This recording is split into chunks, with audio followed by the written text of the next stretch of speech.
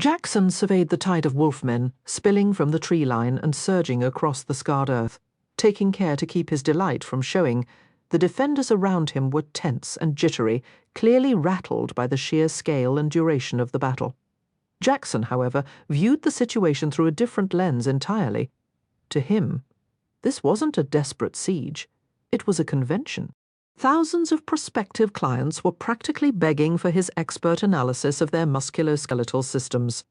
Honestly, their chronic slouching was a textbook case, but these particular patients seemed to require a far more hands-on approach than simple posture advice could provide. As he administered his unique brand of physical therapy with his knuckles, Jackson became aware of a shift in the panicked cries around him. Something about the king now being on the battlefield. He shook his head, bemused. Why was everyone getting so dramatic? The monarch was only intercepting a tiny fraction of the advancing horde. "Relax, everyone," Jackson called out cheerfully between precise strikes. "There's more than enough to go around. He can't possibly hog them all." He continued his work, delivering a combination of percussive adjustments and targeted pressure points to every wolfman within his considerable reach. This had been his methodology since this whole bothersome skirmish began. One particularly rude patient attempted to disengage, loping toward the area where Bard was swinging his axe with wild abandon. "Excuse me," Jackson shouted after it. "Our session isn't over. It's terribly rude to walk out mid-treatment." The Skald, lost in his own violent rhythm, paid neither of them any mind. The monk had assumed the wolfman simply intended to tap Bard's shoulder and request a different tune. But Jackson felt compelled to remind the hulking creature to prioritize his own physical well-being first. Posture correction. A sharp yelp escaped the wolfman warrior as Jackson's class skill forcibly realigned his spine. Each accumulated stack on that area, amplifying the adjustment's intensity. "Splendid, now, Mr. Wolfman. I appreciate your proper attention." "Observe the remarkable improvement in your stance.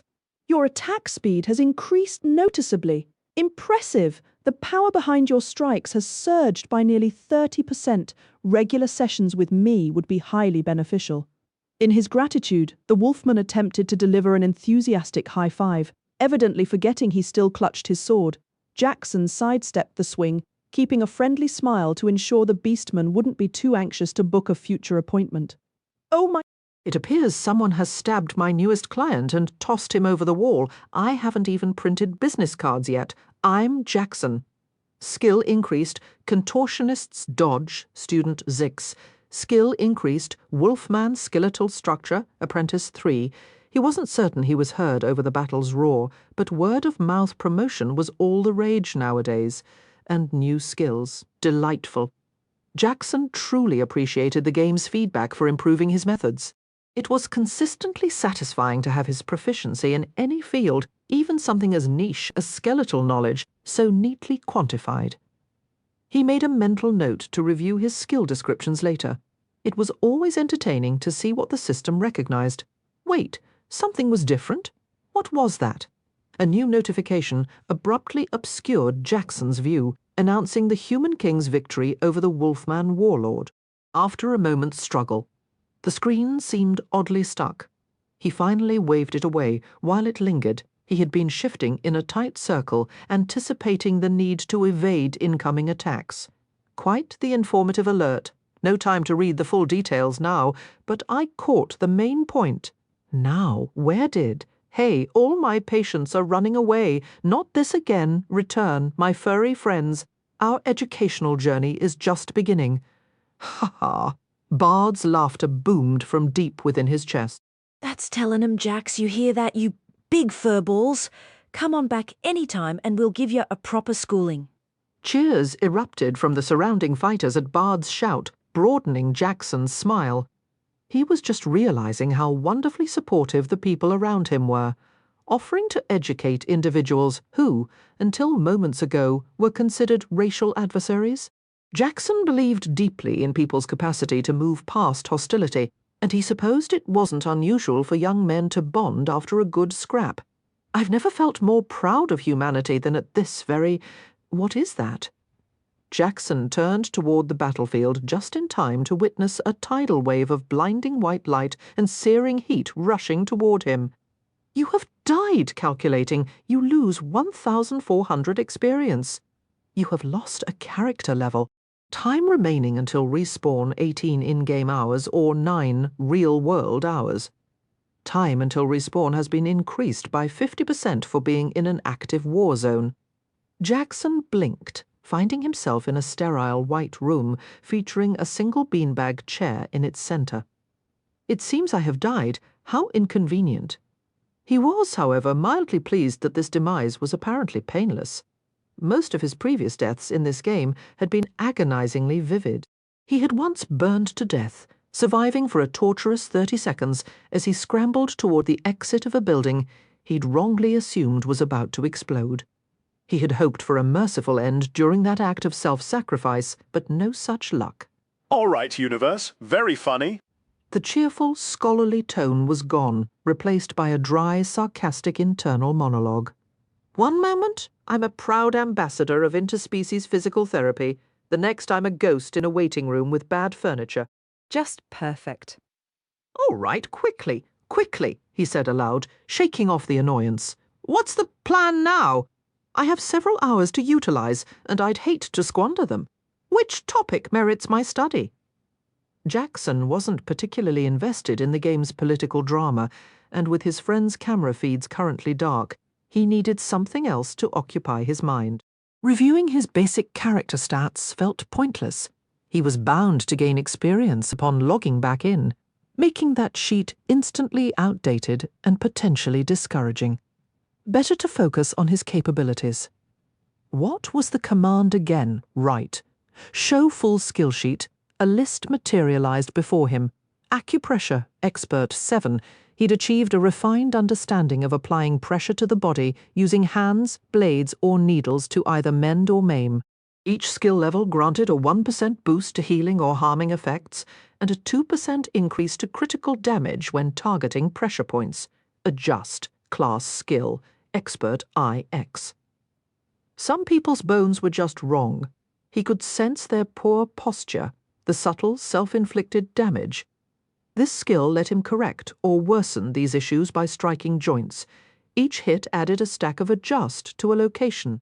Base damage started at 5, with each stack multiplying the damage by 5 times its count. 3 stacks, for instance, meant 15 points of damage. Using it for correction was far gentler, adding only 1 point per stack. The bonuses depended on how misaligned the target was and their adjustment history. Activating the skill consumed all current stacks for a cost of 100 N stamina, where N was his skill level. His expert rank allowed him to maintain stacks on multiple targets simultaneously, though still just 1 location per person. Aerial acrobatics, beginner, I, a sub-skill of jump. It enhanced any movement made while off the ground. Legends spoke of masters crossing canyons in a single bound and sages who walked on clouds. For now, it increased his ease of mid-air movement by his dexterity plus 2 N%, where N was his skill level. Cloth armor mastery, beginner, V. He'd never liked the clunk of metal or the rub of leather. Light, flexible cloth was his preference. Each level increased armor rating and stamina regeneration by 1% when wearing only cloth armor. The system, with a wink, noted that being naked or in just underclothes counted. Lucky him, though perhaps not so lucky for polite society. Contortionist's dodge, student fix.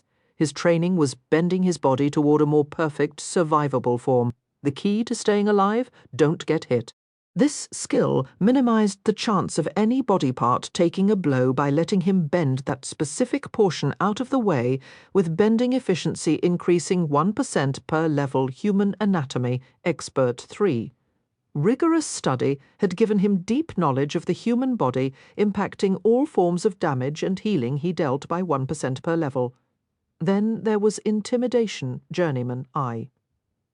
He'd learned that brutal, unvarnished honesty was often the fastest way to get what he wanted. People seemed to respect it, or at least find it unsettlingly efficient. The skill offered a chance to make new friends, secure better shop prices, and speed through conversations. Sometimes people would even hand over money for no reason. Each rank added a 2% chance for these benefits. A cautionary note warned that some found his brand of friendliness terrifying and might call the guards jump, beginner, ninths. He'd mastered using his body to cross distances solid ground couldn't cover, whether leaping a ravine or grabbing something from a high shelf, always going just that little bit further. The height or distance of a jump is calculated by adding your strength stat to a modifier based on skill level. The stamina cost for jumping also decreases by 0.5% for each skill level gained. Pushing your physical limits through regular practice is key. Wolfman's skeletal structure has reached Apprentice Tier 3 through dedicated hands-on experimentation. You have deepened your understanding of optimal bone placement within Wolfman anatomy. Your subjects aren't always appreciative of your efforts, but the work is vital. The ease of making skeletal adjustments, as well as the potential for structural damage, each improve by 1% per skill level. Jackson read through his skill descriptions with a satisfied nod.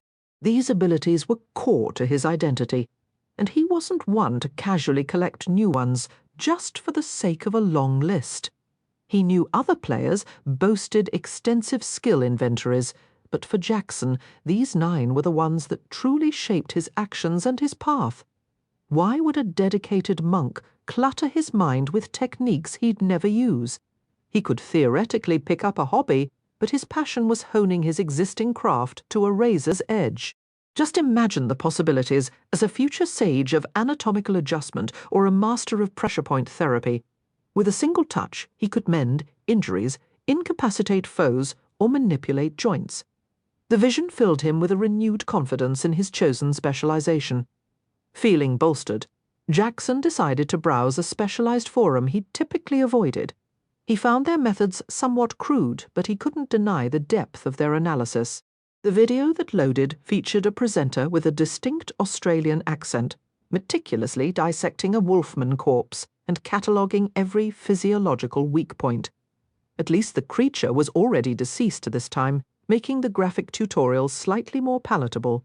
Jackson took diligent notes, particularly on clusters of nerves, knowledge essential for his precise healing strikes or targeted debilitations.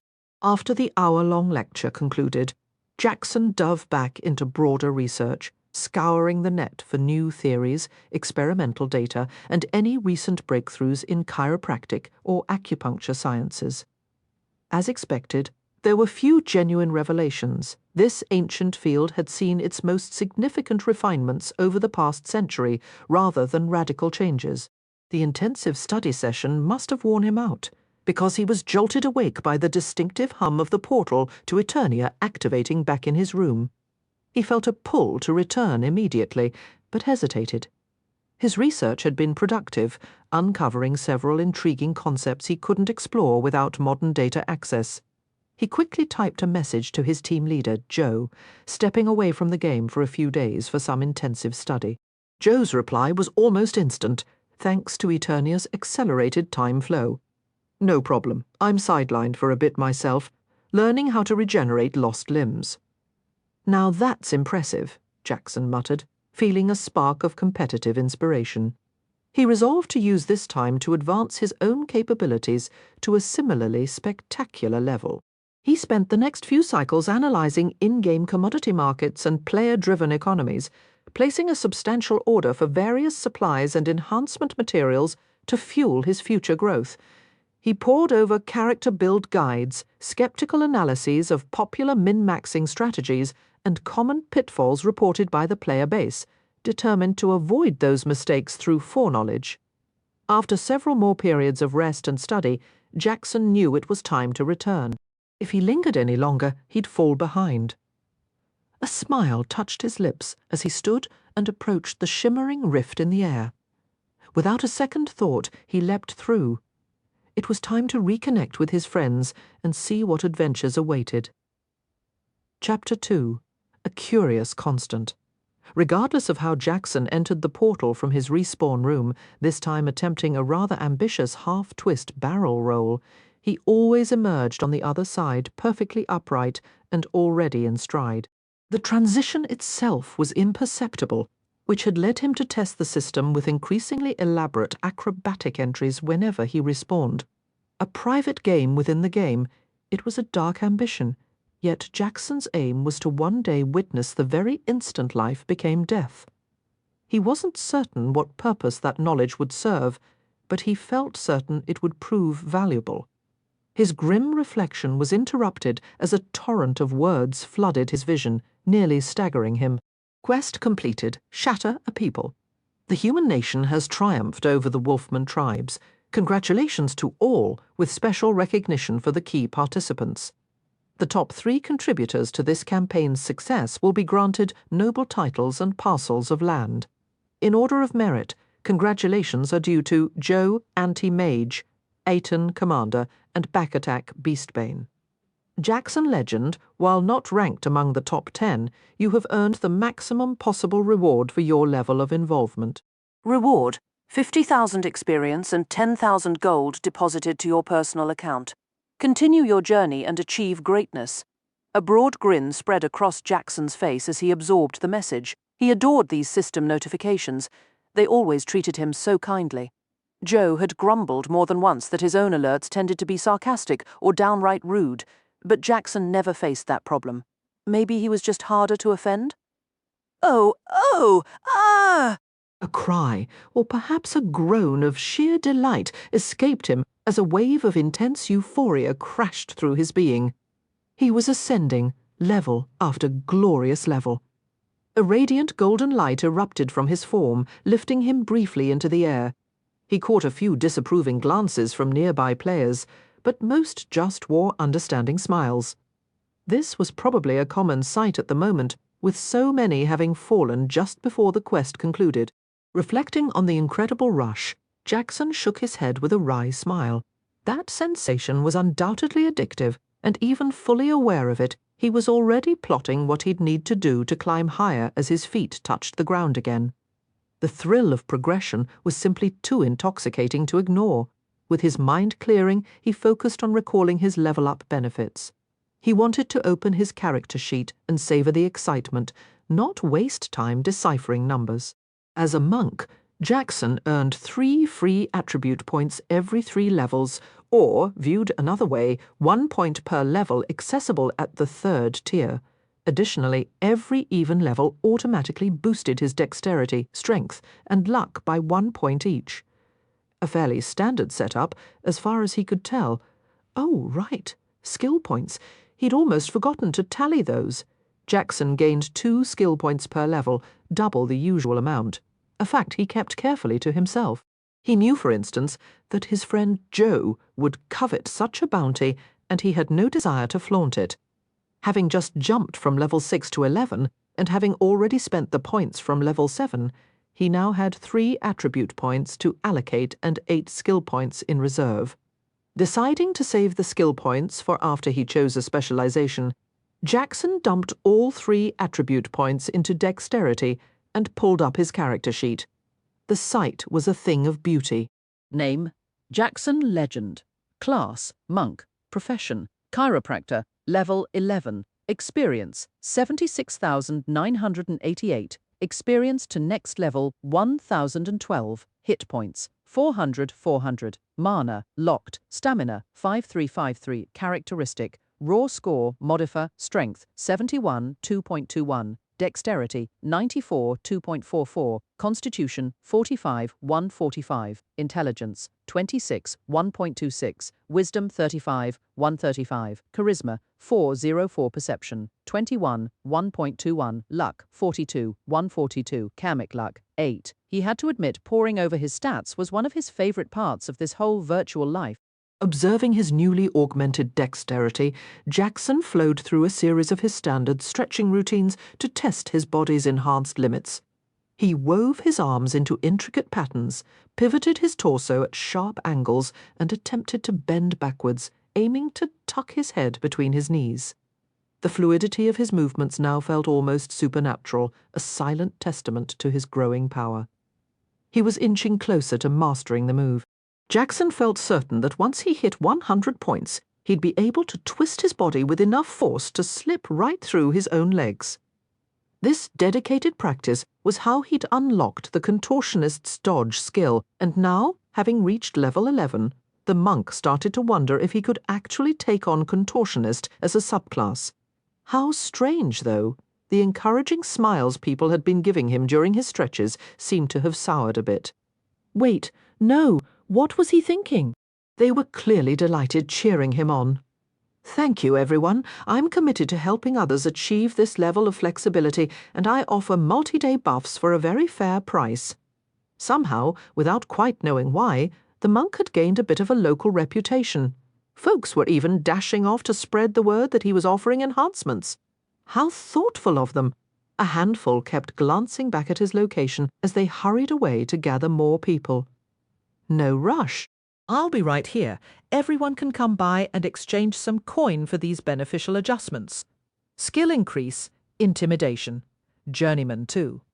Jackson was baffled as to why this kept triggering. Oh, well, at least the skill came with solid perks. The description even stated it helped in making friends. Speaking of which, Jackson decided to go check on how the others were faring. He hopped along the scorched forest remains, coughing now and then from the lingering smoke. He'd set his respawn point at the small shrine outside town, despite others insisting that Joe's Pathfinder's Hall would have been a smarter choice. Maybe it was more strategic during wartime, but Jackson preferred the forest's serene atmosphere. Usually, that is, about halfway to town, the forest simply vanished. The absence of trees transformed a once lovely landscape into a dismal scene.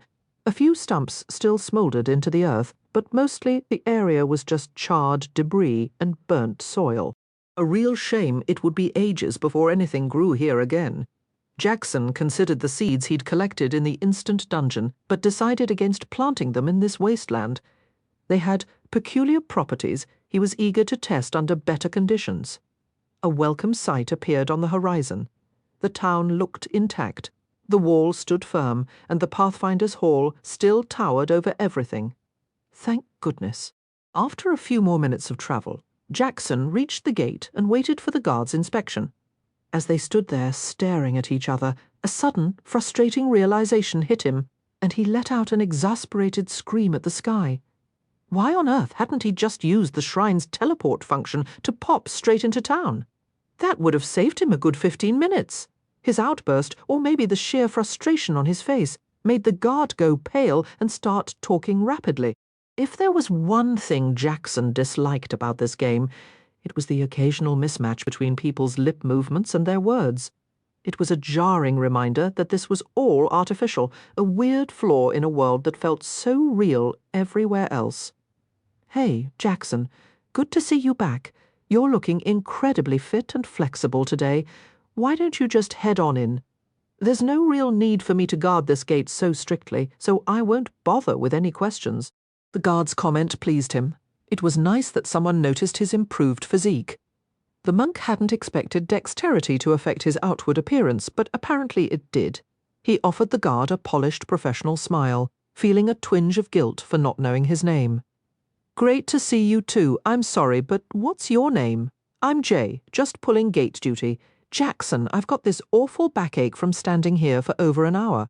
My back is killing me, and my spine feels completely out of whack. Jay's lips had stilled long before his complaint registered with Jackson, but the message was clear. Back pain? A misaligned spine? That simply wouldn't do, though it was oddly endearing how this peculiar fellow just volunteered his ailments.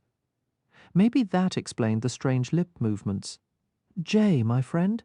Jackson stepped closer, flexing his fingers to get the blood flowing. Jumping into work cold was a surefire way to pull a muscle. I plan to market this as a buffing service soon, but since I messed up your name earlier, consider this a freebie. Let me fix you up on the house. The guard attempted to argue that such generosity was unnecessary, but Jackson just smiled warmly and waved off the concern. Jay then awkwardly offered his spear, asking Jackson to hold it during the adjustment. With no good place to set the weapon, Jackson assured him keeping hold of it was fine, though the message might have arrived a second too late. As the spear tip nudged toward his midsection, Jackson sidestepped smoothly and got to work. Crack, crack, crack, all set. A groan of relief escaped the guard as his posture realigned, and Jackson brushed aside the effusive thanks. Stepping through the gateway, he glanced around, genuinely puzzled. Why even bother guarding this entrance? 3 of the town's perimeter walls were just gone. Jay had mumbled something about it, but seeing the sheer absence was surreal. Walking toward the only structure left standing, the Pathfinder's Hall, where Joe was sure to be, Jackson mused about his team leader. That kid really had a flair for the dramatic, didn't he? This monstrous building was a testament to that. One had to wonder if he was overcompensating for some deep-seated insecurity about his class, or something along those lines. The place was eerily quiet, devoid of the villagers who had been recuperating here after their monstrous transformations. A grim thought struck him. They were probably caught in that explosion. What a shame, he hoped. This wouldn't mean a drought of fascinating quests. Entering the hall, the grandeur struck him anew, with a star-studded ceiling and a crystal-clear floor. Traversing the shadowy interior felt like floating through the cosmos. It was a genuinely cool effect, cementing this as his absolute favorite location in the entire game. Joe, there you are. You look troubled. Maybe what you need is a little perspective adjustment. Jackson tried to lighten the mood with a bit of humor, but the joke seemed to sail right over the young man's head. So serious all the time. Jackson, good to see you're all right. Joe took a deliberate breath, steadying himself. I have to apologize, but I won't be available for quests for a while. I'm stuck. It's like every path forward seems equally pointless, and I can't choose one. Total decision paralysis. Jackson stood silently, processing Joe sitting this out didn't really alter his own immediate plans. If anything, it offered a chance for some solo training, or maybe to team up with the others. He realized he'd been staring, unblinking, for an awkwardly long moment. Understood. I'm sure I'll keep busy. Perhaps the others might. The others, of course. Joe smacked his own forehead. Kids these days, when did hitting yourself in the face become a standard gesture? They were heading out with the expedition to the Wolfman territories to help finish dismantling their whole society. If you're looking to join the hunt, another group from the guild and some allied forces are mobilizing shortly. Joe mentioned. Jackson gave a firm shake of his head. I have zero desire to pursue beings whose guardians have fallen.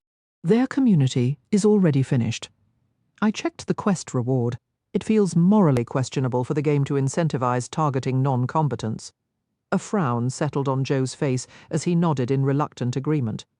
I hear you, but my concerns aren't gaining any traction. The rewards are simply too substantial for the others to ignore, so they're heading out regardless. Disappointing. I suppose I overestimated the principles of our current companions, Jackson mused, tapping his chin thoughtfully. He had been ignoring a persistent notification, but now it demanded his attention. Quest acquired, finding your specialty. Reaching level 10 is a milestone. Now it's time to hone your focus and excel in a specific discipline. The choice is yours. Best of luck. This was the advancement he'd been waiting for, and the recent conflict had certainly accelerated his progress. With a quick pivot, he left Joe behind, barely registering the younger man's shouted advice about staying safe. Honestly, as if he needed a reminder. That overprotective tone was probably a generational thing. Jackson settled into a surprisingly comfortable chair at a small booth in the hall, gazing impatiently at the blank wall before him. Gradually, an intricate web of luminous lines materialized, each one depicting a potential career path for his class. Yet, as he scanned the options, brawler, pugilist, various martial arts disciplines, even non-combat roles, a wave of dissatisfaction washed over him. One note even indicated he could pursue Joe's class by consulting the Ritualist. Interesting. He'd assumed Joe was secretive about his profession, but here the system was openly listing him as a trainer. With a sigh of resignation, Jackson stood, and the radiant map dissolved. Every presented path felt like a step backward, a compromise he refused to make. In that moment, he resolved to carve out his own unique way forward. Quest updated. Finding your specialty by heeding your inner calling, you are embracing the authentic journey of a monk. The road to self-mastery is often solitary, but profoundly rewarding. Optional objective. Attain a specialized class without party affiliation. Reward variable. The quest didn't require acceptance, but it did automatically sever his current party ties, a convenient, if abrupt, development that saved him from an automatic failure. Breezing past a cluster of wide-eyed novices in the hall, Jackson couldn't contain a cheerful outburst. Time to gear up for an adventure. Woohoo! Chapter 3, Jackson stood beside his foldable table, offering a hopeful smile to the foot traffic. He needed to attract customers for his enhancement services. Funds for supplies, gear, and provisions for his impending journey were essential. He briefly entertained the idea of a discreet bank withdrawal, but a persistent notification squashed that thought. Warrant for arrest in Ardania. Time remaining 92:16. He muttered under his breath about the bogus allegations. At least the warrant would expire in roughly 4 days.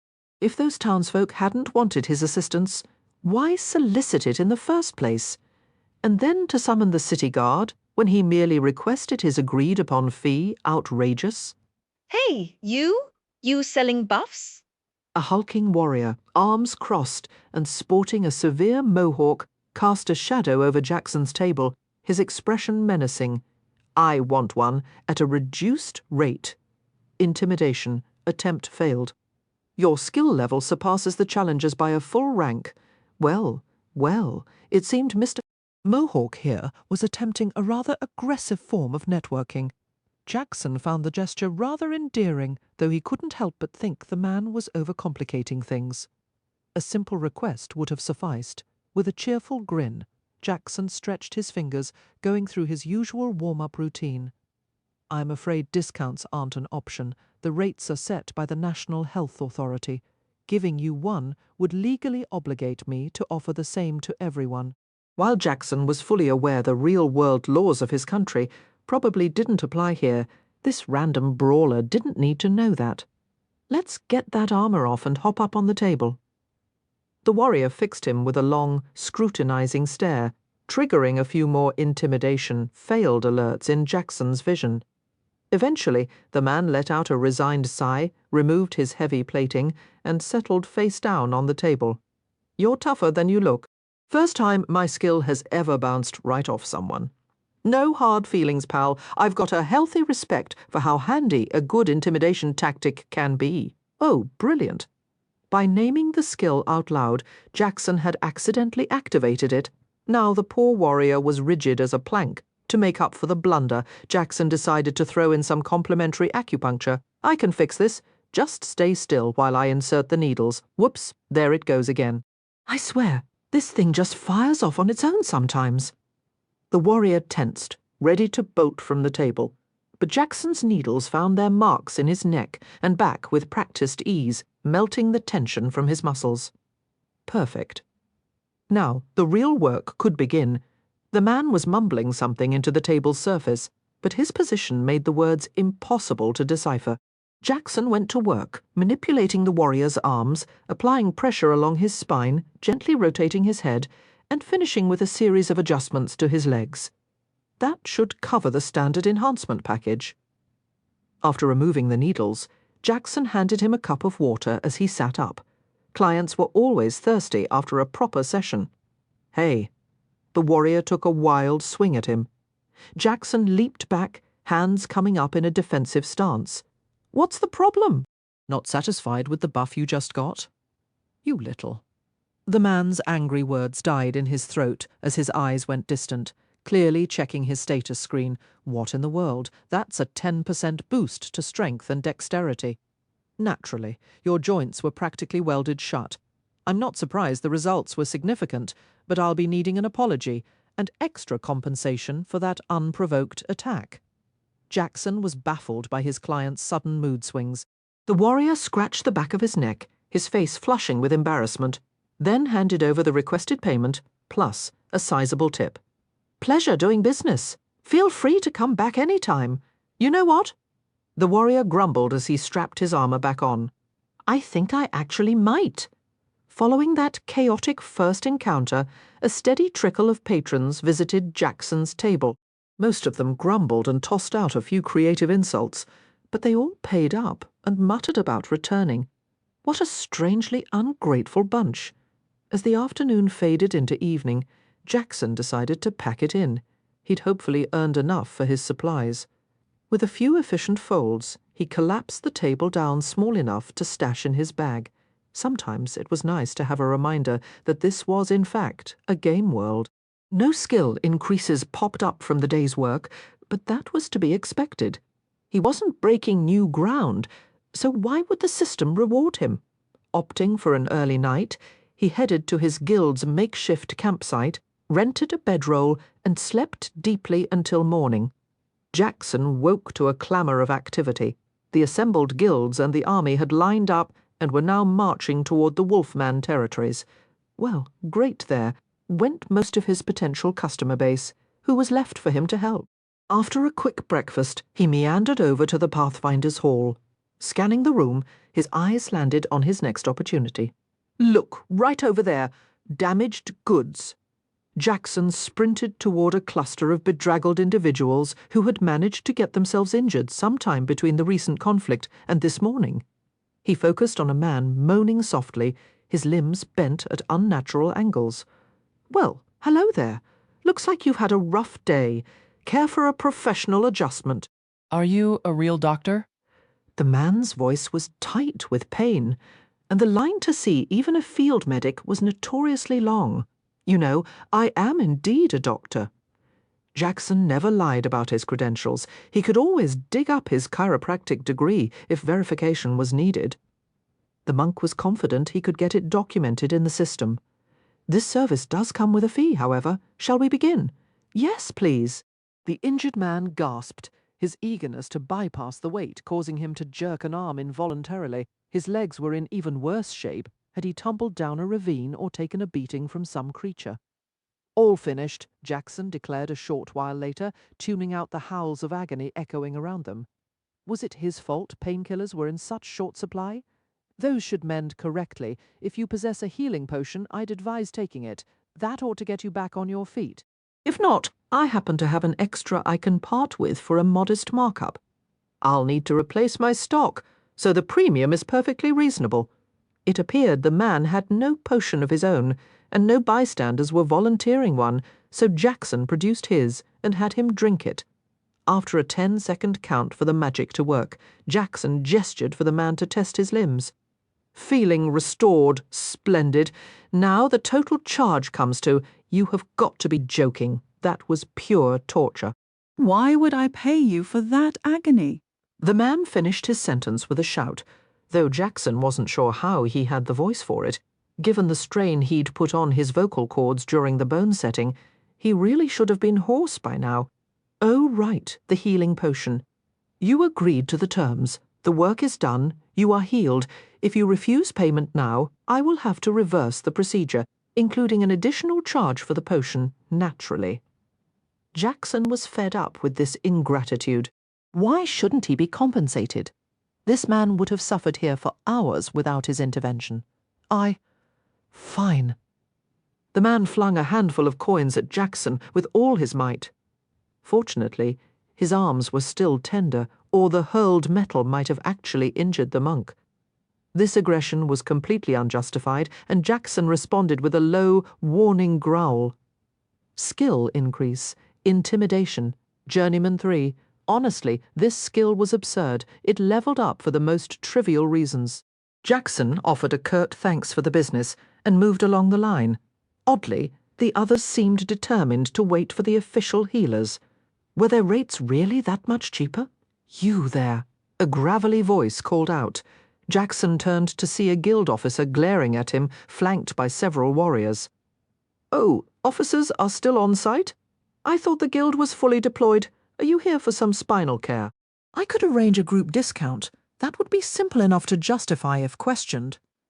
That will not be necessary, Maggot. You are addressing a guild officer. Attention. The man barked the command with obvious delight. His expectant expression soured after a moment when Jackson merely stared back, only his fingers twitching slightly.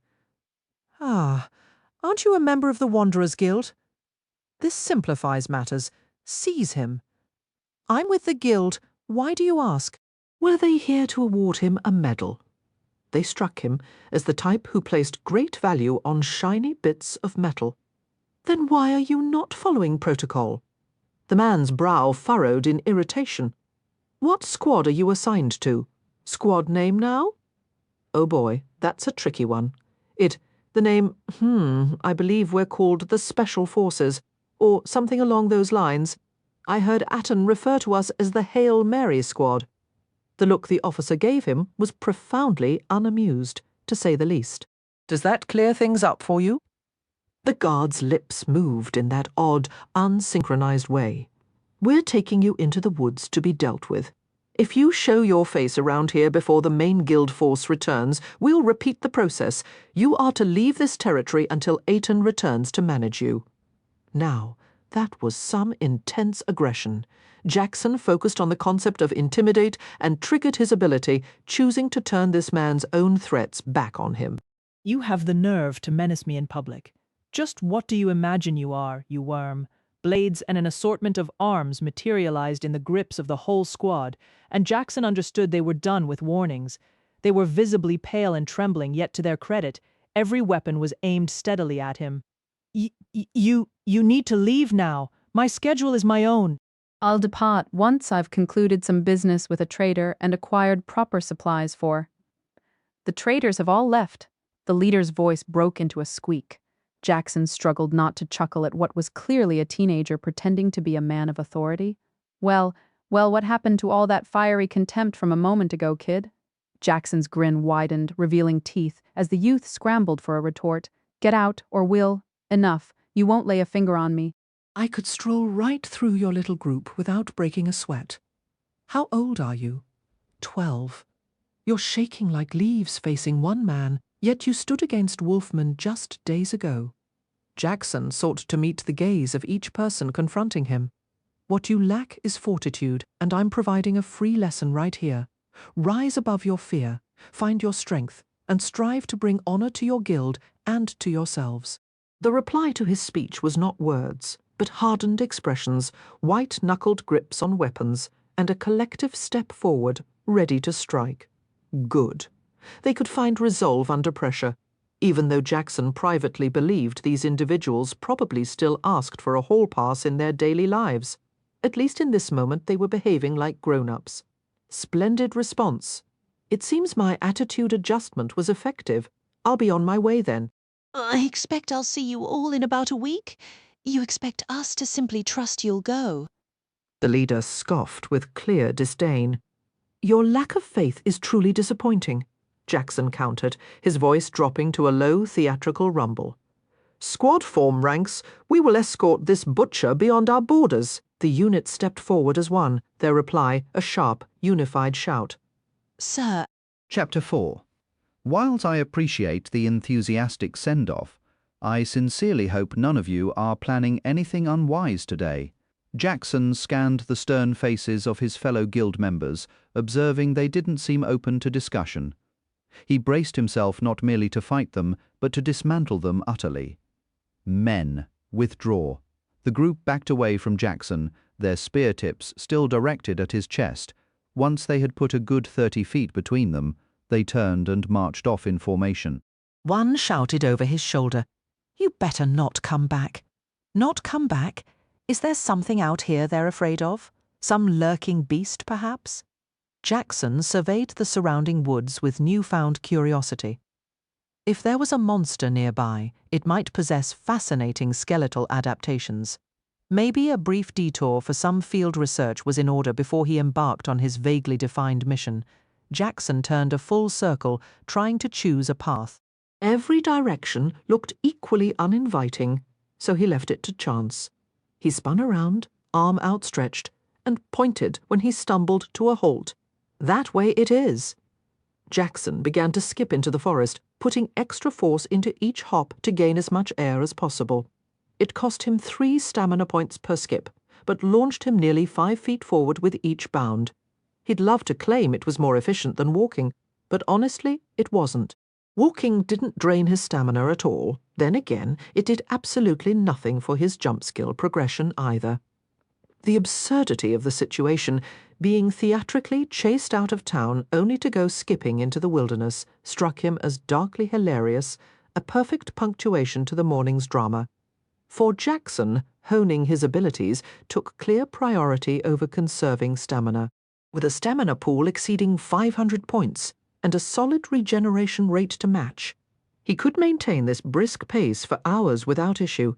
Monsters were his target, but where would they be hiding in these woods?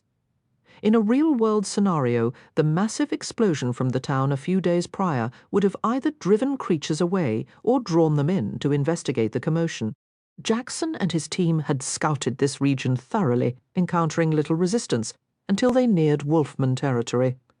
Honestly, aside from the rare bear, he doubted anything here could pose a serious threat. His internal compass suggested that sticking to this trail would soon bring him within range of Wolfman scouts, should he change course. Choose a different path? A sharp crack echoed from the foliage, something trying to sneak up on him. Blast! His perception wasn't high enough to pierce the dense underbrush. To investigate, he'd have to plunge into the thorny brambles lining the path, a move that could leave him exposed, off balance, or walking straight into a trap. No matter. Sometimes you just have to brace yourself and leap into the unknown. Jackson left the worn trail behind. Skipping into the thicket, the faint rustling he'd heard grew suddenly louder as the source, whatever it was, seemed to flee. Now he had to give chase.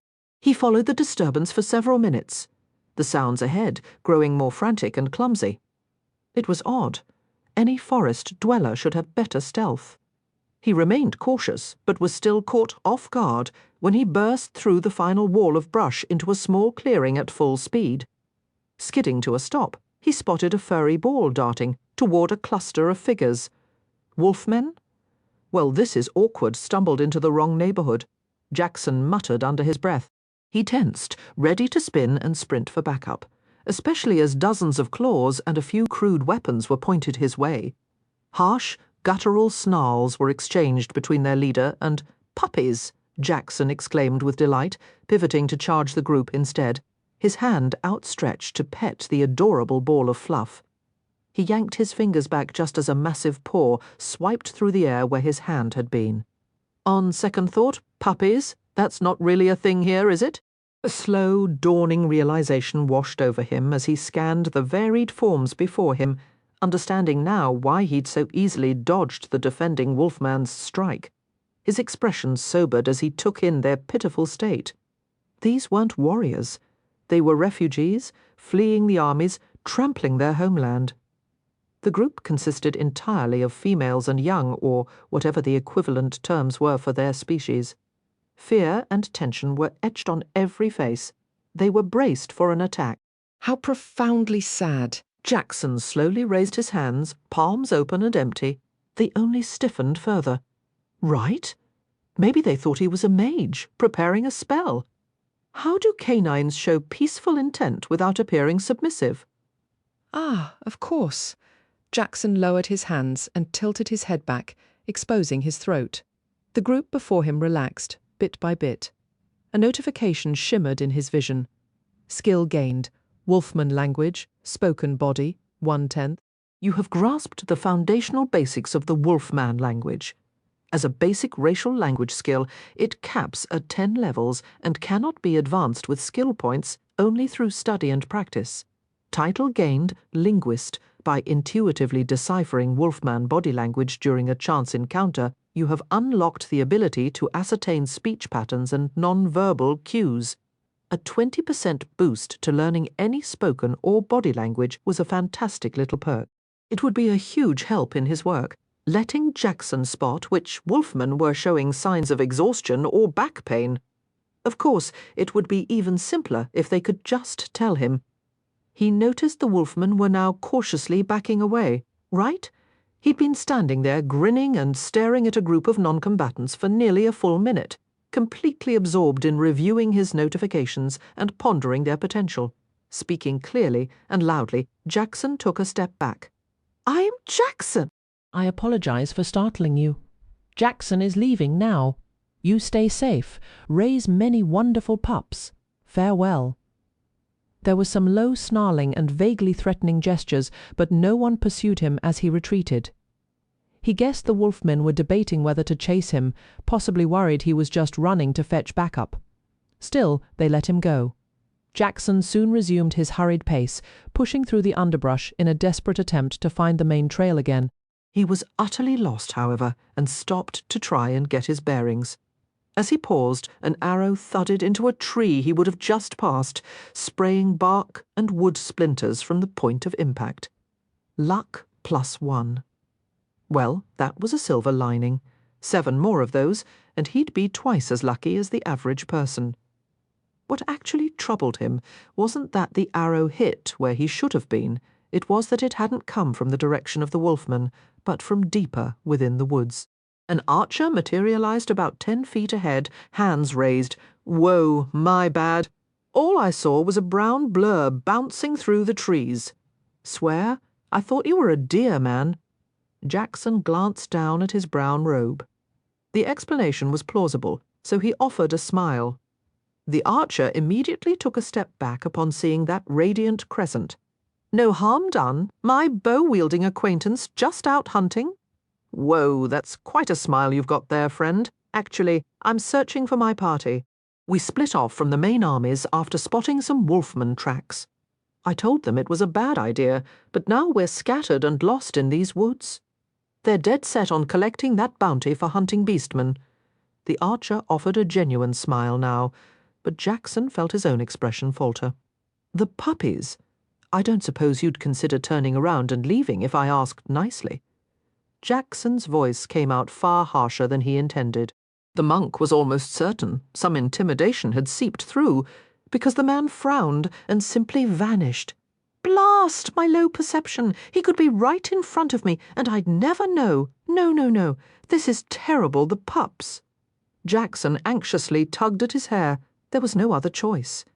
He whirled around and began barreling through the forest at top speed, his exceptional dexterity letting him dodge low branches, sidestep roots, and recover his balance every time he nearly stumbled.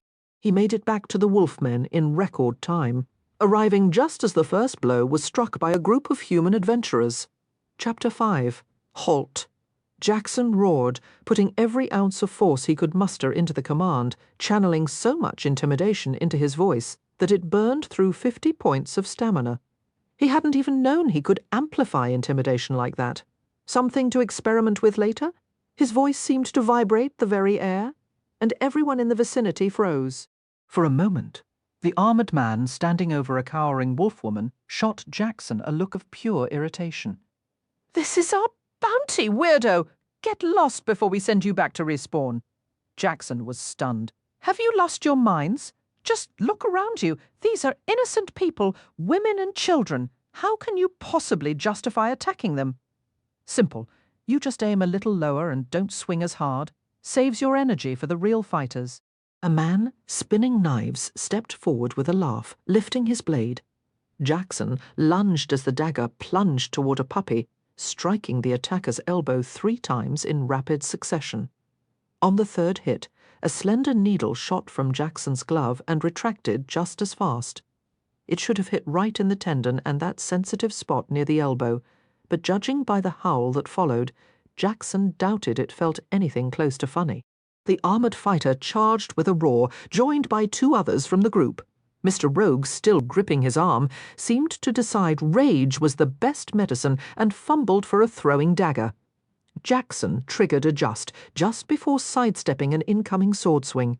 30 points of damage shuddered through the rogue as his elbow twisted unnaturally, sending the dagger tumbling into the dirt instead of toward its target. For a split second, Jackson risked assessing the group. It looked pretty standard. 2 close-range fighters, a rogue, an archer who thankfully wasn't here yet, and what seemed to be a low-level mage, maybe some kind of combat buffer. Whatever the case, the strategy for facing a group like this alone was crystal clear. Don't. They were used to covering each other, so the only chance was to follow the old rule, take out the weakest links first to reach the mage. Jackson had to get past the warrior acting as a tank and what looked like a lumberjack. Why the guy wielded an axe like that, or what merchant was selling flannel in this world, was a mystery, but he had to admit it was a solid look. Jackson briefly wondered if he could find a flannel robe for a monk, and that moment of distraction nearly cost him everything. A sword tip whistled toward his eye, the warrior behind it clearly expecting an easy kill when Jackson didn't move with his usual speed. Jackson leaned back, just in time, and flung a pair of needles at the warrior's face, making him sputter and shield his eyes with his hands. He almost dropped his sword too, but Jackson didn't press the opening. Instead, he used the warrior's blinded moment to slip around and kick hard behind his knee, yanking down on the back collar of his breastplate at the same time. The warrior crashed to the ground as Jackson bent sideways, narrowly avoiding a wide axe swing. "Where were you when we were stuck in that ridiculous instant dungeon?" Jackson shouted at the lumberjack, flecks of spit flying. The enemies were trees. Lumberjack, they were trees. The sudden outburst made the fighter stumble back and raise his axe defensively. Perfect. Jackson ducked low and spun, using the momentum to close in on the magic user hiding at the rear. 3 brutal punches landed on the mage's throat, one accompanied by that extending needle, making sure no spells would be chanted any time soon. As long as the mage needed to speak to cast, Jackson figured he could leave him wheezing, especially since the angry, stab-happy rogue was closing in from behind. As a knife shot toward his spine, Jackson sidestepped and let the blade sweep past. He seized the extended arm, twisted hard, and hurled the rogue over his shoulder to slam heavily onto the ground. Stop! Why did that voice sound familiar? Oh, great! The archer had finally shown up. If you keep this up, I'll put you down. I wasn't attacking anyone. I was stopping them from slaughtering puppies. Jackson explained, hands raised. The humans were staggering to their feet, each in varying states of pain, and the mage was coughing up blood violently. At least he was breathing. Jackson had been worried he'd crushed the man's windpipe. The archer's voice trembled slightly as he surveyed the scene, the injured wolf women, the frightened pups, and the blood on Jackson's blade with no visible wound on the man himself. You didn't, did you?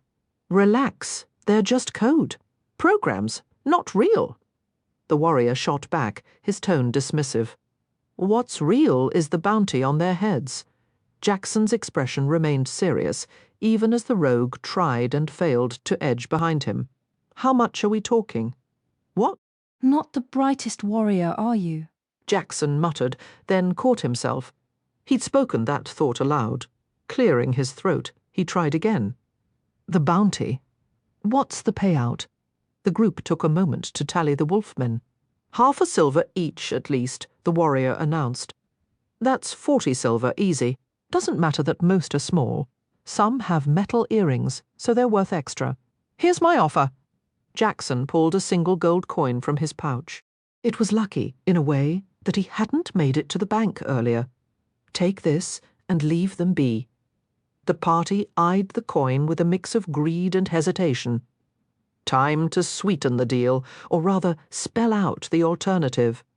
Or you can try fighting me again, then take on the very large, very angry adults over there who will defend their young, all for a slim chance at less than half this gold, plus the risk of losing experience.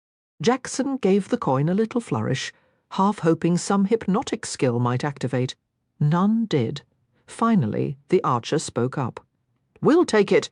Seriously, guys. Killing virtual pups. That's messed up, game or not. The warrior grumbled in agreement, though the rogue looked ready to stab Jackson out of sheer spite. The armored man held out his palm, and the coin landed with a satisfying clink. Pleasure doing business, Jackson called as they regrouped and trudged away. The mage, still coughing, flashed a crude gesture before disappearing into the trees. Good riddance, turning back. Jackson found the wolfmen watching him cautiously as they tended their wounded. He decided to wait until they were fully mobile. The last thing they needed was another ambush. Once everyone was back on their feet and the group began to stir, Jackson offered a wave and turned to leave. To his surprise, a rough, guttural voice called out, "Wait, human!" The elderly wolfwoman approached him, her steps deliberate. "You speak our tongue surprisingly well for a flat-tongued human," Jackson remarked cheerfully, offering a broad smile. She bared her teeth in response. "You have a pleasant smile?" "A what? Showing teeth is a threat. I was matching your aggression." Her words carried a slight growl on every R. "Ah, for humans, especially for me, showing teeth like this is friendly, polite even. Besides, smiling had become an unbreakable habit by now. It would take years to unlearn." "What can I do for you?" She paused, weighing his words. "We must thank you for your aid." "I wasn't looking for a reward, but I appreciate the thought, and honestly, I doubt you have anything I'd want. I travel light and don't collect much." Just as he finished speaking, a low rumble of thunder rolled across the clearing. The elder squinted at him, her expression turning stern. "I do not think you understand. If we do not repay your help, we will suffer the very fate you spared us from. Is that what you wish, to rescue us, only to abandon us to our old fate?" The crone pressed, her voice sharp. "Not exactly, but—" Jackson hesitated. They carried nothing he could see, and taking anything from them would feel like exploitation. He might have a questionable reputation in some circles, but this was a boundary he refused to cross. "Journey with us for a day," the old woman commanded. "Knowledge can be a heavy load, yet it can also be a splendid gift. You appear to lack both and, perhaps, a sense of purpose. I noticed you grasp the basics of civilized speech. I could instruct you further, enough to avoid being attacked, at the very least. Do you have pressing obligations, or does this offer intrigue you? Jackson had no other plans, no true missions, and no clue what he should be doing. Being banished from every human settlement severely limited his avenues for gathering information. His response came more slowly than his usual quick exchanges of knowledge. "I suppose I can agree to that. Then we begin." She spun and snapped orders at the others, and the group resumed its trek. Her gaze fixed on a particularly young and fluffy wolfman who shrank back. Seemingly satisfied he wouldn't bolt, she turned to Jackson. "Your name?" Jackson! The monk answered cheerfully, instinctively extending a hand. She eyed it, then his face, and swatted the offered hand aside. "No, bad Jackson. Casual contact is for lovers or kin. If you must touch someone, it must cause pain, regardless of your reasoning." Jackson's eyes widened, and a brilliant smile spread across his face. "Truly, that is fantastic news. You are an odd human. Never before has that rule been heard, understood, and welcomed with such delight." The crone emitted a low growl from her throat, perhaps their version of humph. She's a total grouch. Perfect, Jackson thought. There was a reason they were hitting it off so well. Now, to speech patterns and proper bodily stance. When addressing someone of a higher caste, you must hunch your shoulders like so and absolutely not ruin my perfect posture, my high shoulders and straight spine, just to talk to someone. Jackson was horrified by the suggestion, especially given the apparent lack of physical therapists in their society to address the long-term damage. She snarled at his interruption, causing several nearby wolfmen to flinch away. "Insolent pup, refuse the advice if you wish, but you will listen and learn what I teach. Silence and pay attention." And so Jackson spent the entire next day as they moved cautiously through the woods, steering clear of roads, trails, and any route other humans might use to hunt them. That night, Jackson slept deeply and quietly, a fact the others praised upon his waking. Apparently, the volume of one's snoring correlated with caste status. Louder snores meant lower rank. Jackson just shook his head with a grunt. The snoring was probably due to their poor posture and snouts. Combine that with the extra hunching required of the lower castes, and you got horrific snoring.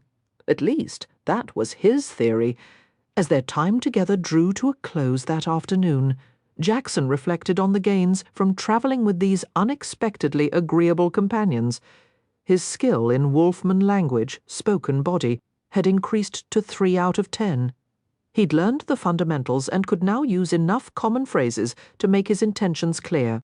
It wasn't a massive leap, but Jackson seriously doubted he could have ever pieced together the necessary words and postures to reach this level of comprehension on his own. Their partnership ended just as the group reached a fork in the forest, a fittingly symbolic location.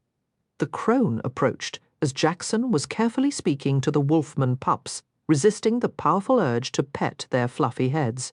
Jackson had been paired with them for most of the day, their grasp of the language roughly matching his own. The silver-furred female observed for a moment, gave an approving ear flick, and gestured him closer. "I have not been entirely truthful with you, human. Let me guess," Jackson said, glancing around. "This is the part where I get ambushed. Seems like the classic move. He knew if any foes were hiding, he'd already be done for. No, nothing so dramatic." She paused, searching for the right words. "I did pay you for your work, but I also used you as an extra guard on our journey.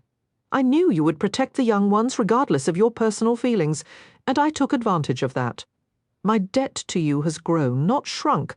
I believe I have something that might begin to settle it. Really? I didn't mind helping. A crack of thunder split the sky. Seriously? Was the universe determined to interrupt him every time he tried to be decent? It's my choice to help. Stop trying to force a reward on me." Another, deeper roll of thunder answered, sounding almost annoyed. "Okay, enough already." The elder was looking about anxiously now. She rummaged in her pack, pulled out a medallion, and pressed it into his palm, where it glowed with a soft silver light. "This is a token.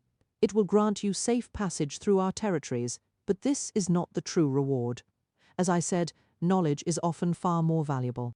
Item gained, token of appreciation, Wolfkin. When worn, your standing with Wolfkin factions is set to neutral, allowing you a chance to speak where you might otherwise be attacked. Removing it consolidates any earned goodwill into your permanent reputation. Re-equipping resets you to neutral, though any major offences will be remembered. Now for the information I truly hope aids you. She took a deep, snuffling breath. In our lands stands a temple. It is dedicated to no god or purpose. Some say it may even be a dungeon, though none have proven it. If you reach it, a door will open, offering a trial by combat. The further you progress, the greater the potential reward. I have heard tales of powerful specializations being unlocked within its halls. A warning, however, she continued, her breathing becoming laboured as she sank to the ground. Inside, you must use only skills tied to your class, stray from this, and the rewards become unpredictable. You may only attempt the trial alone, and once, failure is final. Many are welcome to try, but few even find the structure. Travel safely, and carry our gratitude with you. Chapter 7. At least they'd left him on a clear path with directions. Wandering blindly through an unfamiliar forest would have been a nightmare. A temple behind enemy lines. Now that sounded like a proper adventure. It felt right for a monk to seek power at a temple. And Jackson had a gut feeling this was exactly where he needed to be. The quest had told him to follow his heart, and he figured he was doing just that. After all, your heart is in your chest, and he was facing forward, moving ahead. The path, he'd been told, would lead straight to a settlement where he could get precise directions to the temple. The old elder's specific caution about being careful only made him more excited. It hinted at interesting encounters ahead. With a spring in his step, Jackson began to skip along the well-worn trail. He figured this was a perfect chance to work on his dexterity, so between skips he added aerial flips and cartwheels, the forest air feeling surprisingly invigorating. For a brief moment, his earlier frustration melted away, replaced by the simple defiant joy of motion. This definitely wasn't the quickest mode of transport, but after a few hours Jackson could feel his movements becoming more fluid. A welcome chime announced a dexterity increase. "Much appreciated," he muttered, never breaking his rhythmic skip. More notifications followed. His aerial acrobatic skill had leveled up, and his jump skill had finally broken into the apprentice tier. As a reward, the system informed him that fall damage was now reduced. Extremely useful, he grinned. his focus entirely on his progress and not at all on the winding forest path ahead. It turns out that serpents enjoy basking on sun-warmed trails. Jackson discovered this the hard way, completing a flip only to land squarely on a snake's head with all the grace of a certain famous plumber. He scrambled backward in a frantic cartwheel. An angry hiss filled the air. Fantastic. He'd managed to offend the local wildlife. Jackson had always been fond of reptiles, snakes in particular. "Hey there, friend. My sincerest apologies," he called out, his voice rising with enthusiasm. "That was a complete accident. I would never hurt a snake on purpose. Look at you, all elegant spine and muscle. You're magnificent." The snake fell eerily still, its only movement the constant flicker of its tongue. Then, in a blur, it struck. Jackson twisted violently to the left, feeling the air part where venomous fangs had aimed for his throat. "Seriously, I said I was sorry. Can't we just talk about this?" Another dual strike sent him sliding right and into a tumbling roll. "I don't want to fight you. I won't." A new quest window seared into his vision. Betting your life, a monarch Death's Touch asp, freshly awoken and deeply irritable, had marked him for a trail violation. His own promise not to fight was now part of the challenge. The objective was simple: survive until the creature lost interest. The cost of failure was starkly final. As the text appeared, fangs grazed his backpack strap, the material dissolving instantly. He cartwheeled away, letting the pack fall, gaining what he thought was a precious few feet of distance. The asp didn't slither. It glided in a terrifyingly straight line, ploughing a shallow furrow in the hard-packed earth as if it were parting water. Its front third rose like the prow of a speedboat, closing the gap. Off balance and out of lateral options, Jackson pushed off with everything he had, launching into a forward somersault. The snake rose to meet him, more gaping. Burning through a huge reserve of stamina, Jackson forced his body into an impossible contortion. His ribs sliding just over the lethal mouth, he rolled down the length of the serpent's back, hitting the ground and springing to his feet. Facing the coiled asp again, Jackson began to sway. He weaved his body side to side, his arms moving in slow, independent arcs, his fingers wiggling in a bizarre dance. He was running on fumes and hoped desperately that blocking wouldn't be construed as an attack. The asp, intrigued, matched his posture. It reared back, locking eyes, and then its head began to mirror the rhythm of Jackson's movements.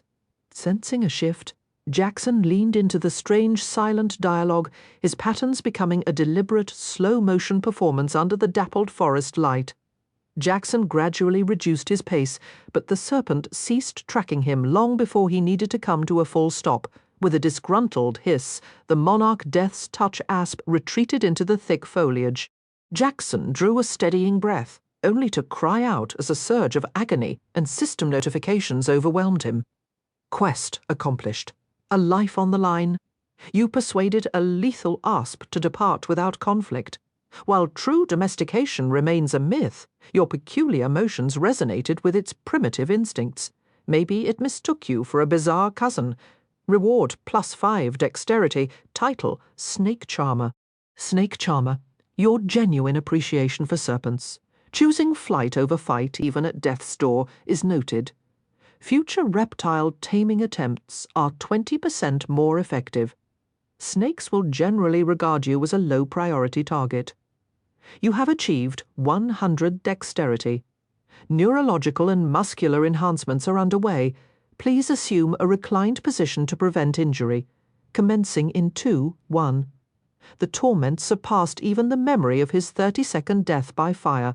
His muscles seized and rippled beneath his skin, limbs jerking uncontrollably. His head whipped from side to side, his jaw locked too tight to bite his tongue. Then came the most harrowing part, the subtle grinding shift within his bones. He knew his body's old limits intimately, and this violation was profoundly unsettling. But as abruptly as it arrived, the pain and dread dissolved, replaced by a giddy thrill. Another new body to explore. He lay sprawled on the dirt road, back pressed to the ground, a few shallow cuts from jagged stones weeping blood. He didn't care. Today was nothing but grins. With eerie control, he raised his legs, planted his feet flat, and without using his hands, flowed upward into a standing position, his spine uncurling like a rising serpent. I'm all rubber bands and nonsense, bet that looked like something out of a creepy pasta. He wasn't wrong. A hidden observer, having watched the entire display, felt their stomach churn at the unnatural contortions. Sunlight briefly glinted off a dagger as they weighed an early strike. But no, Jackson was the key to the treasure. Acting now would be idiotic. The blade slid back into its sheath, and the watcher melted into the forest shadows. "Fun as that was, I'm running on empty," Jackson announced to the empty air. "Snack time, a breather, then destiny awaits." He folded his legs and dropped into a seated position, landing with a soft, unintended grace. He dragged his damaged pack over, rummaging for dried rations and a small sewing kit. With clumsy, determined stitches, he reattached the torn strap, giving it a satisfied tug when it held. Skill gained, sewing.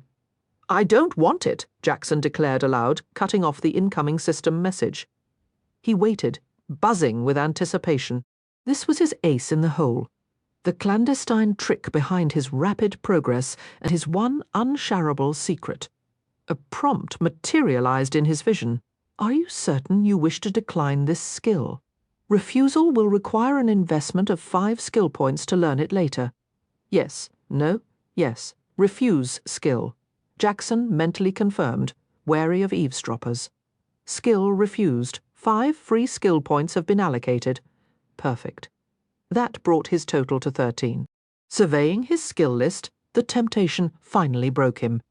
He invested 3 points, elevating his 2 most frequently used abilities to their next rank. Even with only 10 points left, he hoped it would be sufficient for whatever specialized skill might come his way. Skill increase, adjust, master 0. Congratulations, you have mastered your core class ability. The fundamental power of his adjust technique had surged, its base impact now a solid 10, with each successive application multiplying the damage by 10 times the number of stacks already in place. When channeling the energy to heal, the backlash was mercifully halved, now only costing half a point of damage when aiding another. His skill, acupressure, had ascended to the master tier. At long last, Jackson had achieved true mastery over the art of manipulating the body's pressure points. The reward for this pinnacle was devastating. The critical damage inflicted upon those precise points was now doubled, pushing his critical hit bonus to a staggering 240%. A wave of pure, unadulterated triumph washed over him. He was a master. The urge to roar his victory to the skies was immense, but he settled for springing to his feet and breaking into a jubilant, skipping gait down the road.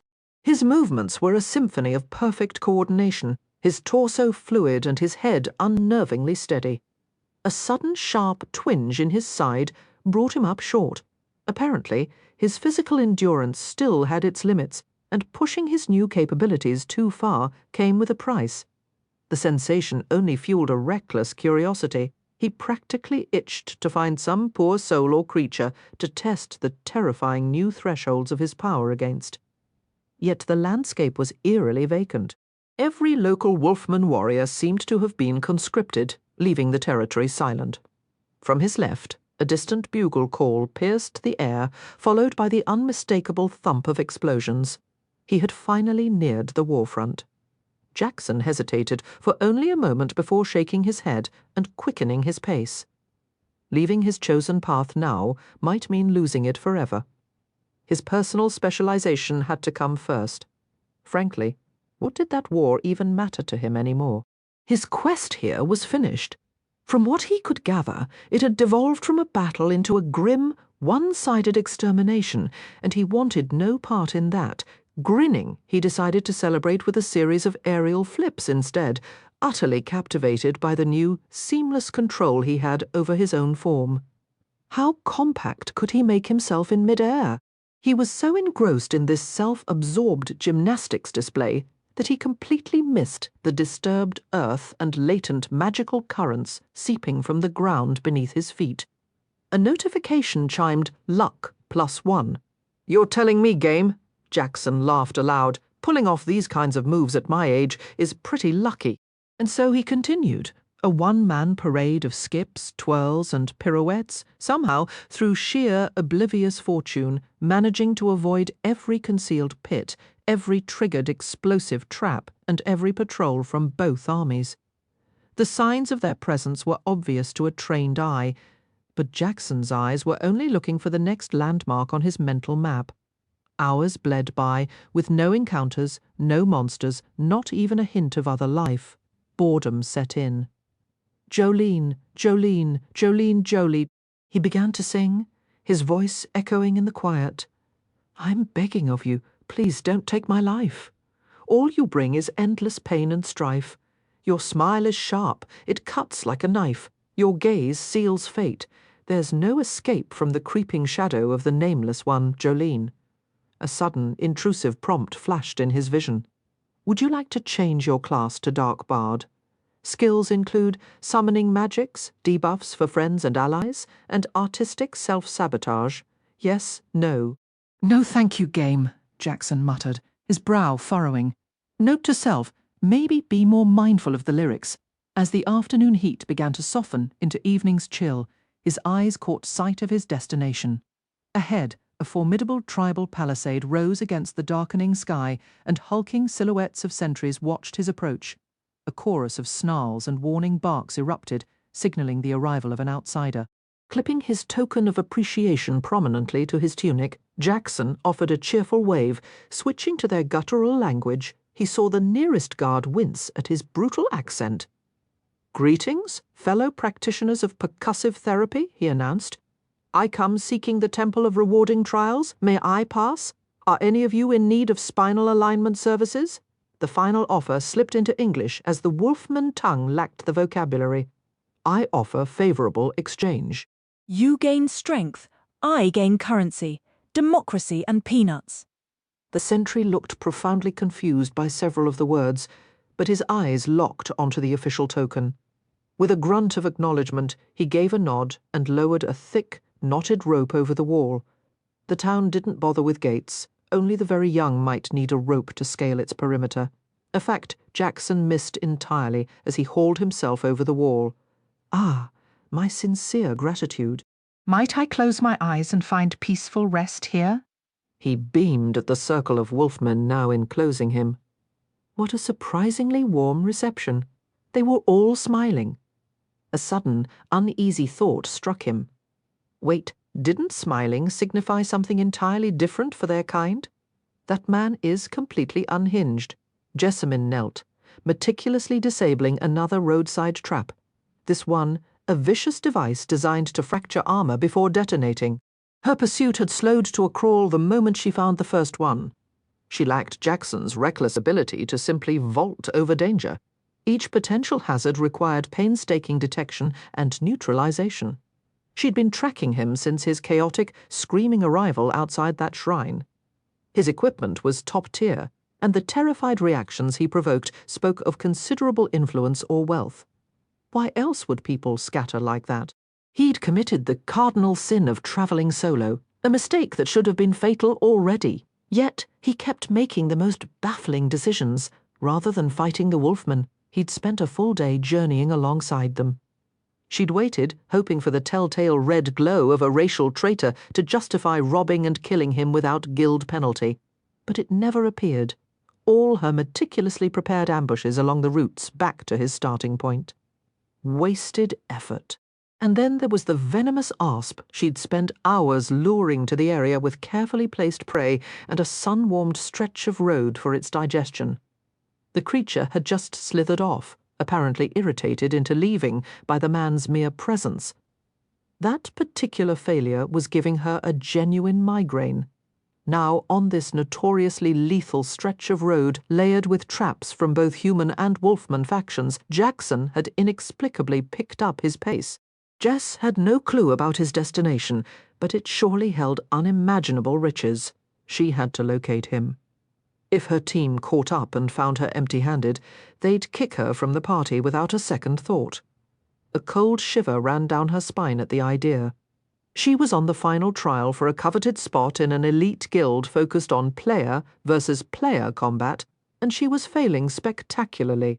They'd even entrusted her with a Graver Robber's Kriss, the guild's signature weapon, which granted a random loot drop from any player she killed. Her original plan had been to eliminate the monk immediately.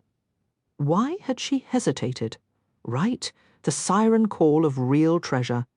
With a frustrated sigh, she returned to the tedious work of carving a safe path through a road that felt paved with explosives. Greetings, most impressive wolf leader. Jackson offered his sunniest smile to the exceptionally large wolfman he'd been presented to. Once again, he didn't know the precise word, but that never stopped him. "Are you the first patient?"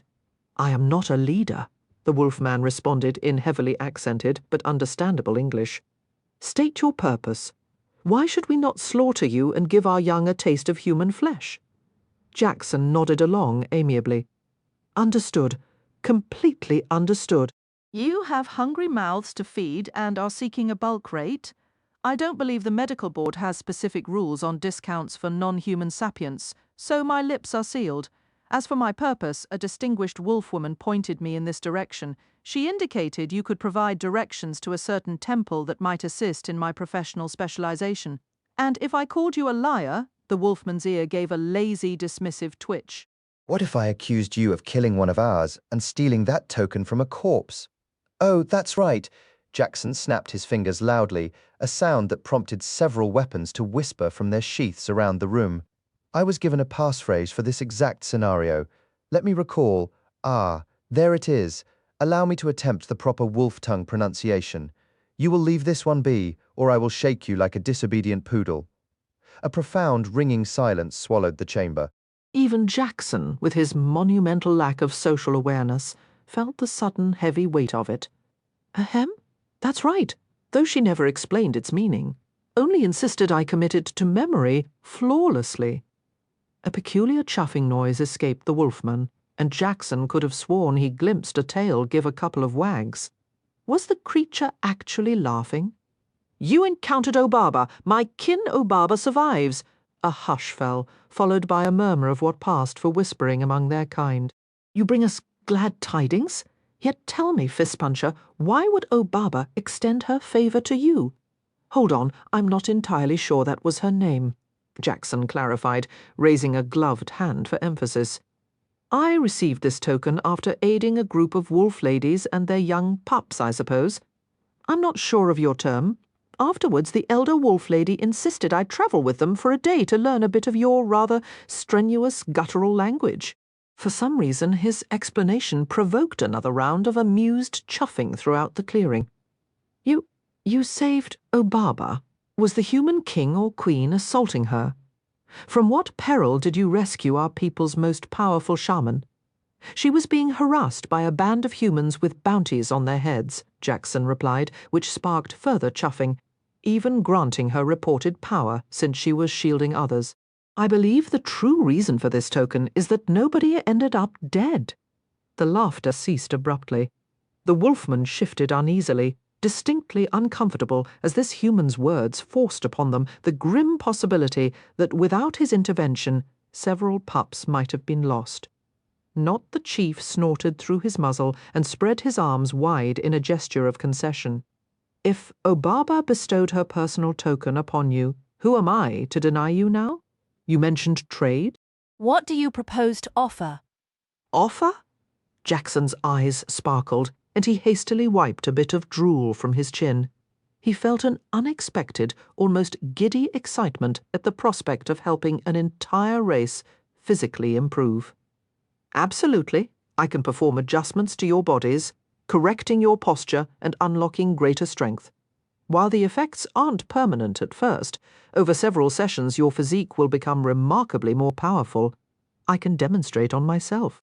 Jackson launched into a dizzying display of agility, bending, twisting, and flipping to showcase his flexibility and control. He was balanced on a single finger when the wolfman halted him, the creature's mouth moving out of sync with its gruff words. "Please, yes, you may stop. There is nothing I desire more than this enhancement you describe." "Then it's yours." Jackson stepped forward and began driving his fingers into specific acupressure points he had studied or discovered. The third precise poke sent a needle-like sensation into a nerve cluster, forcing the wolfman to stifle a roar of outrage at the sudden, though not entirely unexpected, assault. His eyes widened in alarm as the human grasped his head and gave a sharp twist. Surely this was his end. Instead, there was a distinct pop, and his head was turned the other way. Pop. The anticipated agony never came. Instead, a wave of profound relief began to spread through him. The human was suddenly on his back, gripping the armor on his shoulders, pressing down with his feet and leaning back. Crack! Hyperkphosis, Jackson tutted, hopping back down. Tisk, tisk, your rigid social hierarchy is severely hindering your body's natural ability to stand tall. He wiped his hands clean, smiling as the wolfman tentatively moved again. The massive beast took a step forward and stood fully upright, the perpetual slouch that had defined his gait gone for the first time in his life.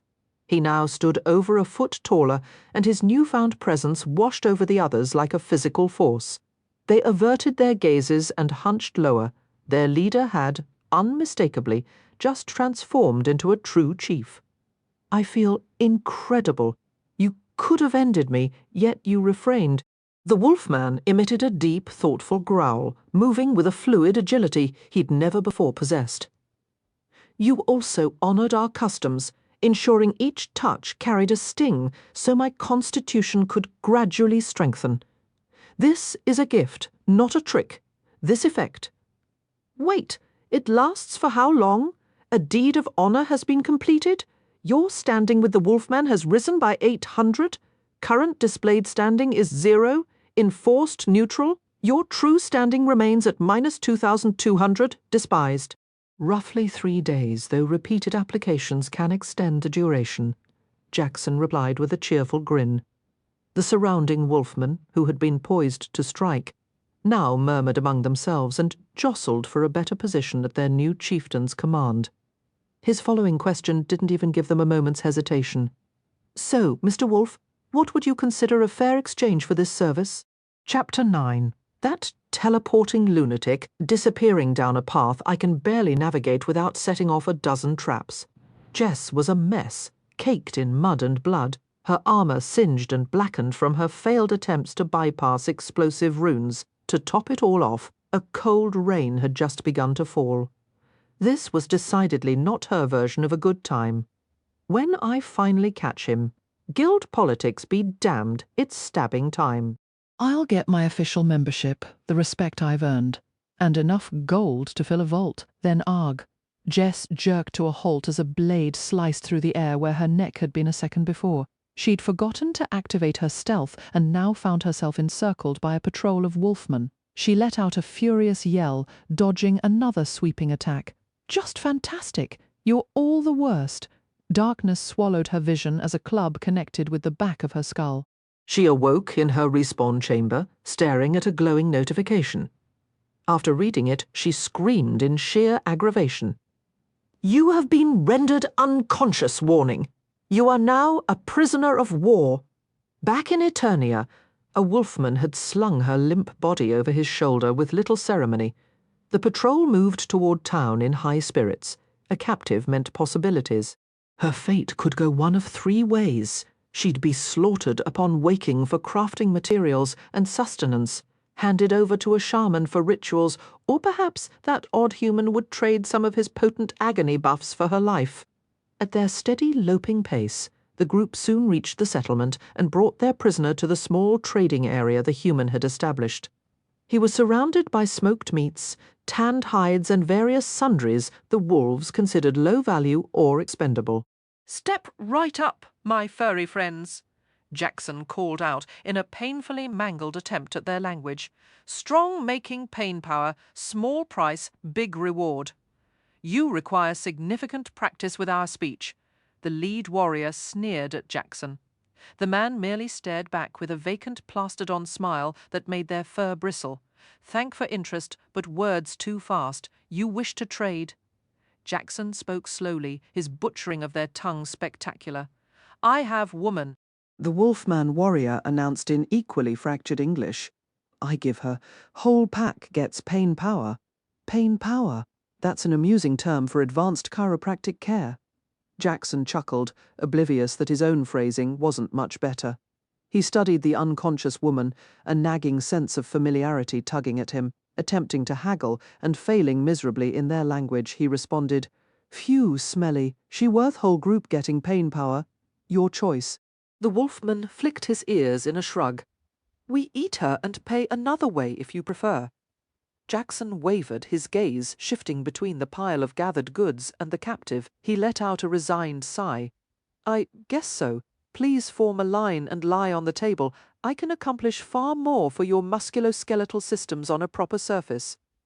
The Wolfman chuffed in amusement, knowing they'd secured a favourable bargain. It was highly probable that someone would cut this human female down the moment she was mobile again. She likely hadn't been approaching their territory with friendly intentions, and the second she stepped out of line or strayed from Jackson's vicinity, a blade would find her. Jackson moved through the adjustments with brisk efficiency. The realization that he was being exploited sharpened his focus, lending a forceful edge to his usual methodical work. The occasional yelp or whimper punctuated the air as he wielded his gloves' needles with deliberate, if not entirely precise, vigor. The Wolfmen, thoroughly satisfied with their bargain, departed with a newfound swagger in their step. Left alone, Jackson cracked his knuckles, his gaze fixed on the motionless figure he presumed was some kind of assassin. She owed him for the rescue and for the supplies he'd just been strong-armed into providing. He perched on his work table, the space empty of waiting patience, and studied her as the rain intensified. Sheltered under the lean-to, he stayed dry while she lay in an ungainly heap, a puddle slowly expanding around her. He watched, intrigued, as consciousness returned to her. In this world, waking was not a gradual, groggy affair. Her eyes snapped open, and she sprang to her feet, instantly poised for combat, only to wince as a vicious headache undoubtedly crashed over her. "Good morning, sunshine," Jackson called out, his smile wide and deliberately cheerful. He aimed for a friendly tone, though inwardly he was calculating.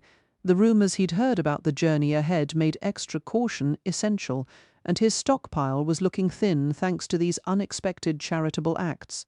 Her getting captured had, frankly, put a dent in his plans. "So I persuaded the Wolfman not to make a meal of you while you were napping," he began, his tone light but his meaning clear. "It cost me. I'm going to need you to settle that tab." Jess's hand shot to her hip, her resolve hardening to end this nuisance, even in a direct confrontation. Her palm slapped against empty fabric. She paled. It was gone. Her grav-robber's kriss, without it looting, was impossible, and losing it meant certain rejection from the guild, no matter what she accomplished now.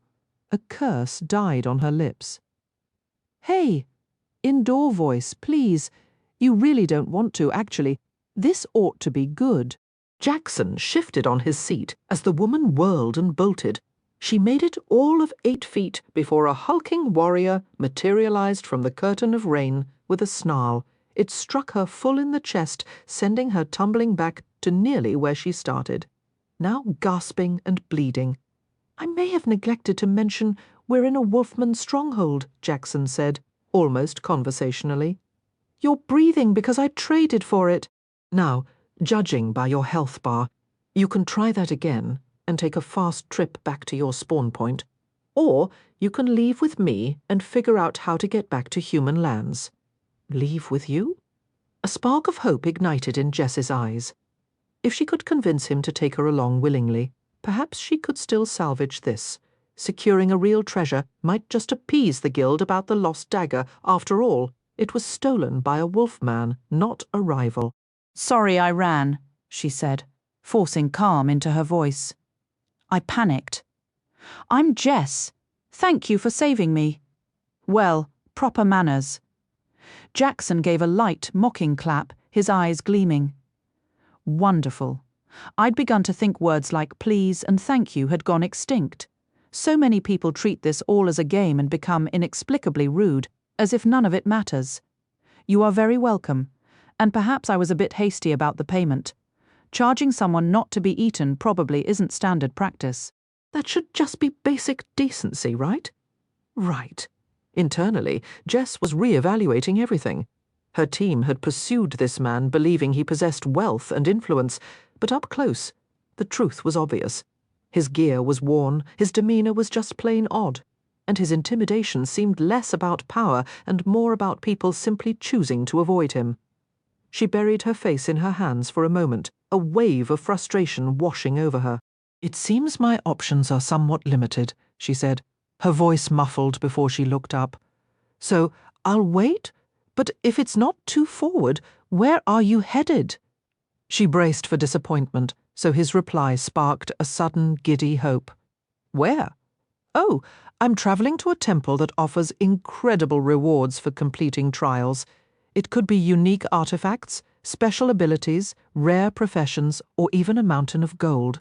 It's only a few days' journey from here." "Are you being serious?"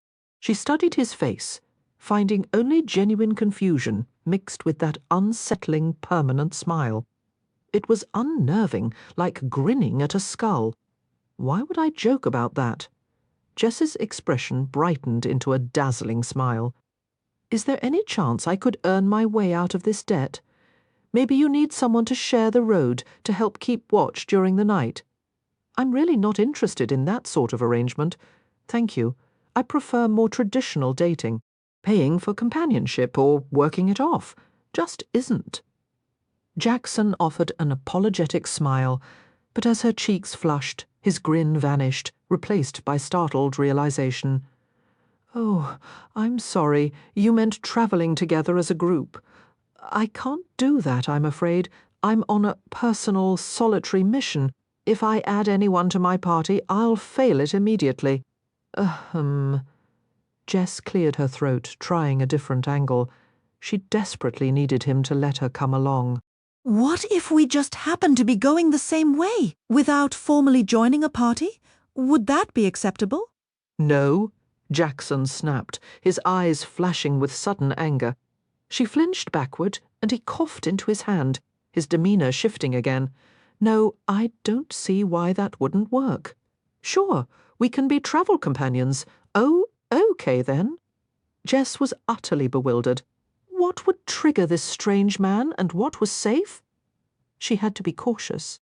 If he realized she intended to steal from him, escaping this area would become nearly impossible. Maybe flattery was the safest way to misdirect him?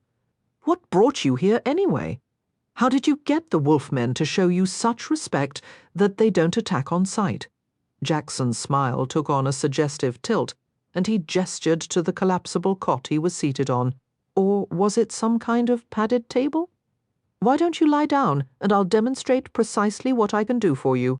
"I've been told my hands have a certain magic. You'll feel better than you have in years." "Ah, no thank you." Every trace of a smile left Jess's face. How could this repulsive man make such a brazen proposition, right out in the open? Disgusting. What a vile waste of air. "When do you plan to leave this place?" "I'd say—" Jackson glanced around the fortress, which was rapidly developing the pungent aroma of damp canine. He had no desire to discover what drying dog smelled like here. "As soon as this rain lets up." Chapter 10. "So I just wanted to thank you again for your hospitality." Jackson stood near the rear gate of the stronghold, trying to slip into the wilderness to resume his quest. Unfortunately, 3 warriors blocked his path. "Now that we've exchanged courtesies, how about you return the favor?" The warriors chuffed, each towering over the tall monk. Broken English rumbled from a muzzle, "You stay, refine bodies of the people." Jackson had learned the Wolfmen tribes collectively called themselves the people. Let me phrase this clearly. If the people don't move aside, they are going to become acquainted with my fist. He shook a clenched hand at the warriors, to no effect. His intimidating aura was at full strength, but the wolfmen merely chuffed in their version of laughter. "Fine, fine, spirited human." A massive paw ruffled Jackson's hair. "We move! We see you soon regardless. Take look." The wolfman gestured broadly, and Jackson followed the motion to see an immense line of flattened earth curving into the distance on both sides of the stronghold. You see? Is totem guide? This place is trial, not kill zone. You is get close to dead. You show up right there. No fun, though. Lose strength, lose memories. Now he pointed to a flat black rock where the line intersected the ground. Jess felt a chill run down her spine at the realization. So if we die or even come close, we'll respawn right there instead of at our bind point. She stared at Jackson, horrified. We'd still lose the experience, Jackson. If I die in that place, it counts as dying twice. Ah, yes, that is correct. The warrior gave a firm nod, then delivered a hearty slap to Jackson's back, a friendly pat by his people's standards. Little female, if you return without this one, we feast well, understood. Now, go have your fun, cute, smooth skins. As the wolfmen returned to their posts, Jackson simply shook his head. Can you believe them? They threatened us. Jess cut in, her voice tight with emotion. They plan on eating me. They just assume we're going to die out there. Think we're adorable, Jackson finished, his tone utterly flat. Did you say something? Jess was left speechless, utterly bewildered by this strange man who had somehow won the wolfmen's favour. They scaled the wall, Jess lowering herself carefully while Jackson leapt down, arresting his fall with a mid-air flip that transformed into a perfect somersault upon landing. He sprang to his feet and gave himself a celebratory cheer. He sticks the landing. The judges award a 9, a 9.5, and oh, tough break. The Russian judge only gives him a 2. What are you doing? Jess's voice made Jackson flinch and snap into a defensive stance. What in the world? Oh, right, it's you. He straightened up, brushing dust from his robes. Good grief, you are remarkably easy to overlook, aren't you? To answer your question. I spend a great deal of time alone. I've found that a bit of theatrical monologuing helps keep the mind sharp. Jess could only stare, her mouth slightly agape, struggling to comprehend the sheer audacity of this man. Her fingers twitched toward the empty sheath at her hip, a fresh wave of anger rising at being disarmed. Wait a minute. Jackson, I don't have any weapons. We need to go back. The monk didn't even bother to turn around, merely waving a dismissive hand. If you wish to return, by all means, I won't be waiting, but I'm certain the people would welcome you back with open arms and very broad smiles. Otherwise, we'll simply have to improvise. Jess glanced back. One of the warriors was indeed pointing at her, his maw stretched in a grotesque grin. When their eyes met, he drew a finger slowly across his throat. A shudder ran through her, and she hurried after Jackson, who was nearly far enough ahead that the scouts on the wall would consider her a target. She heard faint whines of disappointment as she closed the distance, darkening her mood further. She needed to be ready to run when the opportunity came. Adopting a low crouch to steady herself, she moved silently behind Jackson. To her frustration, he never once looked back as he walked, and she began to wonder if he'd forgotten she was there at all. When he started speaking again, she perked up, hopeful for actual conversation. Then she heard him sing, "The foot bones connected to the leg bone, the leg bones connected to the knee bone, the knee bones connected to the thigh bone." "Stop that," Jess snapped. "Why? Why are you even singing that?" Jackson glanced over his shoulder, his eyes scanning past her even though her outburst had partially broken her stealth. "Who said that? Oh, Jess! Right! Seriously, could you wear a bell or something? I'm singing that ditty because it's a pleasant, if anatomically dubious, reminder of where my training began. It's been stuck in my head for, 20 years or so." Jess desperately wondered what twist of fate in this game had led her to follow this lunatic. She vowed silently that if she ever got out of this zone, Jackson would be on the receiving end of her daggers, loot or no loot. In fact, he couldn't see her right now, not at all. She crept closer, her hands rising to either side of his head. Without pausing to reconsider, she seized him and wrenched his head sharply to the side, forcing his gaze to meet hers, his neck now bent at an unnatural angle. Jess's icy smirk wavered as Jackson gave her a puzzled look and began to speak. "Do you even have a license for this kind of work?" "Thanks, but I think my own adjustment skills are a bit more advanced. That didn't do a thing for me." Her face went pale, and she staggered back, nearly sick as Jackson's head straightened itself out and he continued walking at a quick pace.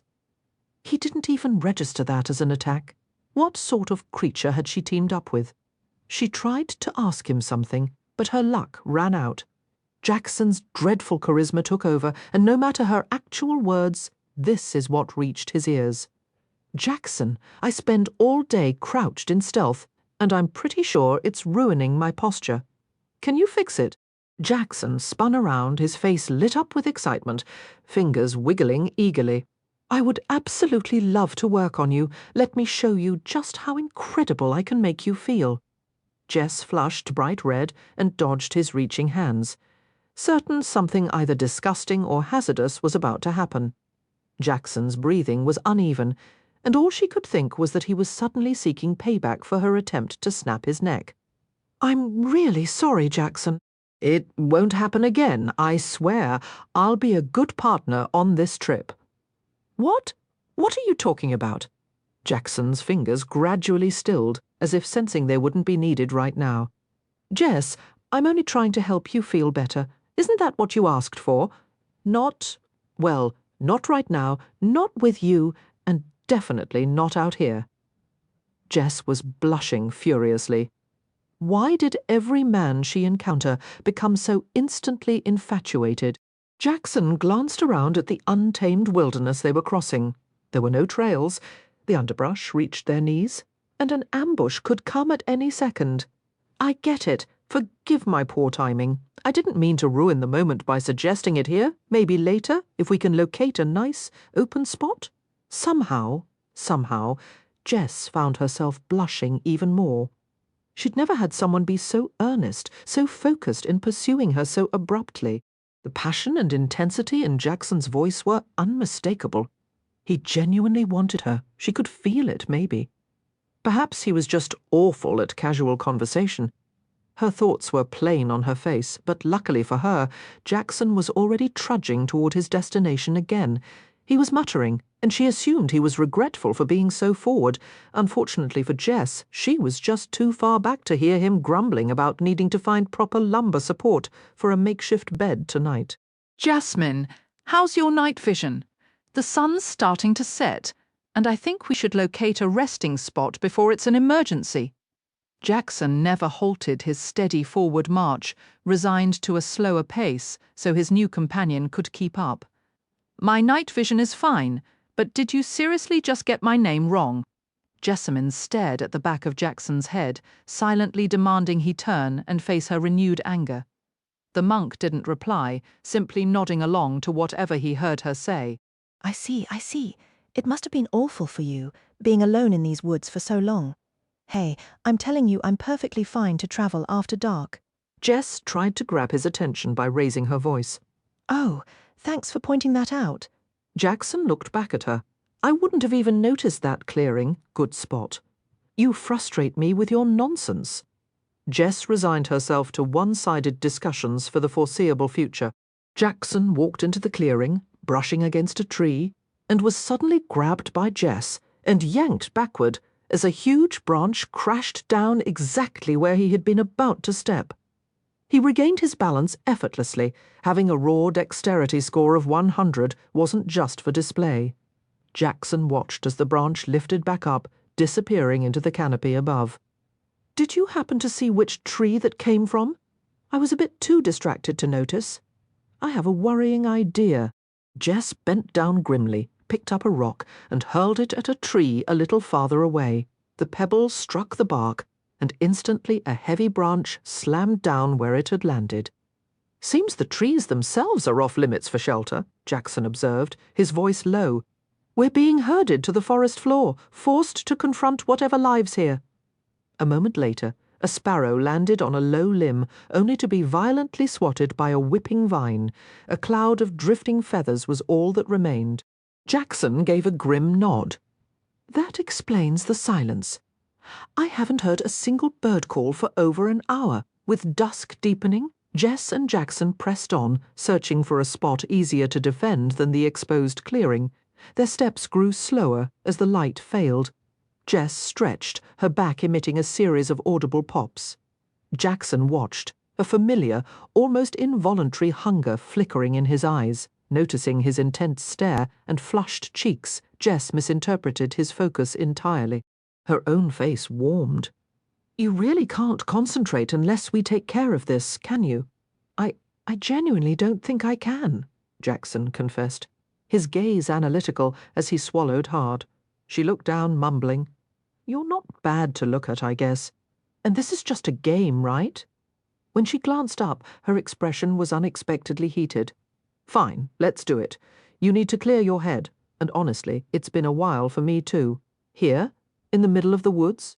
Jackson's smile widened into something almost unnervingly broad. "You have that bed thing you mentioned?" Before she could answer, he was already unfolding his portable chiropractic table. Jess sat on its edge, looking up as he approached. "I can't believe I'm agreeing to this. This is so not my style." "Don't worry," Jackson said soothingly, gesturing for her to lie prone. "I'm hoping this might make you a regular in-game, of course. Now face down, please." Scarlet with a mix of confusion and anticipation, Jess settled onto the table. "I just can't believe, Gar. You have been paralyzed. Time remaining, 10, 9, adjust, crack, with practiced efficiency." Jackson manipulated her posture, realigning her character's spine, neck, and limbs for what felt like the first time ever. "Adjust, adjust, adjust, crack, crack, crack." On the final manipulation, a sliver of Jess's health bar vanished. The paralysis timer ended, and she erupted from the table, launching herself at Jackson with fingers curled like talons. "I'm going to murder you." Jackson sidestepped effortlessly, evading her flurry of swings. "What is with people? I help them, and they try to dismantle me." "Oh, wait, you're testing your improved agility and strength on a safe target. I get it. Not the best timing, though. It's getting dark." Jess offered no explanation, single-minded in her mission to extract a pound of flesh from this utterly baffling man. The most infuriating part? He was correct. She couldn't touch him. "Hold still so I can kill you properly." Why on earth would I do that? Jackson dodged with minimal effort, but the penny finally dropped. This wasn't playful. "I thought we were going to—" "We were!" Jess sputtered rage and a deep, mortified blush, rendering her incoherent. "What? Oh! Jackson shook his head in sudden understanding, then executed a fluid reverse handspring to create more distance. "Oh, honey, I am so sorry. I truly didn't catch on. It's been, 35 years since anyone's made that kind of offer to me. I propositioned you?" Jess halted, his words cutting through her anger and dispelling her fears of mockery. "Who are you?" "My name is Jackson. I'm a chiropractor." He performed a disconcertingly deep bow, his upper body folding perfectly horizontal while his legs remained straight, a movement that twisted Jess's stomach. Human bodies simply shouldn't move that way. At 92, I've spent the last 2 decades confined to a room, buried in research since selling my practice. This game offered a legal path to finally advance my life's work and reclaim the youthful body I foolishly wasted. I vowed not to repeat that mistake. I'm genuinely sorry for this confusion. As Jess struggled to formulate a response, a unique system notification flashed before Jackson. Through exceptional action and exertion, you have earned a characteristic point, Charisma +1. He was less impressed by the stat gain and more baffled by the verbose announcement. Since when do they add all that extra fluff? It's usually just +1 and done. A grin spread across his face. "Ah, I see your confusion." I just increased my personal magnetism by 25%. A quarter more? Jess forced herself to breathe, pushing aside violent impulses in favor of logic. "Hold on, Jackson. What's your base charisma score?" 5, he answered promptly, visibly delighted. I travelled with my old crew for months without a single point, but I get one after a single day with you. You must be a lucky charm. Jess recoiled slightly, his comment hitting a raw nerve after the evening's chaos. That explains so much. No wonder you caused such a stir. I'm not even surprised the wolfman took a liking to you. You probably share the same charming social graces. Jackson began to retort, but stopped as another message materialized. Night has fallen in the Forest of Trials. The population of predatory monsters in this zone has now doubled. Good luck surviving. That sounds distinctly unpleasant, Jackson muttered, scanning their surroundings for a defensible spot. As usual, the area seemed deliberately barren. No caves, no ruins, not even a decent thicket. How about we just bed down in this scrub and try to rest? Doubled 0 is still 0, and we haven't actually seen a single creature. Are you serious? There are at least 4 things stalking us right now. They're hovering at the edge of my sight, and every time I glance away, they creep closer. Where? Jackson spun clumsily in the gloom, his movements sharp and erratic. Seeing nothing but shadows, he scoffed. Kids these days, telling tall tales to spook their elders, you're like the girl who cried wolfman. In that moment, Jess knew she could vanish into the night if she chose. The darkness would hide her exit, and his poor perception would ensure the forest claimed its odd monk. But a counterthought struck her immediately. For the first time since logging in, she was actually enjoying herself. Jackson was bizarre, frustrating, and utterly maddening, yet he was also authentic, direct. And now that she grasped his antiquated brand of humour, kind of hilarious, there was a strange charm to his old-fashioned ways. If I'm sticking with him, I should do it right. With a resigned sigh, she opened her social menu and left her current party. Without the party tracker, her old guild would never find them out here. So much for that guild invite. Maybe it's better this way. I'd feel awful swindling someone's grandpa. What are you muttering about over there? Never mind, I'm taking a nap. You keep watch, Jackson declared, beginning to settle onto the leaf litter. Jess's eyes widened as the shrouded beasts in the darkness finally surged forward. Jackson, watch out! Jackson sprang from the ground, spinning like a top, and batting away clawed hands as screeches filled the air. As the creatures closed in on the monk, their forms became clear. A kind of monkey, likely a howler variant, given the deep, throaty cries that erupted now that their ambush had failed. Ah-hoo! The howls tore through the quiet night, answered from somewhere deeper in the woods.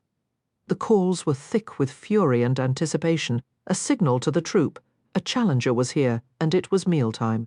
With no tree at his back for cover, Jackson was slammed to the earth as a monkey dropped silently onto him from behind. Focused on the frontal assault, and with Jess too occupied to shout a warning, Jackson found himself pinned, being raked by claws of various sizes. Jess was struggling herself, weaponless and harried by the quickest of the monkeys, the only ones able to match her speed. None would have touched Jackson if he'd seen them coming. His health was dropping fast. His constitution wasn't built for this kind of punishment. But he finally wrestled some space, shoving sideways to topple several attackers and slip free from the rest. Shredded skin flapped with each movement, blood spraying. As he pivoted to avoid another pouncing shape, he drove stiffened fingers into its soft flesh. Perfect! The bone is right where it should be! Jackson hammered his palms into the creature as it hit the dirt, partly to hurt it, partly to map its joints. The bones are longer, but close enough to human. I can work with this. On his third strike, the needles in his gloves sank deep into the joint, shredding cartilage and crippling the limb. He had to move immediately as the others rushed to aid their shrieking comrade. Jackson arched backward as claws swiped for his eyes. Using the dodge's momentum, he seized the attacker and hurled it over his shoulder into a tree. Wood splintered and cracked as a heavy branch came down again and again, reducing the monkey to pulp. "Now that's more like it." Jackson laughed, abandoning his usual careful methodology. No more gentle, individualized care. Now it was disable one, hold off the rest, and launch the occasional volunteer into the nearest tree. After a fourth monkey was pulverized by the forest itself, the remaining 6 scattered, howling in retreat. Their cries were echoed by others, much nearer now. "Jess, we have to go, Jess." Jackson scanned the clearing, a pang of grim acceptance settling in his chest. Well, if she hadn't made it this far, maybe it was just as well that Jess pushed through the underbrush, breathing hard. She bore a few shallow cuts, nothing compared to Jackson's mangled state. Experience gained 125 trial primate X4, health 312,400, status ailment, bleeding, heavy, 10 horsepower per minute until wound is closed. "You holding up, Jess?" Jackson pinched 2 of the worst gashes together, using an acupuncture needle like a crude stitch to bind the skin. After treating the deepest wounds, his status shifted to bleeding moderately heavy, slowing the loss to 7 health per minute. He pressed specific points on his arms, and the flow ebbed further as his acupressure redirected his circulation. "I'm okay, Jackson." Jess dusted some leaves from her shirt and let out a slow breath. "If we can't rest here, maybe we should log out and regroup in the morning. Pushing through in the dark seems like a bad idea." "Sounds reasonable." Jackson pulled up his interface and selected the log out option. A warning flashed before him. "Leaving this zone now will respawn you at the last safe point outside the trial grounds. This will be recorded as a character death. Proceed? Yes? No? Well, that plan's out," he said, turning to Jess as the surrounding howls grew sharper and louder. "Running for it might be our only choice. Can you navigate us out without leading us into more trouble?" I can't guarantee we'll avoid trouble, but I've got a map and compass overlay active, Jess replied, already stepping forward. Jackson felt a wave of relief. He'd been about to head in a completely different direction. Her presence was turning out to be a real asset. "We've got monkeys tailing us, but they're keeping their distance for now. From what I've seen, they wait until they have numbers before they swarm. Take enough of them down, and the rest retreat." "I can't swear that's always the case, but it's held true so far. Thinking of specializing as a strategist or combat leader?" Jackson asked, impressed. "That was a sharp read of the situation. You picked up on things I missed. If you're interested, I could put in a word with my guild once we're out of here." Jess glanced back, offering a slight smile. "I appreciate that, Jackson. I might not join, but I'm curious. Which guild is it?" "The Wanderers Guild." At the name, Jess stumbled over a gnarled root, but thankfully the nearby trees remained still. "I didn't expect much when I joined either, but the leveling pace and gear access have been solid. It's worth considering if you're looking for a group." "You're in one of the noble guilds?" Jess fell quiet for a moment, concentrating on pushing through the thick brush and staying ahead of the other monkey bands she knew were lurking. Their own followers hadn't attacked yet, but every so often one would let out a deep, echoing call to mark their position. "Honestly, I'm glad I ran into you. Getting into that guild, that would be something if it's even possible." "I can only make the recommendation," Jackson said with a broad shrug, an odd gesture as he vaulted over a thorny bush. "But first, we need to survive this. My bleeding effect is gone, but I'm still low on health. What's our next move?" "Keep moving until sunrise and try to shake them," Jess said plainly. "Are you sure?" Jackson squinted at her shadowy outline in the dark. "All right then, stand and fight it is." Wait, what? No. She had taken several more steps when Jackson suddenly halted and spun around, catching the trailing monkeys by surprise. He was already among them, wrenching the limbs of one creature before moving swiftly to a second. The first lay writhing on the ground, helpless, as Jackson dismantled the others. Only 4 had been following. The rest were already injured or dead. With a final brutal twist, Jackson left just one fleeing into the woods, howling. He considered chasing it, but chose to finish the others first. Experience gained 75/25 trial primate X3. Staring at the long, sharp claws of the fallen primates cooling on the forest floor. A new thought struck Jackson. He jabbed at the wrist repeatedly until the adjust function finally activated, and the monkey's paw detached from the furry limb. After picking it up and giving it a look, he retrieved a second one and passed both to Jess. Item acquired, trial, primate, paw, trash. While not exactly practical, these paws can serve as substitutes for small blades or slashing tools. They add +10 slashing damage per strike and carry a 20% chance to inflict bleeding on a critical hit. What am I supposed to do with these? Jess examined the dripping paws with clear revulsion. Consider them your upgraded arsenal. Jackson gave her arm an encouraging pat, leaving a smeared red print behind. She jerked back as the damp warmth seeped through her sleeve. We work with what we've got. Now we really should move before anyone else stumbles upon us. Jess held the improvised weapons tentatively, searching for a grip that would minimize contact with the grisly remains. This is absolutely disgusting. Focus, Jess. Time to go. Jackson flashed a grin that felt more unsettling than reassuring. No time for monkey business. Keep it up and I'll test these on you, she muttered. Chapter 13. I don't know how much longer I can keep going, Jackson. Jess's speech was thick and slurred, her body swaying unsteadily. I'm exhausted and so thirsty. A nap sounds like heaven right about now. Look, we've been pushing for 2 straight days with almost no rest, food or water. We can handle this. Jackson attempted a confident smile, but another debuff hit him, twisting his expression into a grimace aimed at his companion. Debuff, sleep deprivation, rank 3. Your constitution cannot support this level of sustained wakefulness. Current effects, 15% to all base attributes, rounded down, minus 20% skill experience gained, plus 20% experience gained. Hey, on the bright side, we're earning bonus experience right now. That's something, right? He nudged Jess to keep her walking, but the brief pause made her head loll forward, nearly tipping her into unconsciousness. Personally, I've already mastered my key skills, so the experience penalty doesn't bother me much.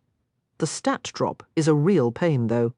It knocked my dexterity down to 85. If those primates catch up to us after dark, I won't be quick enough to get away. Half carrying the stumbling scout, Jackson felt her movements grow weaker. Her endurance and stamina drained to critical levels by the stat reductions. He was barely managing himself, and Jess was sinking closer to the forest floor with every step. The monkeys were closing in again, likely having picked up their scent or a blood trail. Their hoots and shrieks echoed through the trees, and doubt began to creep into Jackson's mind about their chances. He blinked rapidly, tears welling not from emotion, but from a sudden, brilliant wash of sunlight that broke through the canopy. Squinting against the glare, he tried to make sense of the sight before him. Atop a steep hill, almost a small mountain, stood a pale, structured building that resembled a temple. They had found it. Their destination was right there. All they had to do was survive the climb. Jess! Jess! Wake up! We're here! There's a serious incline ahead. I can't carry you up this. Jess mumbled something unintelligible, her body continuing its slow slide toward the ground. As her knees nearly buckled, her words suddenly became clear. You should go on without me, or find a way to snap me out of this. Otherwise, I'm staying right here. I hope you mean that. Jackson produced an unusually long acupuncture needle from his pack. This wake-up method isn't exactly FDA approved. If I tried this in a hospital, I'd be looking at jail time. It's going to hurt. Somehow, Jess managed a steady, deep breath, even as she replied, Do it, Jackson. It's the only option. All right then, let's get this over with. Positioning himself behind her, Jackson steadied her head with his left hand as the long needle in his right moved steadily toward the side of her neck. I'm going to insert this needle into the nerve cluster in your shoulder, so you need to stay perfectly still. I have no intention of causing lasting damage, and I'm not certain what resources exist here for repairs if something goes wrong. The needle plunged deep, triggering a violent electric jolt of agony that raced down her arm. By the time Jess could even process the sensation, Jackson had already withdrawn it. She bolted upright, spinning to confront him. only to find him watching her with a disturbingly eager look, his mouth stretched into a wide, predatory grin. His following words left her bewildered, made stranger by the way his lips seemed to form different shapes than the sounds he produced. "Did you feel that? Excellent! Perhaps now you'll find the motivation to move under your own power and stop making me do all the heavy lifting. Jackson!" Jess felt hot tears well up, a combination of exhaustion and his callous tone sending her emotions into a tailspin. "What is wrong with you? Why are you acting like this? Cruel?" Jackson shot back with a contemptuous smirk. "I'm not being cruel. You're running on empty and hearing things that aren't there. I'm just stating facts. I can't carry you up this." For the first time, Jess took in their surroundings and grasped that the situation had shifted. They were at the base of the temple hill. She gave a weary nod, the sharp pain in her neck already receding as the muscle relaxed. "I get that you needed to snap me out of it, but you have to promise you won't pull a stunt like that again. Not a chance." Jackson shook his head, already beginning a careful ascent on his hands and knees up the treacherous slope. He moved with a strange, practiced ease. "What if we're in a spot again where a moment of pain is the only thing standing between you and something far worse? I can't promise I won't intervene. Also, company's coming.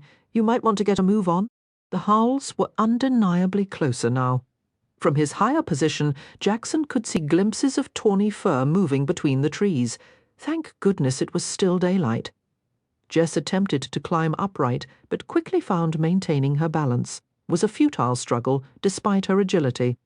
With Jackson's back turned, she surrendered to necessity and began crawling up the steep incline on all fours. She lost her footing multiple times, her reduced capabilities a frustrating reminder of her current weakness. Glancing down was a mistake that revealed two alarming facts. First, she was much higher off the ground than she'd realized. Second, the primates had emerged from the tree line and were now gathered at the hill's base, simply watching and waiting. Each time she slipped, dislodging scree and loose stones, they would erupt into howls and excited hops. The tumbling rocks were soon hurled back with shocking accuracy. One stone, ricocheting off a ledge, caught her on the forehead, opening a gash that sent blood streaming into her eyes. She wiped it away, her slick hand nearly causing another slip. "We're almost there, Jess," Jackson called down, his voice dripping with a sarcastic cheer she hadn't heard before. She looked up, expecting to see the temple entrance, but they hadn't even covered a third of the rocky face. "Well, compared to the endless walking of the last few days, we're practically on the doorstep." "Why did I bother with traps?" Jess gasped between laboured breaths, pausing to let her stamina recover, each halt a battle against overwhelming sleep. "I should have just ambushed him and kept stabbing until there was nothing left to stab. He wouldn't have seen it coming." Her muttered rant was cut short. "Jess! Jess!" Jackson's shout shattered her haze, and she realized she was sprawled on the slope, already sliding backward. She scrambled frantically to stop her descent. Jackson's shout had more than one reason behind it. "Behind you!" he yelled, and Jess glanced back to see nearly 100 primates massed at the hill's base, beginning their ascent. The slope was treacherously steep and rocky, with stretches of smooth stone offering few grips.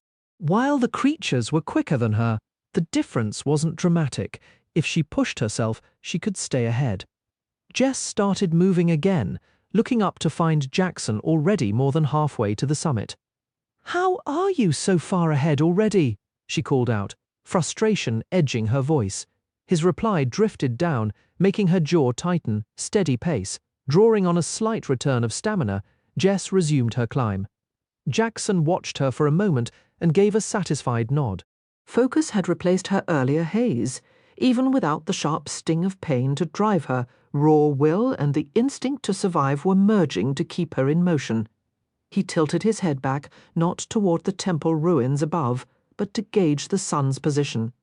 "Maybe an hour of light left. I could make it, no problem, but—" His gaze dropped to the simians scaling the slope below, who had begun hurling objects again, judging by the wet, sticking impact. Not all those projectiles were simple rocks. With a final look at the cliff's edge, he decided to wait. He wouldn't go back down. That was too risky. But when she reached him, he'd help her finish. The wait was agonizing. By the time Jess pulled herself level with him, a good portion of the remaining daylight had bled away. "Why did you stop?" She managed between ragged gasps. Her arms trembled violently, and the chattering pursuit was closing the gap. "We both need to reach the top. We might not be officially teamed up, but I draw the line at watching you get shredded and eaten by monkeys with filth-caked claws." Jackson flashed her a brilliant smile.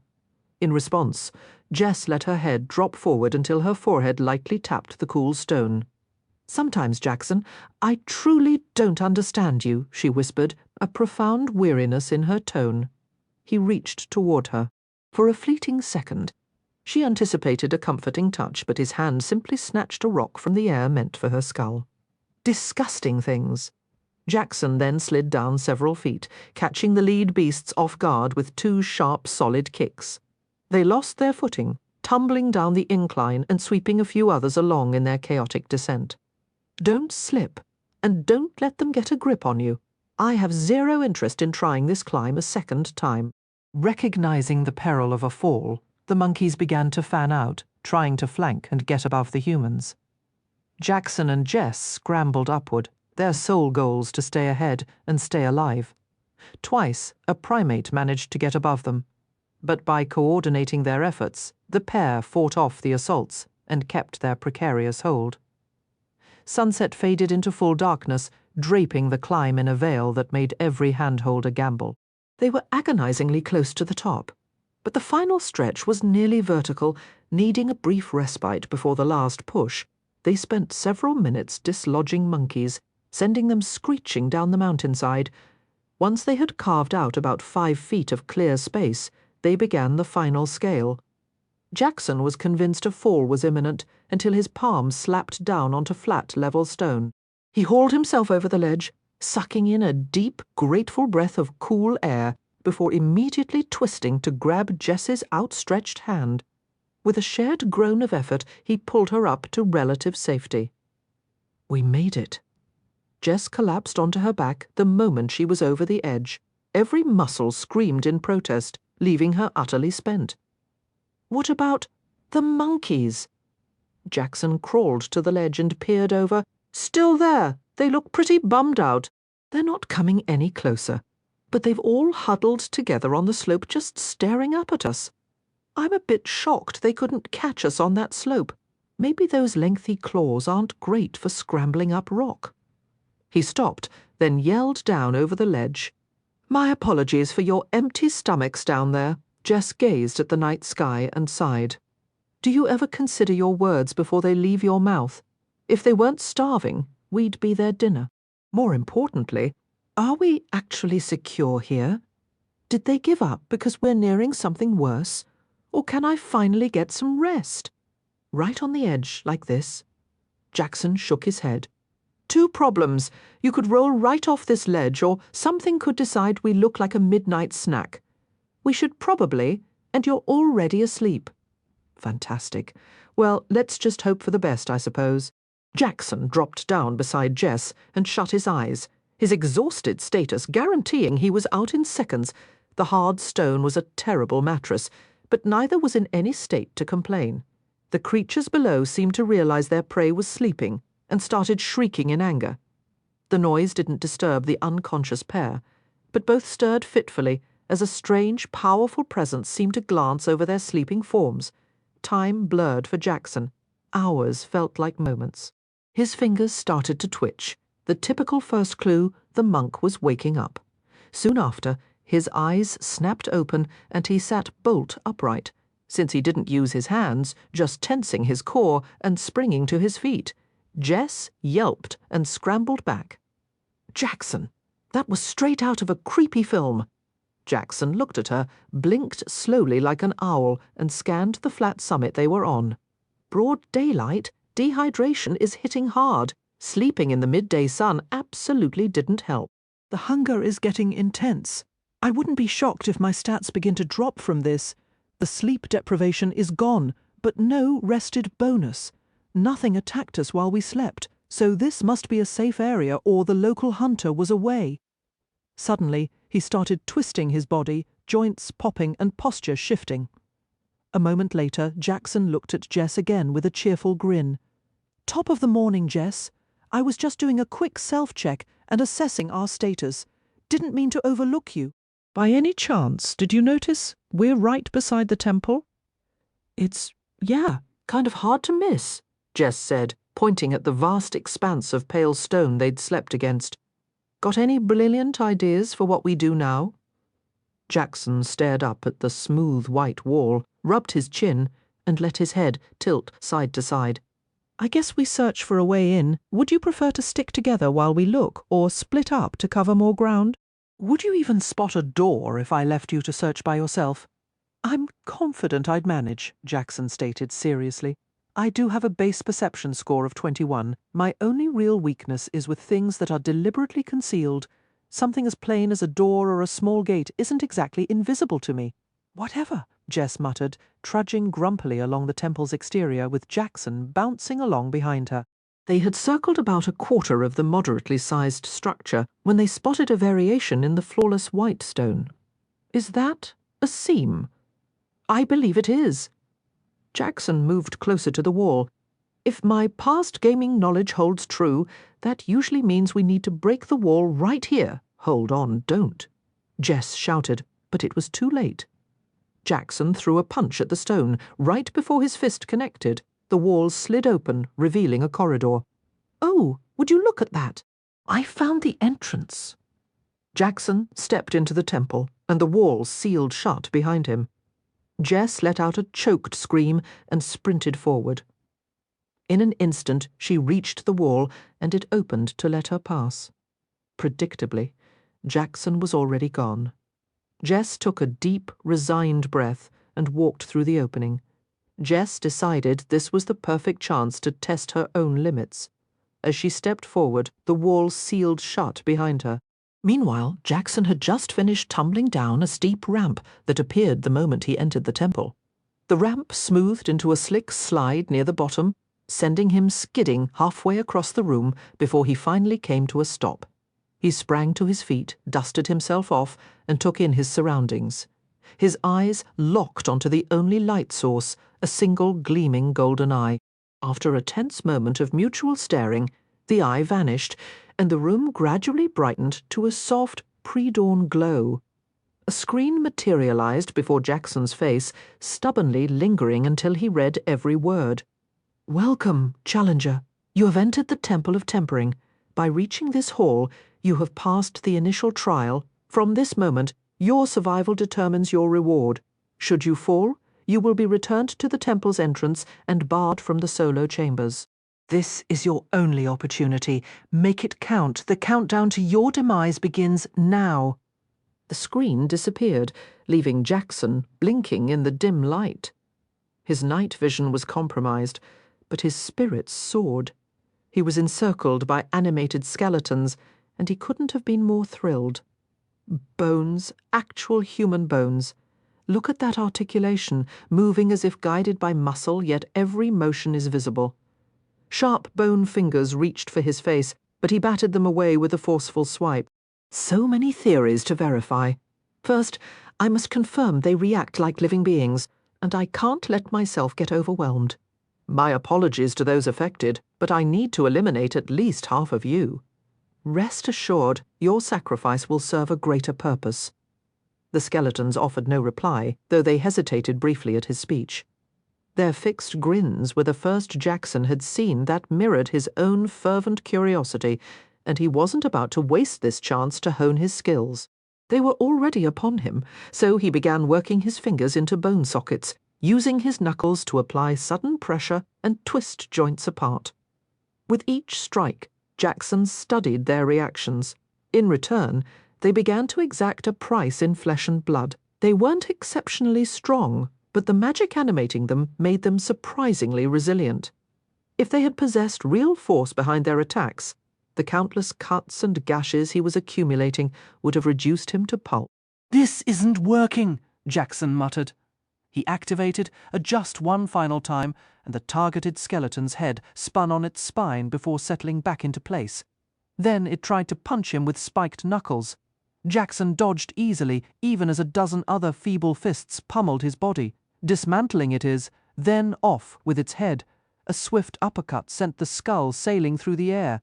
The rest of the skeleton crumpled to the floor, its binding magic failing.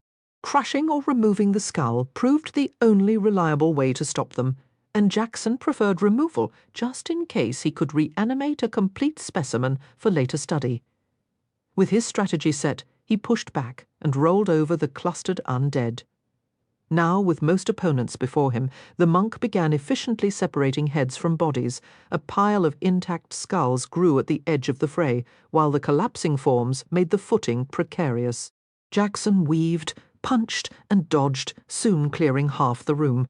He hopped back a few feet to assess the situation, a grin spreading across his face. This was more than a fight. It was a fascinating puzzle, and he was just getting started. He had gathered a decent collection of intact skulls, yet nearly a third lay shattered. He simply couldn't resist testing their limits.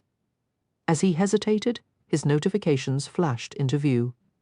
Experience 36, 1 skeleton x36. All of you are just level 1. Jackson murmured, just as an undamaged skeleton lunged forward and struck, its bony fist connected with his cheek, slicing a thin line across his skin. Mine 1 HP level 1. Well, that certainly simplifies things. Jackson moved into the crowd, throwing straightforward, powerful punches aimed squarely at their skulls. No elaborate techniques, no skill activations, just raw force meeting bone. The skull fractured easily, and he let out a sigh. Naturally, it's that straightforward. 3 more fell in quick succession, the real challenge being speed rather than strength. Now aware of what he was dealing with, Jackson scanned the remaining skeletons, his own grin mirroring theirs. As for the rest of you, let's have some fun.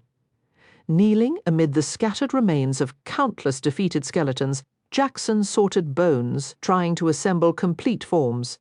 He fitted an intact skull onto a spinal column and stepped back. The skeleton rose smoothly and advanced. Perfect, just as I intended. He observed the murderous framework intently, committing each motion to memory. Watching a living body move offered only assumptions about bone mechanics. But this provided a clarity beyond even advanced computer simulation. He felt a breakthrough nearing, a certainty humming in his veins. Ignoring the incoming blows, his health regeneration would handle the minor damage. He poked, prodded, twisted, and adjusted the skeleton. In his fervor, it wasn't long before the entire structure abruptly fragmented, each bone splintering into several pieces. This was startling, however. He turned it over in his mind. He had to admit this wasn't ordinary. Could it be? Do these things have a structural integrity threshold, and once they sustain enough damage, they just disintegrate? No simpler explanation presented itself, but testing was essential. After 6 more skeletons, his hypothesis felt solid. Next, he turned to his other theories. The real puzzle was how to gain deeper insight into a field where he was already an expert. Insight. Insight. Jackson stepped into the next incoming attack, keeping the skeletal fist at eye level as it approached. There was a crunch on impact, definitely a critical hit, but he witnessed something entirely new. He saw the curl and shift of the bones, the way kinetic energy absorbed and released upon striking. Skill increased. Human Anatomy Expert 4. There it was, a method of anatomical study he'd never considered. What sane person would let someone punch them in the face while forcing their eyes to stay open and observe? In that moment, Jackson knew he was in for considerable pain ahead. Was this a viable path toward the master ranks? If so, every agonizing second would be worth it, and no argument could sway him. Still, he had just been punched in the face. Jackson backhanded the skeleton with such force that the front of its skull shattered completely. He winced, shrugged, and bent to combine another skull with a waiting skeleton pausing. He checked his health bar. 212 out of 400 points remained. He hadn't taken time to recover yet, so he settled onto the bone-littered floor. Drawing a deep breath, he attempted to tap into a meditation skill, something that had eluded him so far. Maybe today would be different. A half-hour slipped by as he sat surrounded by silent, scattered bones, the air thick with the promise of discovery and the quiet ache of gathering bruises as his health bar filled completely. Jackson opened his eyes with a sigh. Another attempt at meditation had yielded no new skill notification. Shaking off the frustration, he turned his attention back to the task at hand. Almost immediately, a skeletal fist came swinging toward his jaw. Jackson braced for the impact, subtly shifting his stance to alter which part of the bony knuckles struck first. Through this deliberate, painful process, he catalogued nearly every possible angle of a closed right fist as it connected with his flesh. The training method came with significant drawbacks, a constant throbbing ache, and a simmering anger that threatened to boil over. He managed to maintain enough control to decapitate the skeleton, but then unleashed his pent-up rage on the scattered bones clattering across the floor. It hardly mattered. The room held an endless supply of skeletons, and his need for release far outstripped the number of skulls available. A single persistent level 1 skeleton, hammering blow after blow, had whittled his health down by half. Each strike seemed to land as a critical hit, and Jackson felt every one. He sank back to the floor, closed his eyes, and tried once more to reach a meditative state. Again, as his health regenerated to full, there was no rewarding chime of success. This pattern repeated itself multiple times, while he analyzed the mechanics of a left-handed punch. By the time he felt he had learned all he could from closed-fist attacks, he was nearly ready to advance. Only after forcing himself to take a calming breath did he recognize this might be his sole chance to study animated skeletons in such minute detail. He refused to waste it. For the next phase, Jackson used a strip of leather to bind a skeleton's finger bones back, locking the hand into a rigid position. It was a clumsy solution, but he couldn't devise another way to prevent the skeletons from slapping instead of punching. What followed was another several hours of enduring hits and waiting for his body to heal. For the sake of his research, for the pursuit of knowledge, he was willing to endure far worse.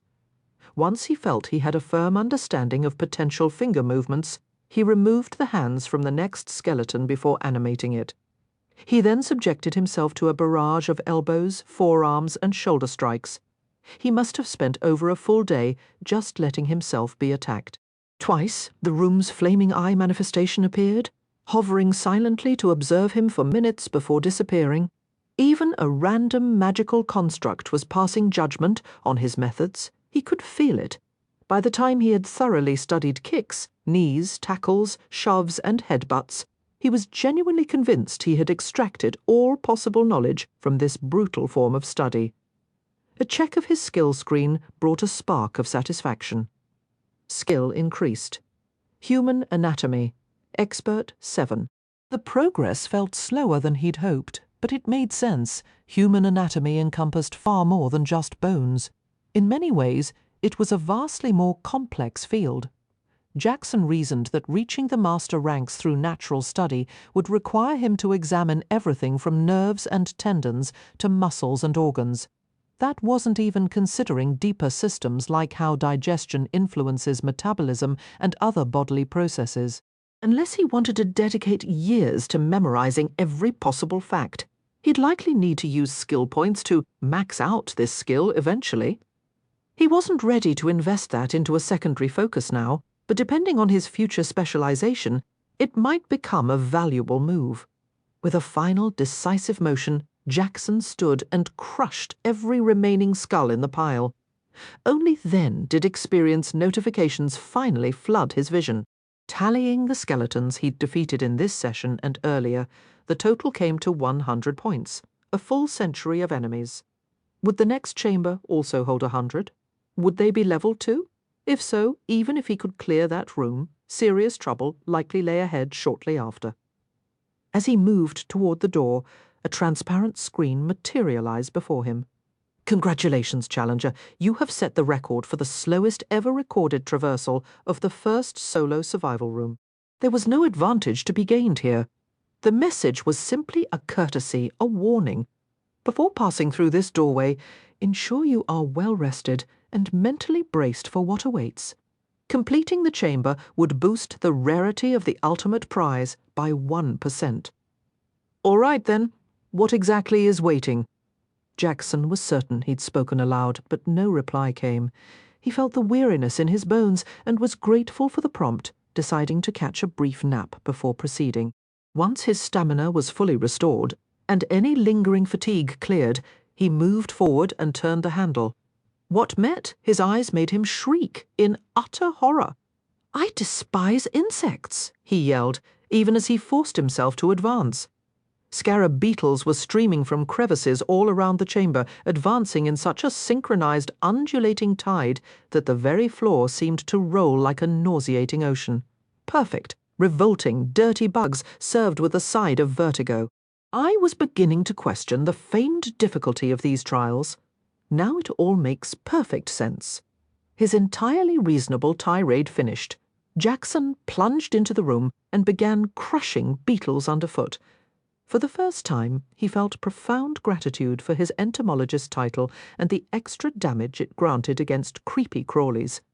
Soon he was drenched in foul-smelling ichor, shattered chitin, and unidentifiable fluids. The sharp pincers and exoskeletons had torn his boots to ribbons. A quick check showed their durability had plummeted to a mere 2 points. He sincerely hoped his next opponent would be something more aligned with his talents. Maybe another room full of skeletons? The idea cheered him, and he headed for the exit. Experience gained, 100, 2 points per scarab beetle x50. Congratulations, challenger! In an unexpected development, you have achieved the fastest recorded time for the second solo survival chamber. Rarity of final reward increased by 5% for setting a record. Chapter 16. This is where the trail ends. I don't know what she's thinking, but Jess is going to regret trying to slip away from us. The leather-clad rogue rose to his full height, just over 6 feet. His lips were a thin, displeased line, and his narrowed eyes smouldered with cold fury. Bring the creature forward. A female wolfman, battered and bleeding from numerous wounds, was hauled before the group. The rogue sneered down at her, then gripped her muzzle, forcing her to meet his gaze. What are we walking into? Describe this place. Where would they go from here? Jess is a mercenary. There must be something of value here that she's after. Once a proud warrior, she had been reduced to a captive guide after being ambushed away from her war party. Her wretched condition was the result of days of interrogation and what her captors dismissively called persuasion. Yet today, something was different. A spark of defiance glinted in her eyes that had been absent before. The party leader did not care for this change in attitude. You filthy human, the only thing awaiting you in the testing zones is a grave. I can only pray it is my clan that finds you after your inevitable respawn. With those words, she unleashed a guttural snarl and threw herself at the man's throat.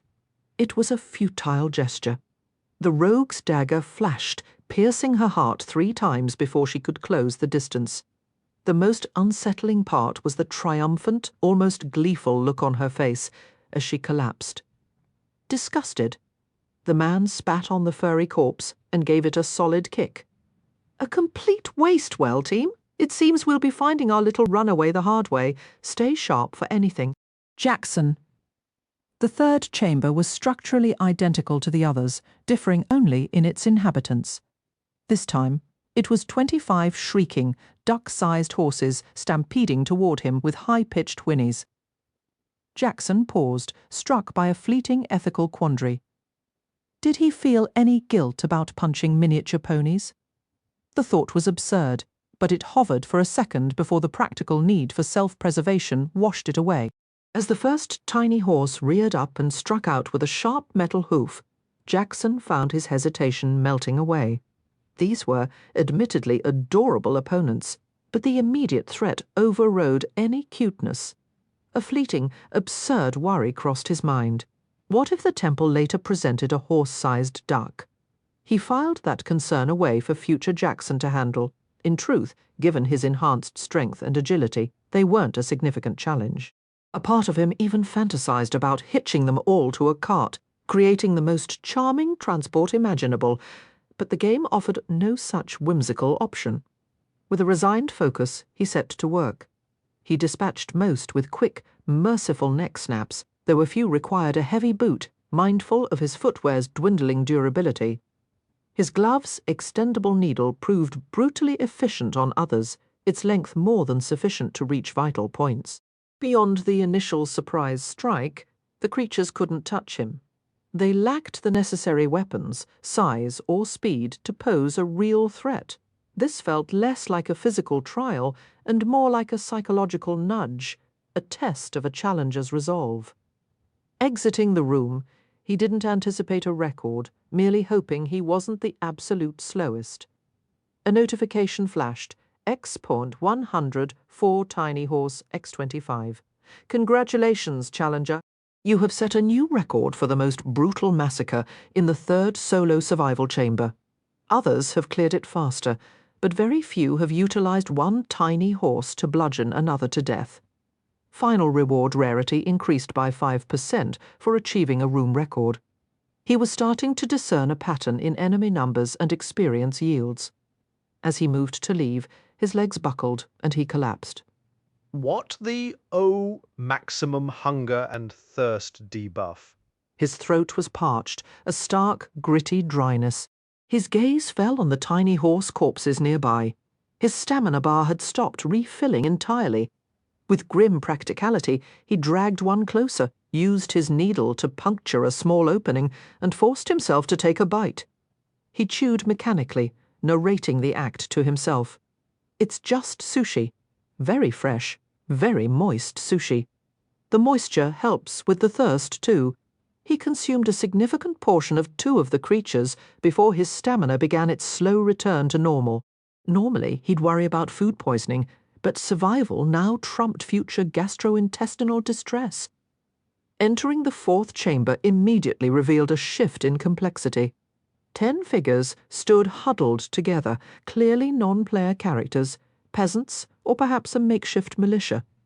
Jackson's entrance was hardly reassuring. He was splattered with blood and gore, likely smelling like a battlefield. A wave of palpable terror swept through the group. Please, sir, don't hurt us." A voice quavered. The plea designed to give pause did exactly that. But this was a trial, and failure was not an option. Jackson, the monk, sprinted toward the nearest man, fist pulled back for a devastating swing. At the very last instant, he arrested the momentum of the blow, his knuckles hovering just shy of impact. He looked down, noticing a dark, wet stain rapidly spreading down the man's trousers. Taking a steadying breath, Jackson turned and walked calmly through the terrified crowd, which parted before him like a sea. He placed his hand on the exit door, hoping his interpretation of this test was correct. He pushed. The door swung open. A sigh of profound relief escaped him. Turning back to the cowering peasants, he offered a wide, genuine smile. "Thank goodness. I am extraordinarily pleased I didn't have to murder you all in cold blood. That would have definitely taken some of the fun out of the whole experience for me." Entering the 5th chamber, he was relieved not to see the same telltale marks on everyone else's trousers. "Well done, challenger. You have achieved a pacifist milestone by navigating the 4th solo survival chamber without striking a single blow or being struck. For setting a record, the rarity of your final reward is boosted by 5%. Minimum rarity is now rare." Skill progression. Intimidation. Journeyman Ivar. What a ridiculous skill to level up now, Jackson muttered with a dry laugh, his amusement fading as he took in the scene before him. A troop of primates, resembling the temple monkeys, immediately charged upon his entrance. Peace was off the table this round, yet Jackson felt a grim sense of gratitude for a straightforward, comprehensible foe. Thankfully, the creatures couldn't employ their stealth abilities here, and in a one-on-one brawl, Jackson could handle any single monkey. The real issue was the sheer number. About a dozen were converging on him at once. He took a grounding breath, centered his focus, and leapt into the fray with a fierce grin.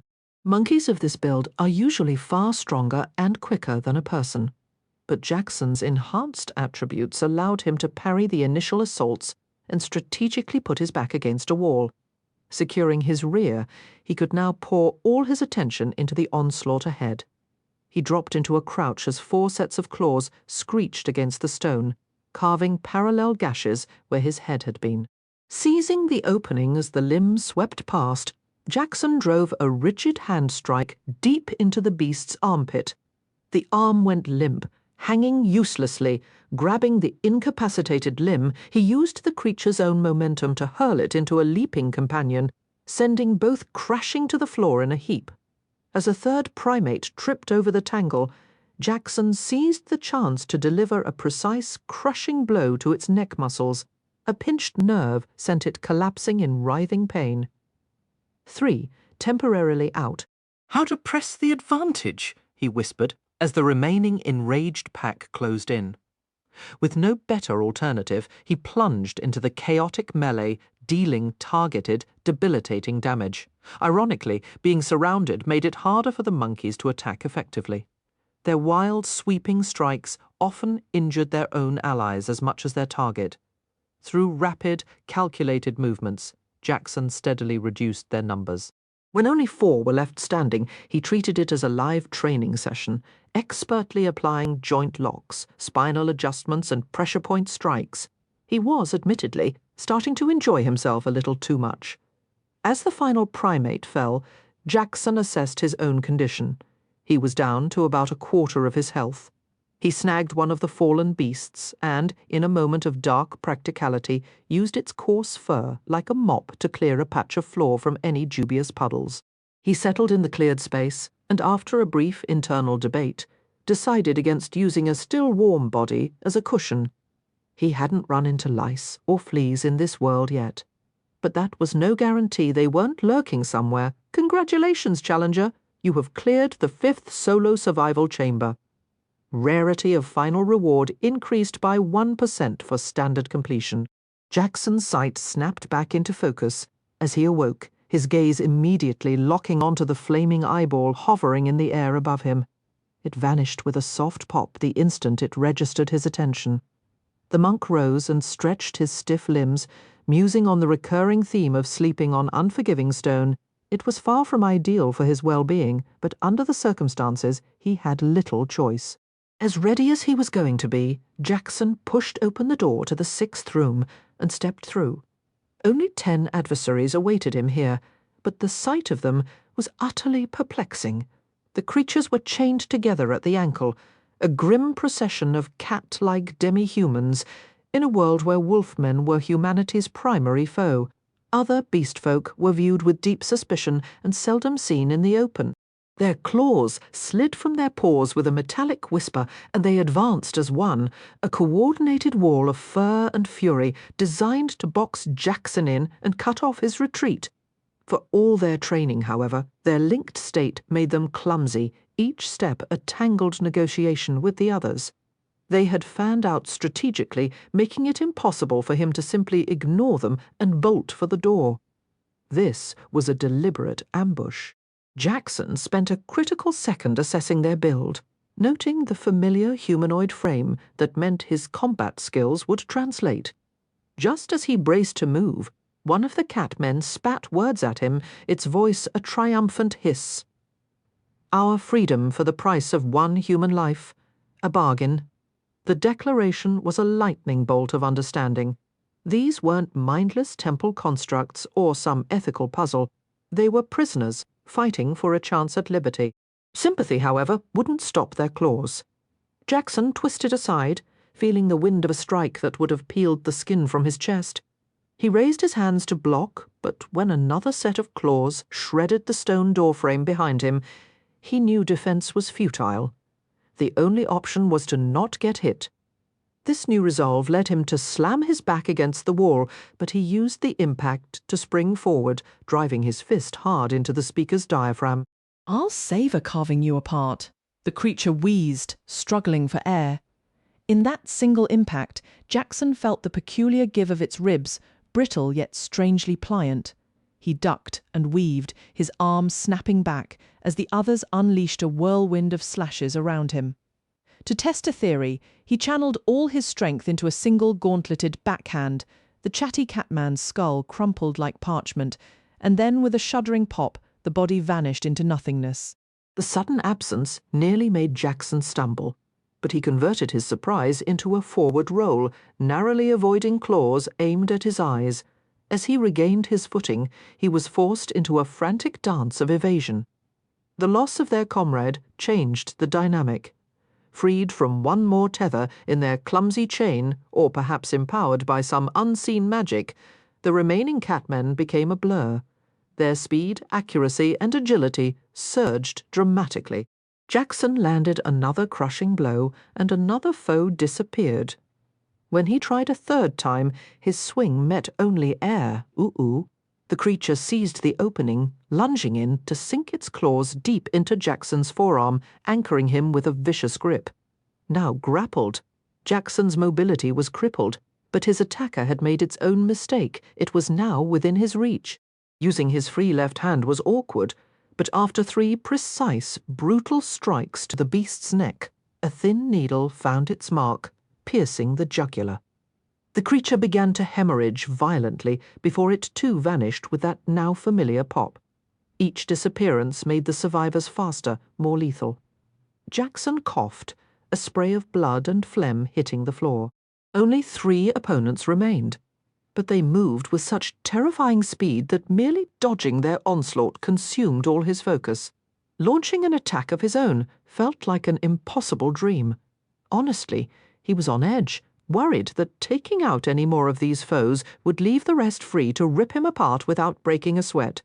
The ideal outcome would be to knock them all out in one go with some clever stunt or a brilliant strategy. But he was drawing a total blank. Joe was the mastermind who could weave a cunning scheme.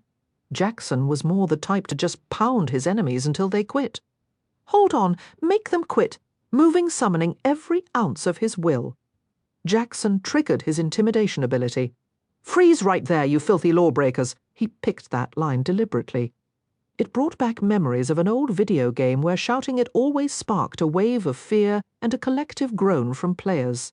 Just as he'd hoped, for a fleeting instant, the sheer force of his intimidation made the 3 chained cat creatures halt and recoil. Burning through his last reserves of stamina, Jackson lashed out with a right, a left, and another right. The first 2 strikes delivered instant, fatal blows to his targets, but the third and last enemy was so heavily amped up that it dodged as if Jackson were moving through molasses. Its manacle shattered, and the chain that had bound it dissolved into shimmering particles of light. From that moment on, everything became a blur for Jackson. While his agility would let him evade any attack he saw coming, his perception just couldn't keep up.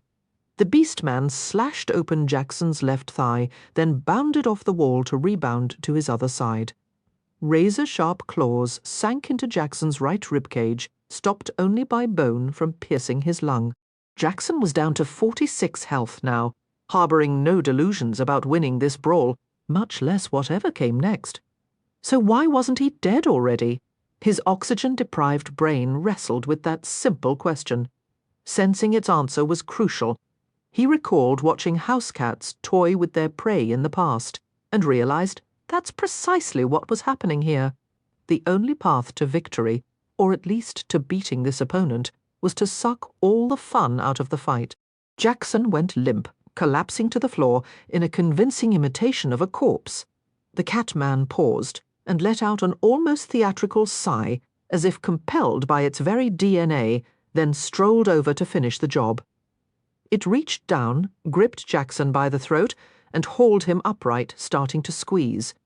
Jackson feebly batted at its wrist, already gasping for air. This prompted a wide grin to spread across the catman's face, followed by a low, satisfied chuckle. That was quite entertaining, but I must admit I'm glad I'm the one getting payback. Huh? After all, if someone else were avenging me, that'd mean I'd lost. Not bad. For a human, Jackson merely offered a faint smile as his vision started to tunnel, so the beastman scowled and swung its arm to rip his throat out. Jackson shut his eyes and activated Adjust. His earlier slapping at the creature's arm had kept the needle retracted, but he'd built 10 stacks of the skill on its wrist. As the ability triggered, his opponent was rocked by 100 points of damage, obliterating not just its wrist, but the bone all the way up to the shoulder. Gulping a ragged, heaving breath, Jackson dragged air into his burning lungs. He staggered forward, tackling the Catman to the ground and landing a series of weak, clumsy punches on its chest. The monster was utterly stunned, its brain overwhelmed by sheer agony and the flood of adrenaline coursing through it. By the time it could muster enough focus to counterattack, all it saw was a fist speeding toward its face. Experience notifications began to scroll past. 25 points, Kitty, Kitty, Chain Gang, 1 foe, level 7. 30 points, Kitty, Kitty, Chain Gang, 1 foe, level 8. This was getting repetitive. Jackson mentally skipped ahead to the final 2 messages. 120 points, Kitty, Kitty, Chain Gang, 1 foe, level 16. It appeared that with every adversary that fell in the room, the remaining foes grew stronger, each gaining a level except at the climax, when Jackson managed to take down 2 nearly at once. Those 2 had each been counted as level 14, though the very last one still surged 2 levels higher. For his efforts, Jackson earned 25 experience, plus an additional 5 for each level of the demi-human he defeated. Battered and clinging to life, he had somehow survived 10 opponents, netting a staggering 470 experience points. He was now just 67 points shy of leveling up, but the paltry 18 health points left made it clear that any further combat would likely finish him. His clothing was shredded from the razor-sharp claws that had torn into him, providing plenty of makeshift bandages to wrap his wounds. Once he stopped the bleeding and applied pressure to his ribs and thigh, his health stabilized at a mere 6 points. A notification flashed. Congratulations, Challenger. You have cleared the 6th solo survival chamber. Final reward rarity increased by 1% for completing the room without a recorded assist. Jackson slumped against the wall, breathing deeply, willing his pulse to slow. Over the next hour, his health gradually inched upward. Yet his maximum health was now capped, a brutal 123 points below normal, thanks to the severity of his injuries. Until he could find magical healing, surgical repair, or simply respawn, his health ceiling was stuck at 277. This was exactly the sort of moment when Joe would have stepped in to patch him up. Right now, Jackson felt the absence of his team leader like a physical ache. Checking his blinking alerts, he allowed himself a flicker of satisfaction. The brutal fight had pushed his skills forward. Contortionist's dodge had risen to student IX, intimidation to journeyman 6, and aerial acrobatics to beginner V3 significant jumps. Not bad for nearly dying, he thought wryly. He pushed himself upright, too wired to sleep and aware the clock was ticking. Staring at the door to the 7th room, he accepted this would probably be his last. Drawing a steadying breath, he walked over with as much confidence as he could muster and pushed the door open. Relief washed over him. The room was empty. It had to be some kind of safe zone, a place to finally catch his breath. Otherwise, how could he possibly? A tear in the air rippled before his eyes. Not a portal, but the unsettling sight of an invisible creature opening its maw. Jackson tried to sidestep, only to find himself ensnared on all sides by unseen limbs. The appendages tightened, locking him in a crushing bear hug as the creature's jaws closed over his skull. You have died. Calculating, you lose no experience, but you have been barred from re-entry to the Temple of Tempering in the solo areas. Time remaining until respawn. Variable reward must be chosen before respawn. Please choose your reward now. A list materialized before him, just 7 options, but each one felt momentous. How was he supposed to pick only one? Chapter 18. The choices were clear, but Jackson read each one meticulously, wary of hidden catches or clever wording. 10 free skill points, 5 free characteristic points, 10,000 experience points. 1 skill, useful to your class. Minimum rarity, rare, 1 weapon designed for your class, minimum rarity, rare. 1 accessory designed for your class, minimum rarity, rare. He floated in a featureless void, nothing visible except the glowing screen. As tempting as the options were, a pang of disappointment hit him. He had truly hoped this trial would reveal the path to his specialization. Instead, he was looking at what felt like a standard, if generous, quest reward. Well, you gave it your best shot, he told himself.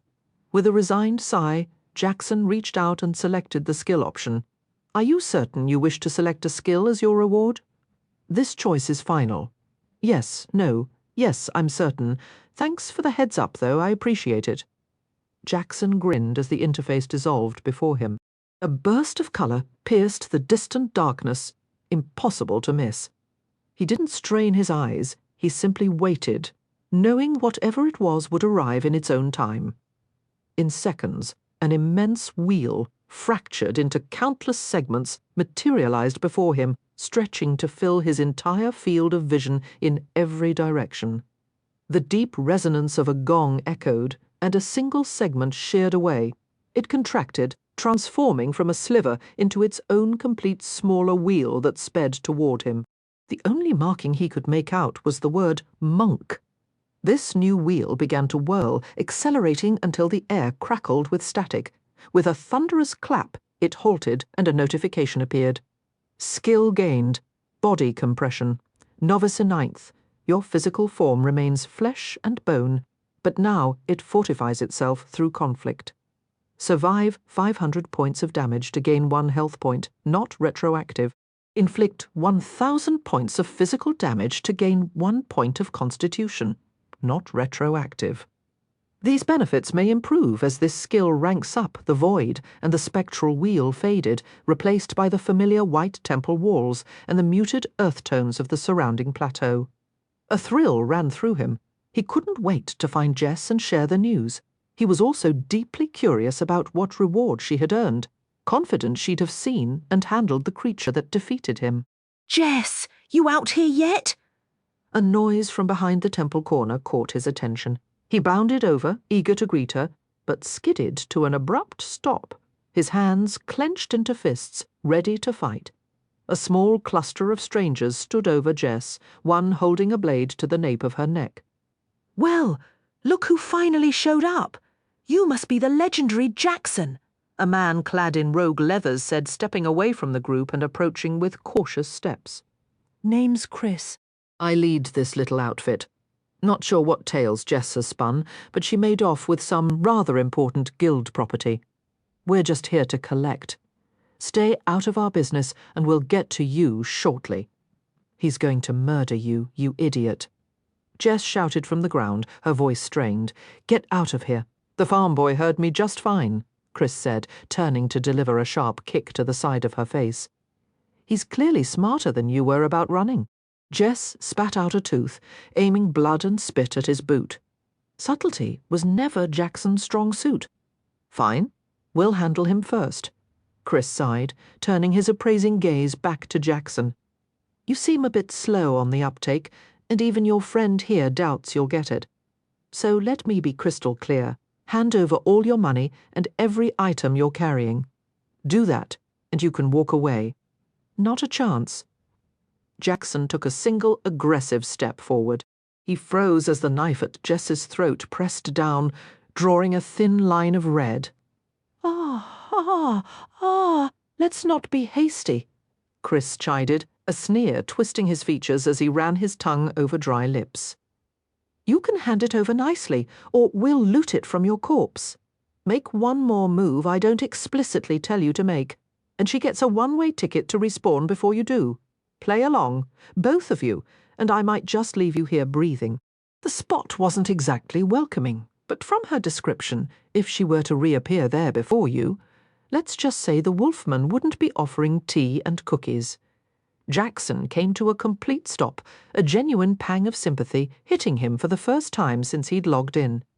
If Jess died here, she'd wake up at that wolfman camp, trapped in a cycle of death, until he could somehow fight his way to her.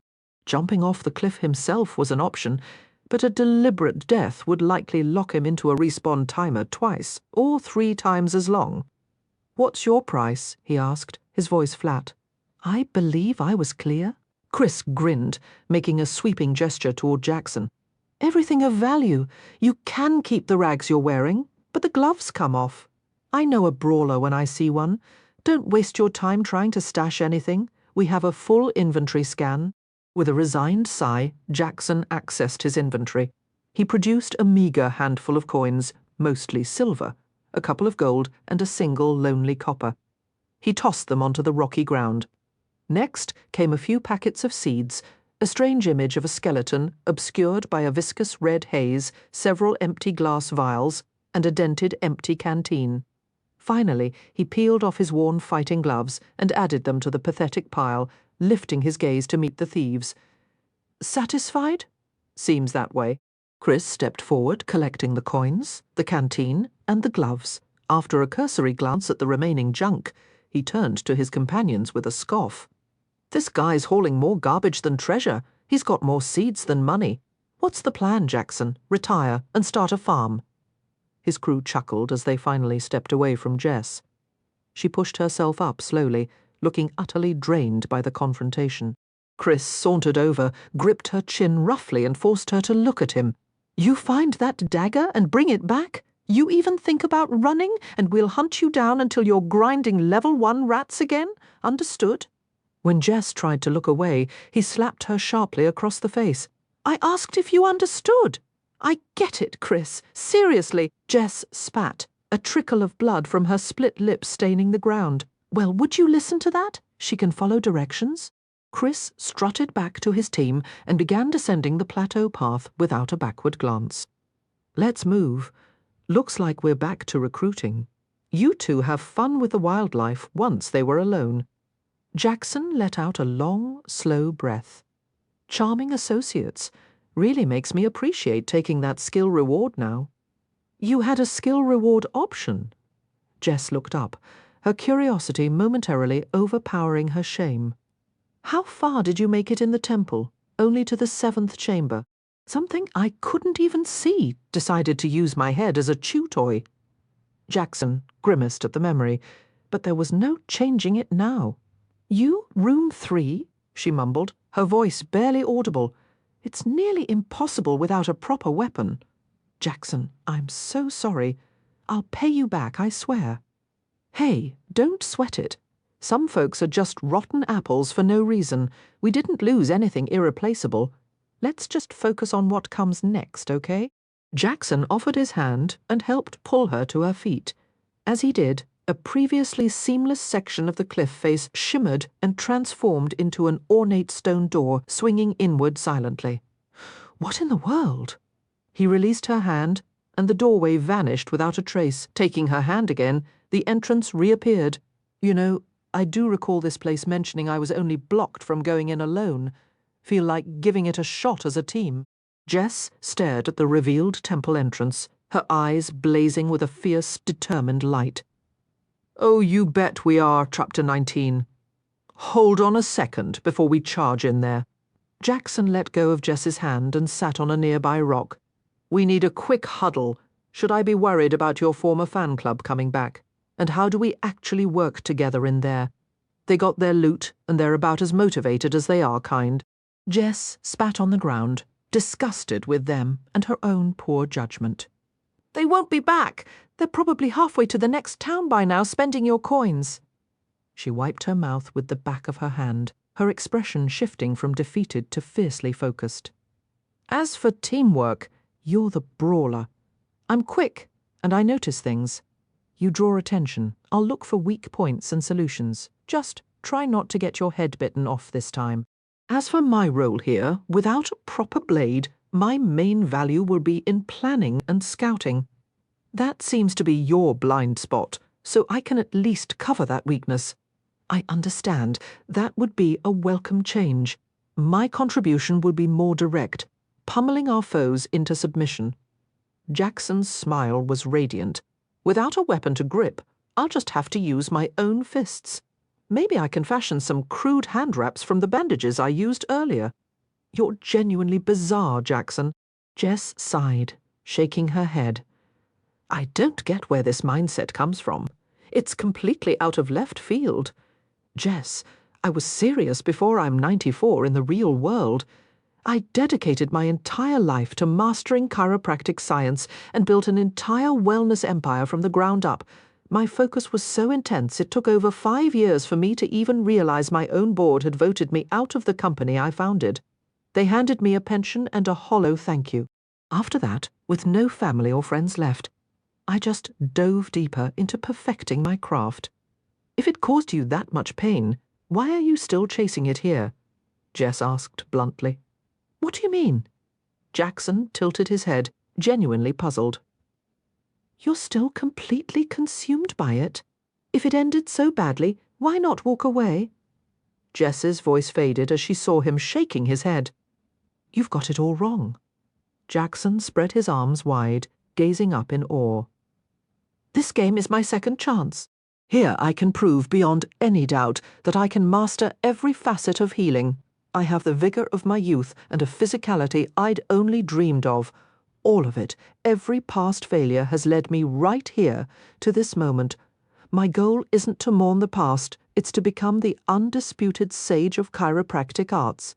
Standing there, arms outstretched and chest swelling with passion, Jackson looked utterly unhinged to Jess. She cleared her throat, breaking his reverie. Right, so what about you? She let out a short laugh. Like you'd care about anything besides your work, but fine.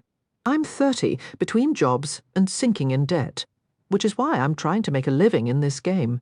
I'm logged in from a full immersion pod, like any dedicated player, but the costs are bleeding me dry. Back in the day, I was deeply into competitive gaming. Strategy and tactics are what I do best. Organizing raids and PvP scenarios is my real skill set. Jackson considered this for a moment. How would you feel about being a mission coordinator, a sort of agent who plans operations for a team? If the pay beats my current prospects, I'm listening. Jess studied him, a flicker of hope in her eyes. Please tell me this is leading to an actual offer. In a way, yes.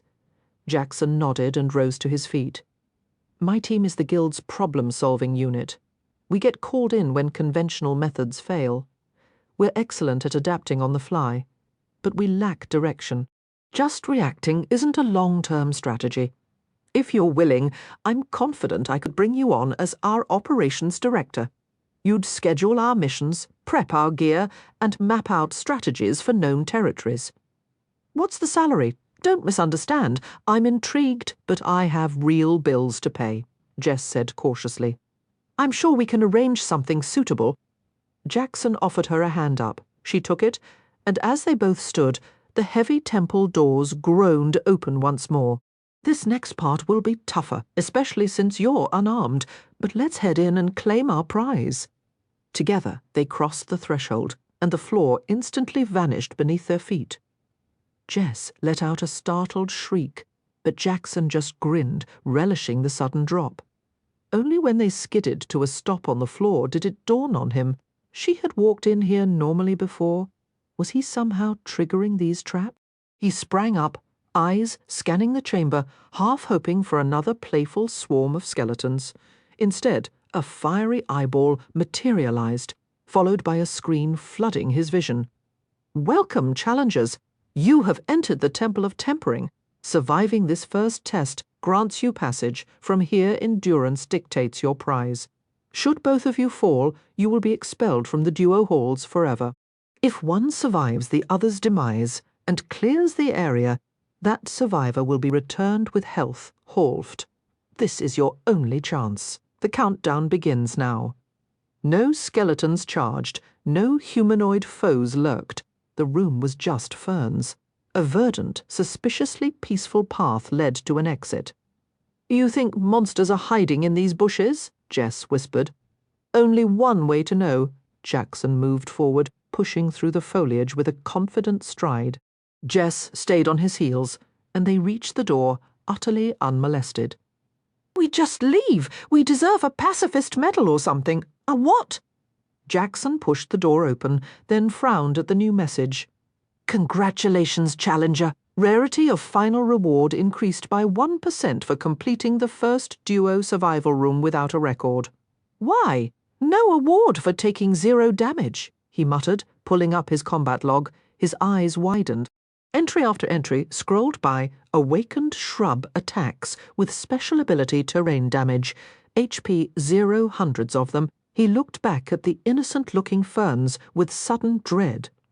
They hadn't hurt them yet, but what were they meant to become? He almost reached out to grab one, stopping his hand just in time. Using a herbalism skill here could ruin everything. Jackson, what are you doing? Jess was trying to peer past the veil of darkness clinging to the next doorway. Nothing, he said, rejoining her. Let's go together, they step through. Caw! Caw! A murder! Of crows filled the next chamber, immediately dive-bombing.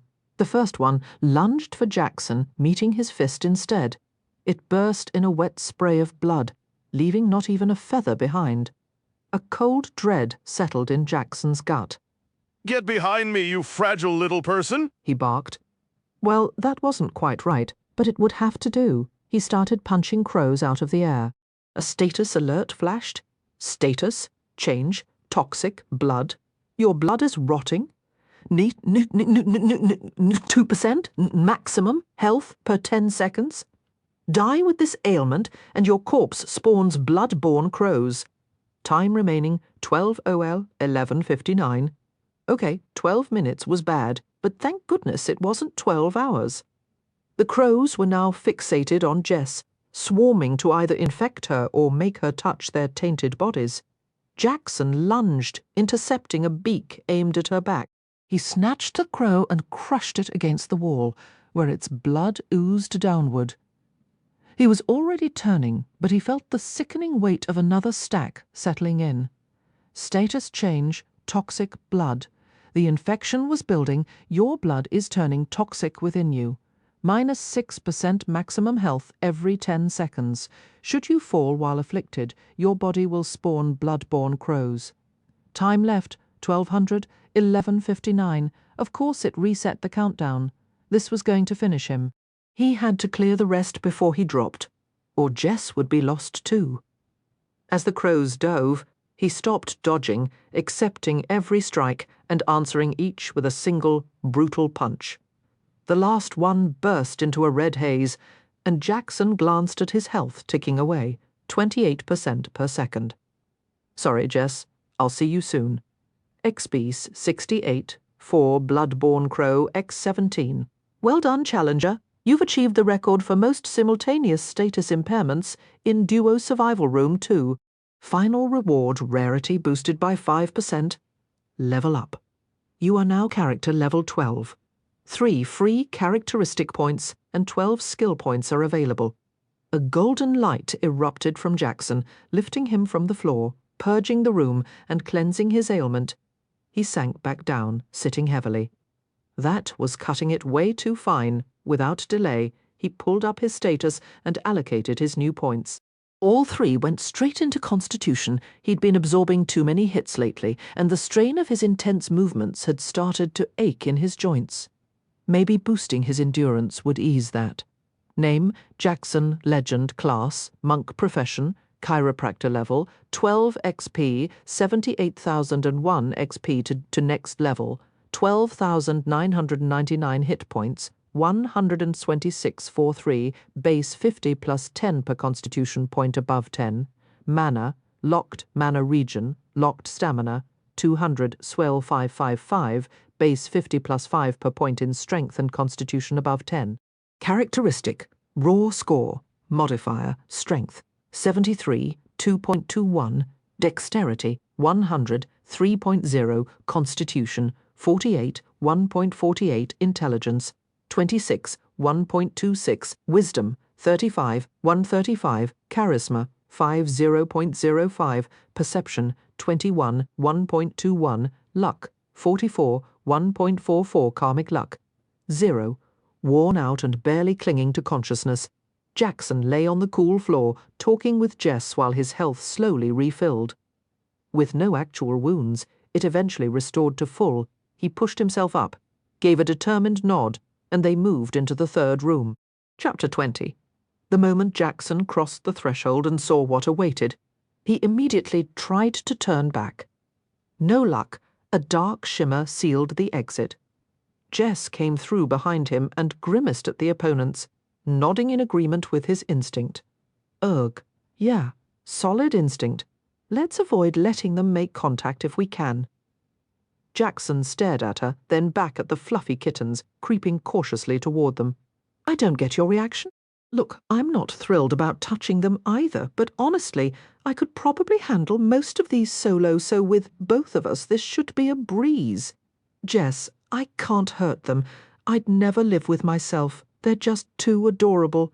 Jackson stammered as she rolled her eyes. Seriously, with your odd tastes, why am I not surprised this is what gets you? She muttered, stepping forward and crushing the first one under her boot. They're hostile, Jackson. We can't reach the door unless we deal with them. I can't even watch. Jackson stood frozen in horror as Jess methodically crushed or battered away one small body after another.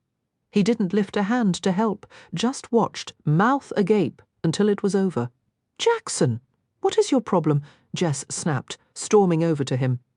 I just had to take out like 3 dozen rats all by myself. Rats? You were stomping kittens. Jackson felt his stomach turn. Jess gave him a light slap to snap him out of it. I did not. Those were clearly diseased vermin. Their eyes were glowing green. You really didn't notice. My combat log confirms I've eliminated 36 tiny beasts. There's definitely some perception-altering magic at work in this place. A system message flashed congratulating them for setting a new speed record in the 3rd duo survival chamber, boosting their final reward's rarity by 5%. I'm convinced something was enchanting those rodents to appear adorable to every other challenger, Jess remarked, a note of pride in her voice as she adjusted the strap of her pack. Thankfully, my perception stat is high enough to see through the illusion, otherwise we'd never have clinched that record. She strode confidently toward the exit, with Jackson following, his expression a mix of unease and lingering distaste for the vanquished creatures. They stepped into the 4th room, bracing for a significant spike in difficulty, but the sight that greeted them forced a swift recalibration. Several massive sharks flailed violently on the stone floor, already gasping in the oxygen-poor air. Their desperate thrashing sent sprays of water across the room, and Jackson realized the opponents were spawned the moment challengers entered, already at a fatal disadvantage, but not yet gone. It was a bizarre, almost cruel twist in the dungeon's design. Without hesitation, he surged forward, driving a powerful fist into the side of the nearest struggling predator. Jackson, what's the plan here? Jess called out, claiming every bit of experience we can. Jackson shot back a fierce, eager grin over his shoulder. These things are massive, and I'd wager high level. It's not our fault. They can't breathe. But letting that potential go to waste seems foolish. Jess needed no further convincing, joining in the assault. Their bare-handed blows did little more than bounce off the tough, rubbery hides. A blunt and largely ineffective effort. It didn't matter. Within minutes, the last of the sharks fell still. Another notification appeared, heralding a David and Goliath achievement for defeating enemies more than double their level, skyrocketing their reward rarity by a staggering 85% and setting a minimum of rare. The experience gain was monumental, hundreds of points, with each shark valued at nearly 2,000. Unbelievable, Jackson breathed out, a wide smile spreading across his face as he approached the fallen sharks. He reached out, intent on examining them, but halted his hand just before making contact. Jess had been observing him closely, recalling his similar hesitation with the flora in the initial chamber. Okay, seriously, what is going on with you? She demanded, planting her hands on her hips. You keep almost doing something and then stopping. Are you tempted to take a bite out of them? Worried I'll judge you? Trust me, my opinion of you is already rock bottom, so you're safe. How wonderfully reassuring. I'm touched. You care so deeply, Jackson replied, smoothly talking over her attempted interruption. No, it's simpler. I was advised that navigating this temple using only skills from your class, or ones you specifically want to improve, yields the best results. Using anything else can complicate the reward offerings. I'm being cautious to avoid accidentally triggering some latent harvesting or dissection skill.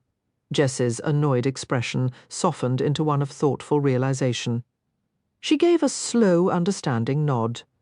That actually explains a lot about my previous attempt here.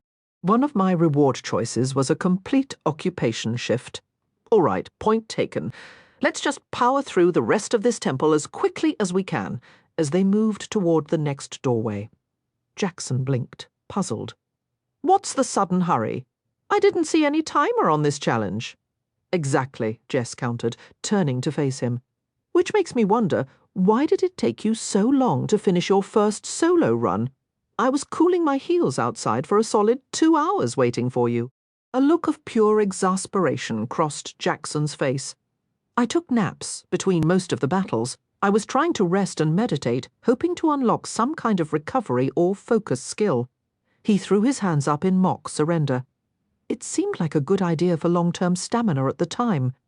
I just can't get the hang of this, no matter what I do. Jackson sighed, frustration evident in his voice. Jess, however, was fixated on something else entirely. You were taking naps? She asked, her tone sharpening.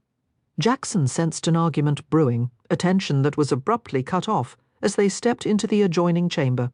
My face was being ground into the dirt for hours, and you were taking N-woe. Those are some seriously large and unpleasant-looking individuals. Jackson blurted out, immediately regretting his lack of filter. He wondered where his usual restraint had vanished. He glanced again at the hulking figures awaiting them and shrugged. At least he was being honest, and it appeared Jess was now thoroughly distracted. No way. Those are straight out of legend. Those are Lemure. They're a brutish type of demon that relies on raw strength and crude weapons to crush anything in their path. Jess was diving deep into her knowledge, so Jackson cut in to refocus her. I thought lemurs were cute little primates. Look, I'm glad you're fascinated, but we're the ones they want to smash, correct?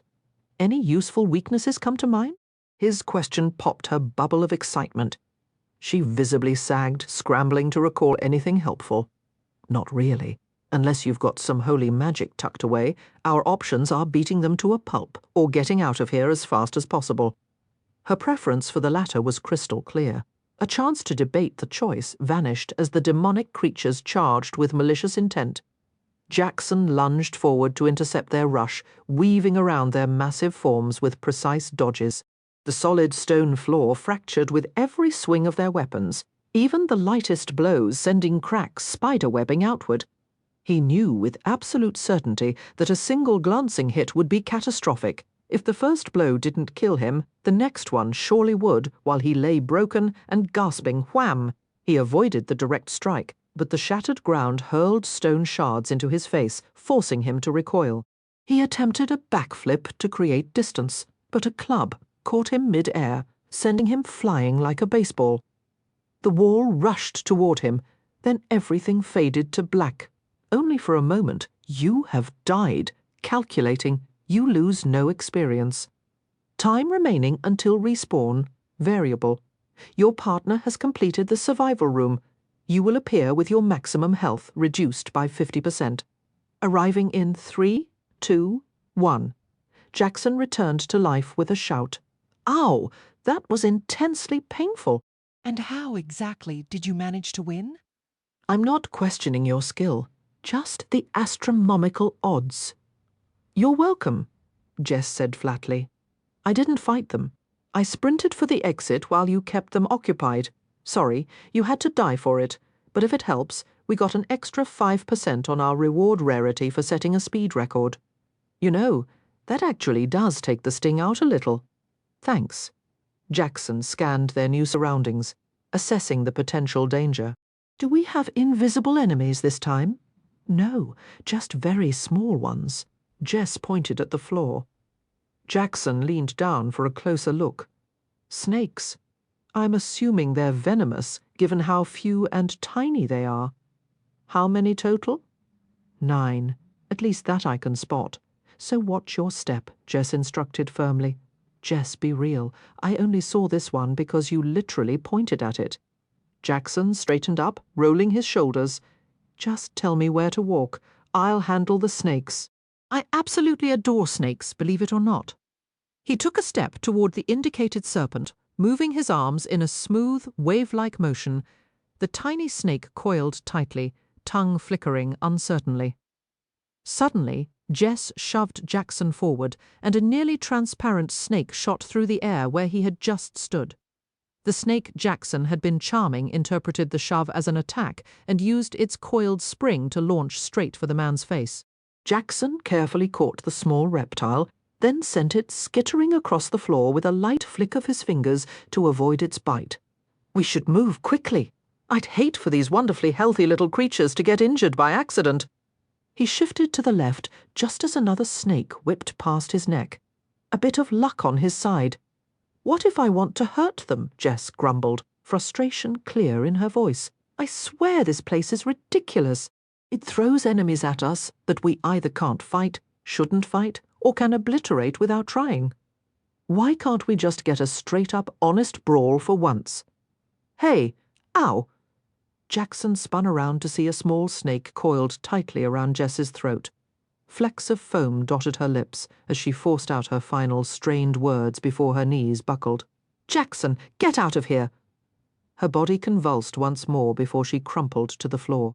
Without a second thought, Jackson launched himself backward, moving at a full sprint toward the exit. His erratic, swaying movements caused the pursuing snakes to miss their strikes in rapid succession. He hit the door, shoved it open, and slid through just in time. A cheerful notification chimed. Congratulations, challengers! You have achieved the beneficent human record for refraining from lethal force against your opponents, even when doing so would have been safe and simple. 6th Duo Survival Room completed. Rarity of final reward increased by 20% for setting a record. Minimum reward rarity is now set to unique. Not bad, Jackson said, turning to share the good news with Jess as she materialized beside him. His smile, however, quickly faded as he scanned their new surroundings. Well, Jess, we had a good streak going. What are you talking about? Her words died as she saw what they were facing. 6 hulking creatures stared back at them with beady eyes almost lost within their thick, shell-like armor. They were heavily built quadrupeds, reptilian in nature, with heads so massive they made up most of their bodies. One of them yawned, or rather, its jaw unhinged, opening wide enough to swallow Jackson whole in one bite. He had zero interest in finding out what that felt like. Their very anatomy seemed to defy physics. Magic had to be involved, or they'd simply tip over from the sheer imbalance. The largest beast in front took a slight step back, then surged forward with impossible speed. Its heavy body launched nearly a dozen feet through the air, landing right as Jackson and Jess tried to dodge. The impact knocked them off their feet. The other creatures followed, leaping and piling on in a crushing dogpile that ended both of their lives in an instant. You have died. Calculating, no experience lost, but you are now barred from re-entering the Temple of Tempering in solo or duo areas. Time until respawn. Variable. A reward must be selected before respawn. Please choose now. So, we have to pick one reward to share. Jess's voice made Jackson jump, letting out a sharp, drawn-out yelp that slowly trailed off. He took a steadying breath and turned to see her translucent form standing next to him. Oh, Jess, you scared me. No kidding, she said, looking him over as if he might grow another head just for screaming. What should we take? Jackson turned back to the list of rewards, and they began reviewing the unique options together. As they talked, one glaring problem became obvious. Jackson was the first to say it aloud, but Jess was already nodding grimly. Looks like the standout reward is a 2-piece set, but if we split it up, each piece is practically worthless. Everything else is. Fine, I guess. But these set items are clearly the best choice. Which means Jess finished the thought for both of them. We either figure out who gets the set, or we settle for second-best rewards. They fell into a heavy, thoughtful silence. I think, Jackson began, Jess started to speak at the same moment, cutting herself off as their words collided. "You go first," she offered. "All right. Honestly, this whole setup feels like it's built for partners who've known each other for years, or at least have a solid foundation of trust. It's clear that teamwork here could make someone incredibly powerful, but that power comes with a huge price: total reliance on the other person." "I'm fine with a smaller share," Jess said, gesturing toward the displayed options for supplies, currency, or experience points. "That guarantees we both walk away with something." She let out a slow breath. "But honestly, even though some of this gear looks amazing, none of it fits my long-term plan. Let's pick one of the set items, and you take it." Jackson gave a casual shrug as Jess eyed him with clear suspicion. "How do I know this isn't just a trick to cheat me out of my reward?" Her tone turned grim, hinting at old betrayals. "Consider it a welcome gift from my team. This way, you start off knowing we deal in good faith." To Jess, Jackson's smile seemed to shift in that moment, less threatening, yet still intensely formidable. "Fine," she conceded, swallowing hard as her gaze returned to the studded leather armor that made her pulse quicken. "I really want this set." Jackson inspected the description and nodded. Flat 5% boost to dexterity, a defense stat that scales limited self-repair, a once-per-day flash step ability, and a 10% stealth bonus, probably because it's made from hide, right? "Get it?" He grinned. "Oh, come on," Jess groaned, rolling her eyes. "You're terrible. Can we just take it?" "You're certain?" At her firm nod, Jackson confirmed the selection. A pair of studded leather leggings materialized in his hands, while the matching chest piece appeared in hers. He passed the leggings over before she could even feel a flicker of doubt, and then he was gone, vanishing from her sight as she found herself respawned outside the temple entrance. Jackson? She scanned the area but saw no sign of him. Shrugging, she equipped the new armor and began testing her enhanced movements, feeling a surge of agility with each step. Meanwhile, Jackson was plunged into a radiant, golden-lit void. A resonant voice echoed around him.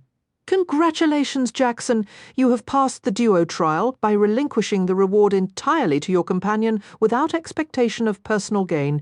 You have demonstrated profound trustworthiness and generosity. These qualities form the bedrock of any lasting partnership.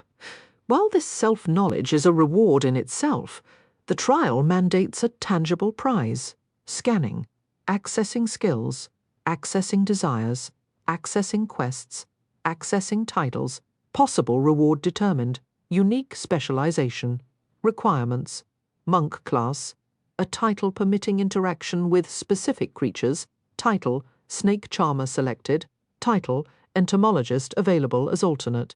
A prestigious monk-specific title, title, legend qualifies as substitute. Total cost reduced by 50% due to due success modifier. Cost, 5 ranks of acupressure skill, 5 ranks of adjust skill, 10 ranks of contortionist's dodge skill, 8 ranks of body compression skill.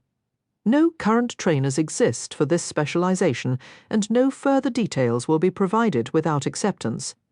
Accept? Yes, no. Jackson's finger hovered.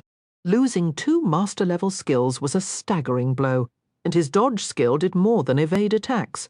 It allowed his body to twist into impossible shapes. He'd never heard of a specialization demanding such a price just to advance.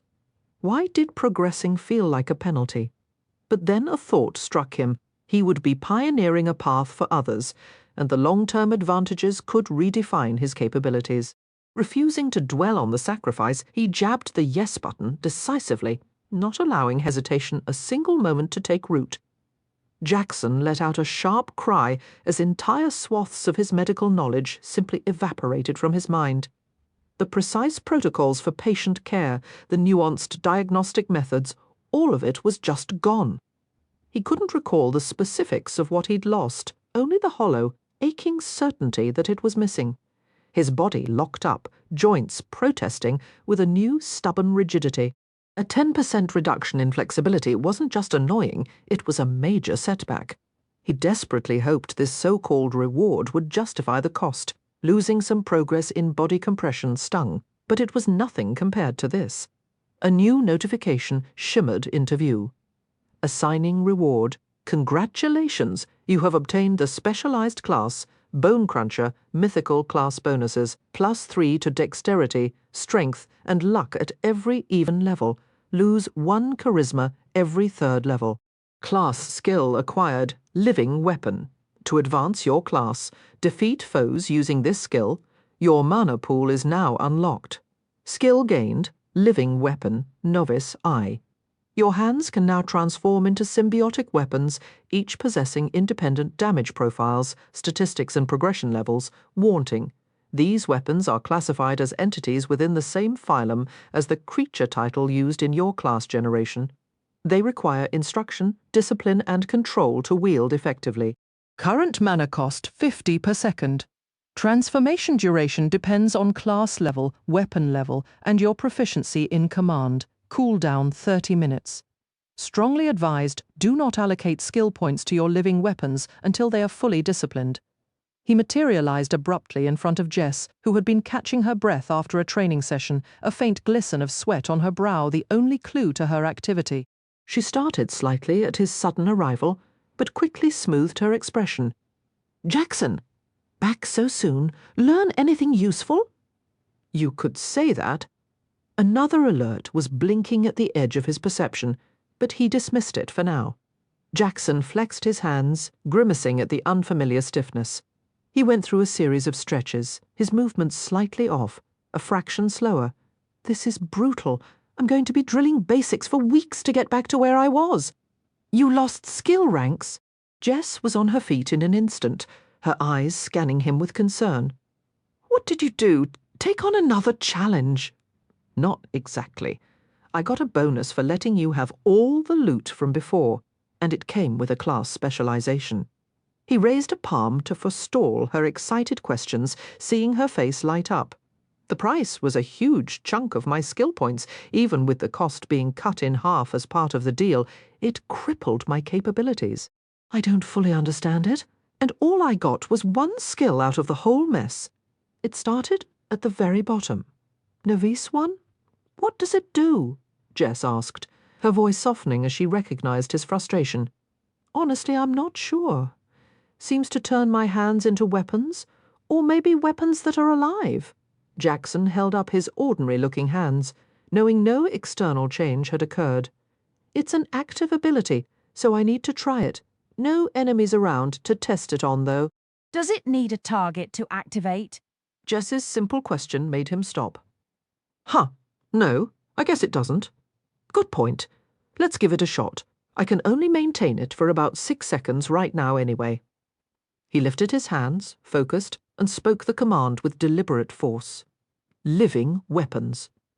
A violent tremor shot through his hands, his fingers fusing and contorting. They folded and compressed, bending unnaturally toward his wrists.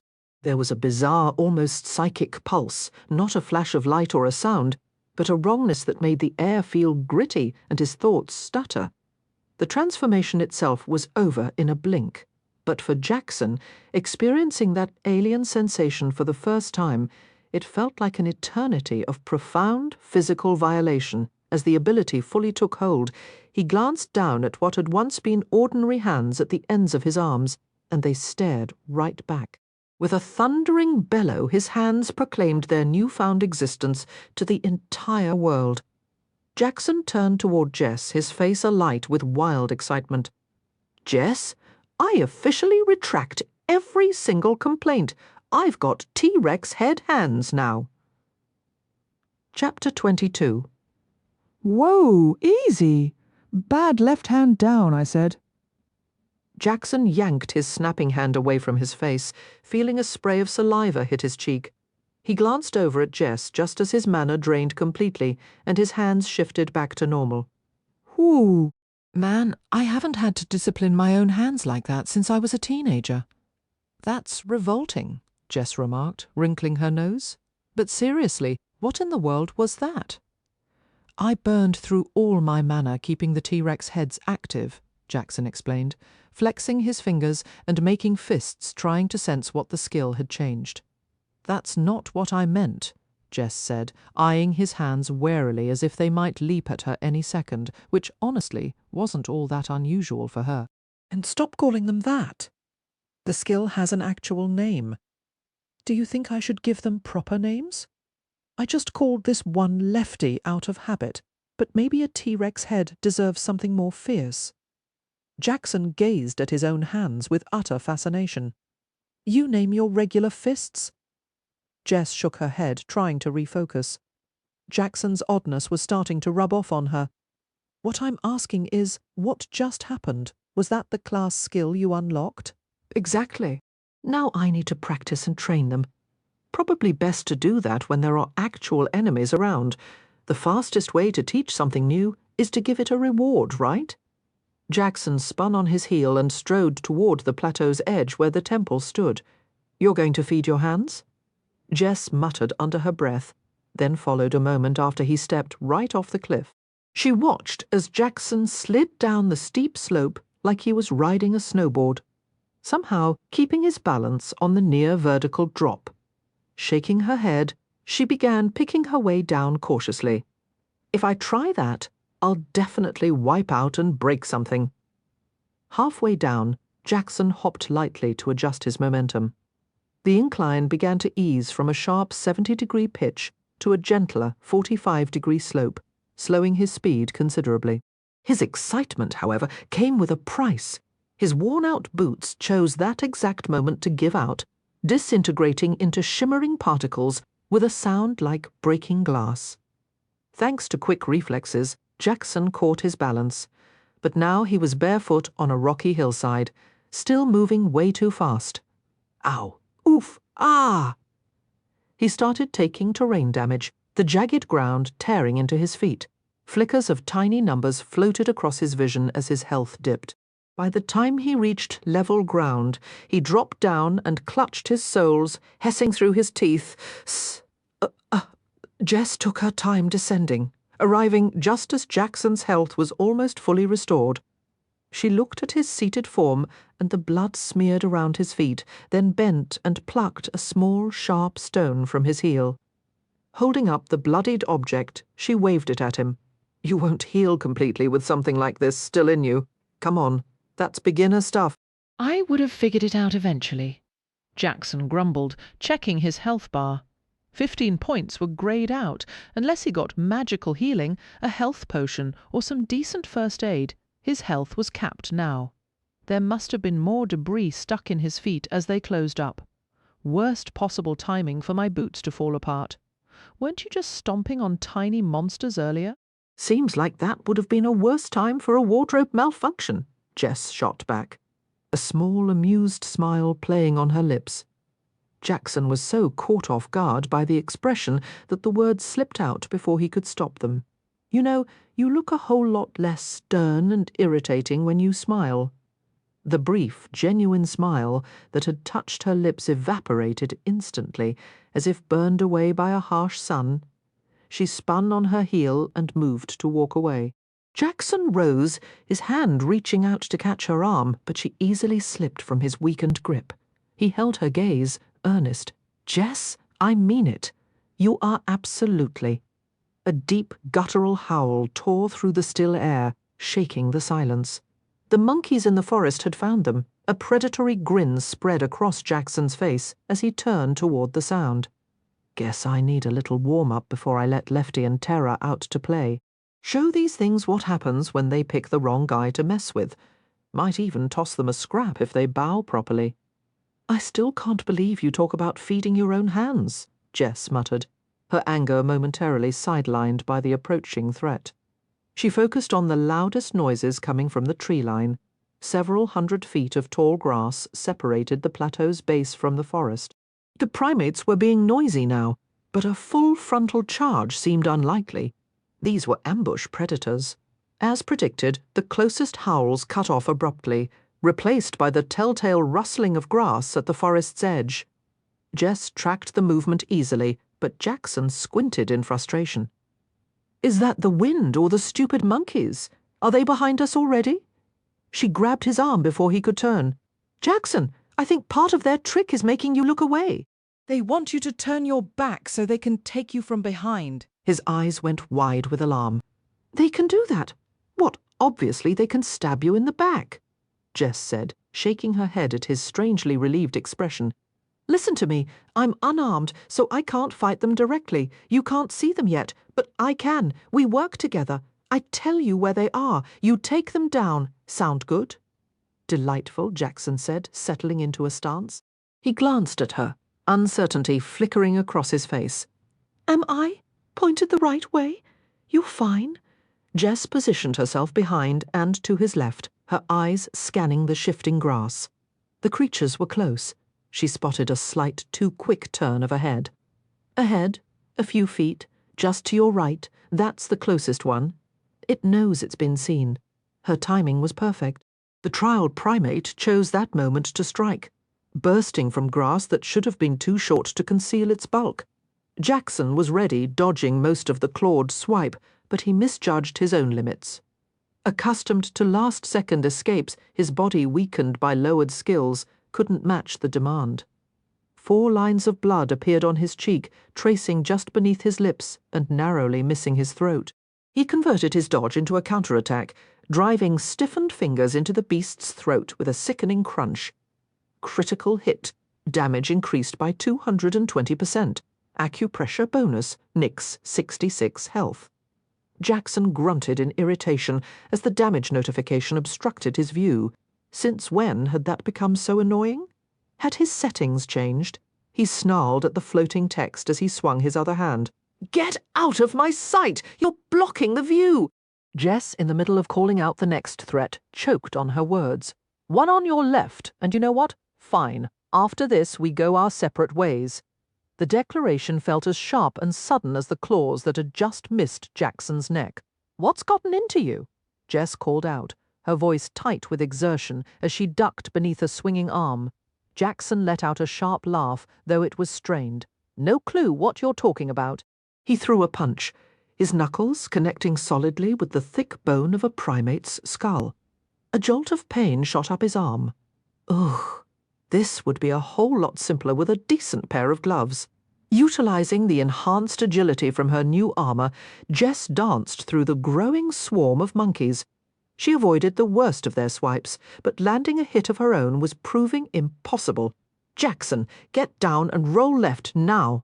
He dropped instantly at the sound of her voice, though his roll carried him to the right, a split-second decision that saved him from a devastating blow to the spine. The weight of a heavy foot crashed down on his ribs, knocking the air from his lungs. Gasping, he forced a hard cough to clear his airway. 8 of the creatures were now upon them, and without proper weapons the fight was turning desperate. Jackson focused his strikes on joints and pressure points, aiming to hobble their advance through sheer numbers. After a moment, his strategy began to work. The primate's movements grew sluggish, whether from twisted limbs or sudden, crippling muscle spasms. The momentum was shifting. He toppled one beast and delivered 4 rapid, brutal punches to its jaw before rolling back and activating his adjust skill. The targeted mandible gave way with a sickening crack, leaving the creature dazed and writhing in pain. Seizing the moment, Jackson drove a heavy strike into its neck, cutting off its air. "Talk about a knockout one down," he panted, bending his knees and bouncing lightly on the balls of his feet. He wiggled his fingers at the remaining monkeys in a blatant, almost comical taunt. His unofficial talent for provoking a fight was legendary, and it proved true again as the enraged troop surged toward him with furious howls. He twisted away from a descending fist, leaped over a low tackle, and slipped through a pincer movement. Every dodge was punctuated by a counterstrike, a few landing with critical force. It wasn't enough to finish any of them off, however. The smarter beasts began to rotate away after taking a solid hit, knowing he couldn't chase them without exposing his back. They were learning, and it was infuriating. "Jump!" Jess's command cut through the chaos. Jackson launched himself upward without hesitation. 2 primates shot through the space beneath him, their flying tackles meeting only air. As he descended, a familiar welcome click echoed in his mind A skill cooldown had finally ended. He landed squarely, only to find himself encircled by a tightening ring of snarling bodies. "I'm surrounded," he cried, feigning terror for a heartbeat before a fierce grin split his face. "Perfect, attacking in any direction it is. Living weapons." A bizarre, questioning squawk echoed from his left hand. A sharper, more curious chirp came from his right. Where his fists should have been, the miniature heads of Tyrannosaurus rexes now snapped and hissed. The primates, either ignorant of the danger or too enraged to care, pressed the attack. Jackson lashed out with a straight punch, his control limited to aiming the direction. The jaws on his right hand opened wide and tore into a monkey's face, ripping away a chunk of flesh and fur as he pulled back. His left fist shot out, and the T-Rex head there clamped down viciously on a beast's collarbone. When Jackson tried to retract his arm, the feral appendage refused, stubbornly holding its prey. Clawed paws raked his sides, drawing lines of fire across his skin. A growl of pure fury erupted from his throat. Intimidation successful. The left head released its grip and turned toward Jackson with a low, threatening hiss, as if blaming him for the interruption. Jackson met its reptilian gaze with a glare of his own. Even as he swung the right terror, he decided to name it toward an exposed throat. The long, serrated teeth sheared through soft flesh with horrifying ease. The monkey hit the earth with a choked, wet sound, and terror gulped down the ragged piece of flesh it had seized. Mana restored. 38 Jackson, on your 6. Jess had been busy, seizing every opening to harry the creatures fixated on the monk. Seriously? They get a stamina boost from snacking mid-fight? Jackson whirled, driving Lefty deep into the gut of a primate lunging from behind. He dropped his weight, heaved, and used the momentum to flip the beast over his shoulder while his left head hand ripped through its soft underside. Mana restored 54, a full second of mana right there. Jackson barked a laugh as viscera showered over him, looking for all the world like a deranged killer. He launched himself from the ground, using his heavier frame to slam another monkey into the tall grass. Rather than pummeling it, he simply pressed his living hands against its torso and let them seize greedy mouthfuls of fresh meat before yanking back, tearing it free to swallow. He was having such a blast he barely registered the accumulating blows until a heavy paw smashed against the back of his skull, carving grooves in his skin and nearly fracturing bone. If not for his unnaturally flexible skeleton, that would have been a fight-ender. He rolled forward over the now limp primate and surged back into the fray. His hands clamped onto a pair of furry shoulders, teeth sinking deep through the adrenaline haze. Jackson realized the T-Rex heads had found a sweet spot near a joint, and he decided to test his other abilities in concert with them. Adjust! Wherever the teeth scraped bone, a nauseating pop echoed. A cascade of damage alerts flooded Jackson's vision, and his prey convulsed before going still. He made sure his hands ripped out one last bloody prize as he pivoted to the remaining creatures, dispatching the few unharmed ones in mere seconds. Pinning the final monkey, Jackson worked his hands like mechanical pistons, letting them feast until they were sated. When they finally went slack, he turned them to face himself and grinned. "We're going to have you taste the flesh of 1,000 beasts. We will make the T-Rex the apex predator of this world once more." Well, at least these T-Rex heads. Craw. Nya. After a moment of stillness, his hands reverted to normal, and Jackson let out a long, satisfied sigh. A blinking wall of notifications awaited. He started with the newest, dismissing the combat logs. Experience gained 225 Tile Primate X8. As this is your first kill using your living weapons, new information is available. You may allocate experience from these kills to level the living weapons, devote it to your specialization to advance your class level, or let it flow to your character level. These settings can be altered anytime, but must be set prior to combat. Current allocation. To the weapons, Jackson answered instantly. Experience division confirmed. Your living weapons disposition has shifted from feral to wild. They are now 10% less likely to attack you if you are within range. Disposition levels are feral, wild, confused, timid, placid, poorly trained, trained, obedient, fully tamed. Many methods exist to shift disposition. Discover what works for your companions. Skill increase, adjust, expert, V, skill increase, body compression, novice 3, skill increase, contortionists, dodge, student 0. Congratulations, you have regained the student rank for a sacrificed skill, title gained, powers cost, skill increase, jump, apprentice I. Skill increase, living weapon novice 2. Title gained, powers cost, you surrendered skill levels not for fusion, but for a greater prize now. Through relentless effort, you have reclaimed what was lost. A notification flashed, offering a stat increase across the board, except for karmic luck and the unlocking of an assassin class. The prompt asked if he wished to replace his current class. Jackson dismissed it with a firm no. With that settled, he finally turned his attention to the persistent alert that had been waiting since he acquired his T-Rex head hands. The quest to find a specialization was complete by listening to his inner voice and walking the genuine path of a monk. He had even technically fulfilled the optional requirement of gaining a class solo. His reward was a new skill. He gained the passive ability, Battle Meditation, Novice. The description fit him perfectly. He wasn't built for sitting still to find clarity. His mind achieved true sharp focus only through action. The effect reduced the mana or stamina cost of his skills by 5N% after he'd been in combat for at least 5 seconds, with N representing the skill's level. Chapter 23 found Jess and Jackson moving swiftly through the woods. With a confirmed direction, their travel over the rough terrain became more efficient. They had formally formed a party after Jackson's quest concluded and were actively testing their new limits in skirmishes.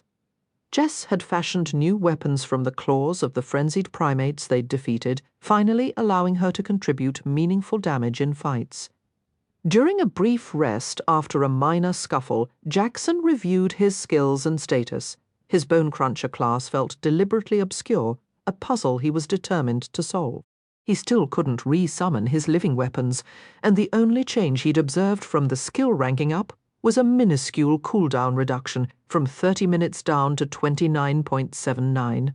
A paltry 0.25% per level. The mana cost had decreased from 50 to 45 per second, though he couldn't tell if that was from skill progression or the disposition aspect of the ability. He pulled up his character sheet to assess his current standing. The numbers hadn't shifted dramatically, but a new tab caught his eye. Opening it revealed a stat sheet for his living weapons, Lefty and Terror. It was a simpler display than his own, which made sense. They were his hands, after all, sharing his health pool and drawing from his mana and stamina. Their stats were derived from his own, half of his values, plus additional points per level for each attribute, with perception receiving a triple bonus. A brief explanatory note faded after he read it.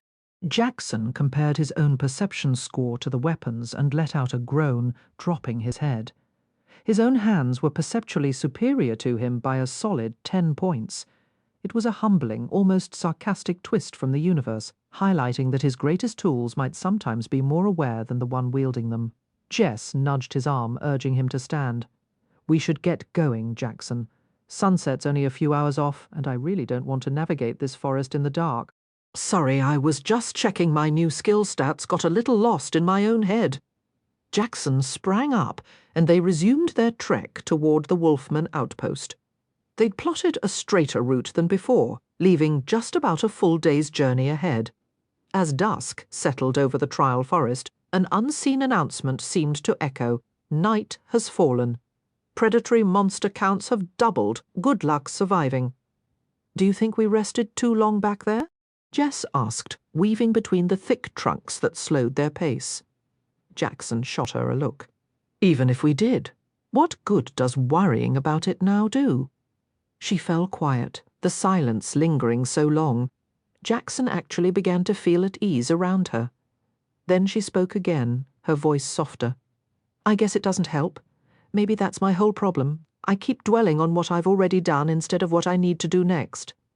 Jess paused, moistening her lips. guess wisdom comes with age, right? That's not wisdom. That's common sense. Or it should be. The past is over, the present is fleeting, and the future is all we've got. Jackson smirked at his own tweaked proverb.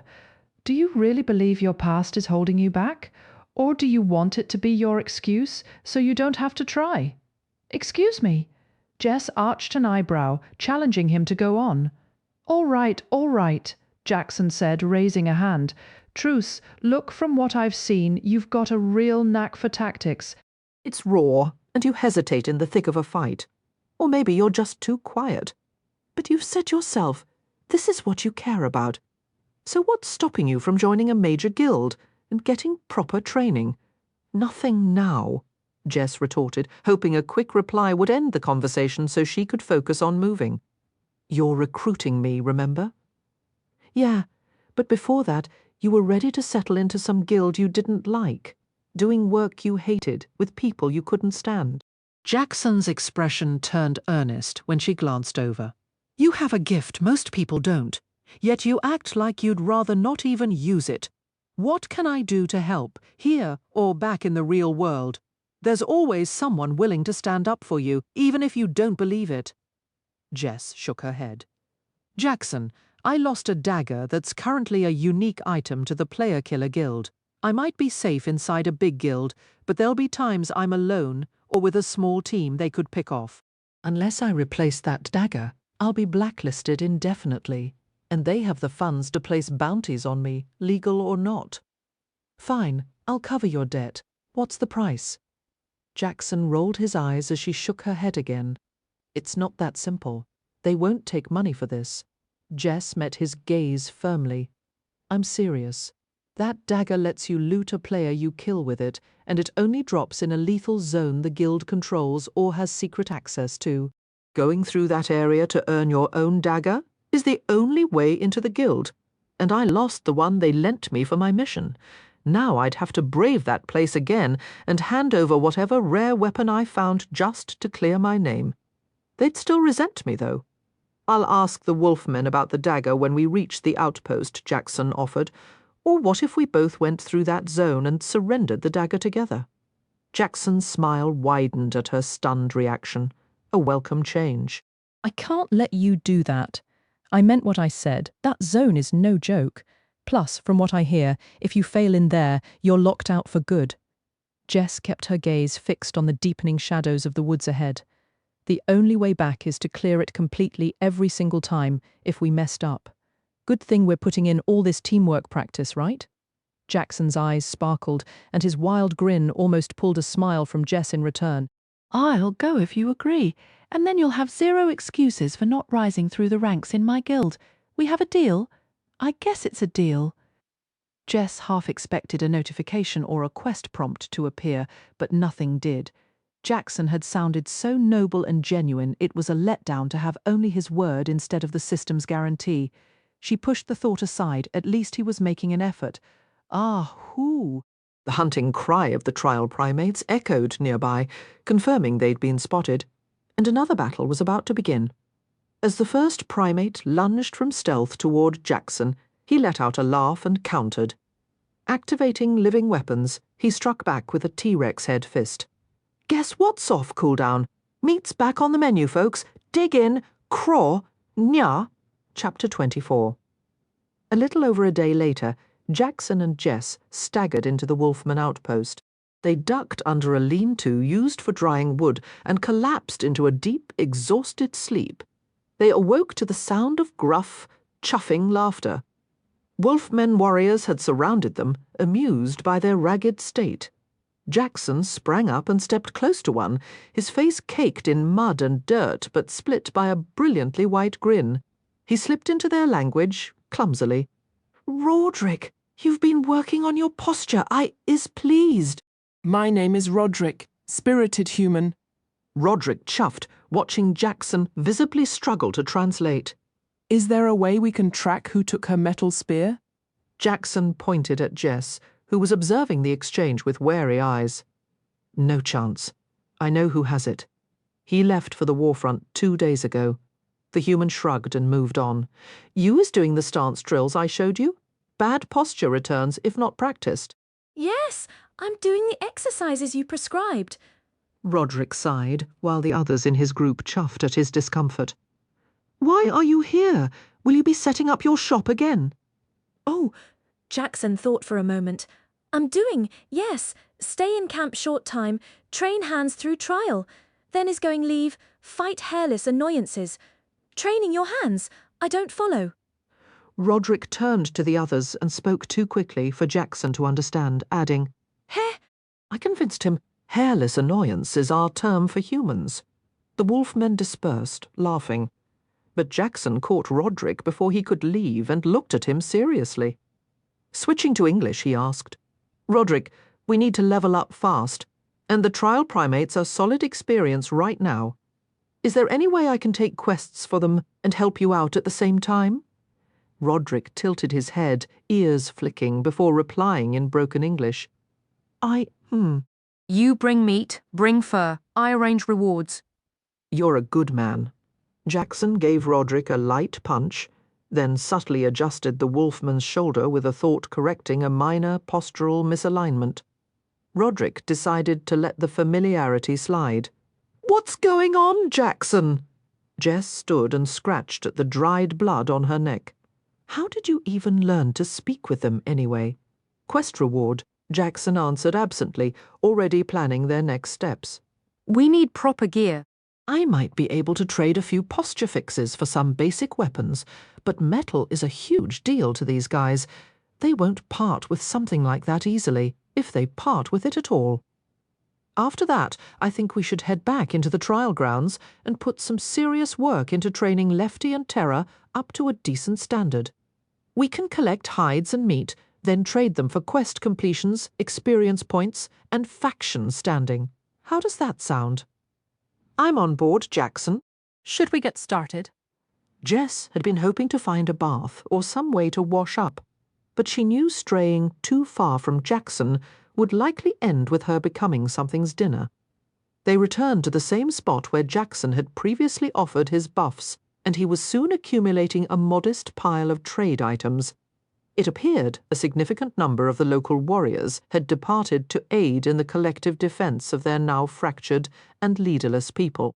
Oddly, the wolfmen in this particular area didn't seem overly concerned. Whenever the subject was mentioned, they'd offer their equivalent of a shrug and change the topic. Jackson gathered the assortment of smoked meats and miscellaneous trinkets and took them to a weapons vendor, trading the entire lot for a matched set of stone-reinforced bone daggers. He passed them to Jess with a grin before getting back to work, this time saving up for a proper meal and that bath.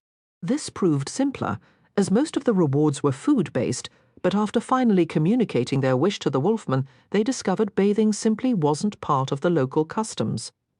Sorry, Jess. Looks like we're stuck being grimy for a while longer. I hope that's okay. Personally, I don't mind it. Jackson shrugged at her appalled expression and moved on.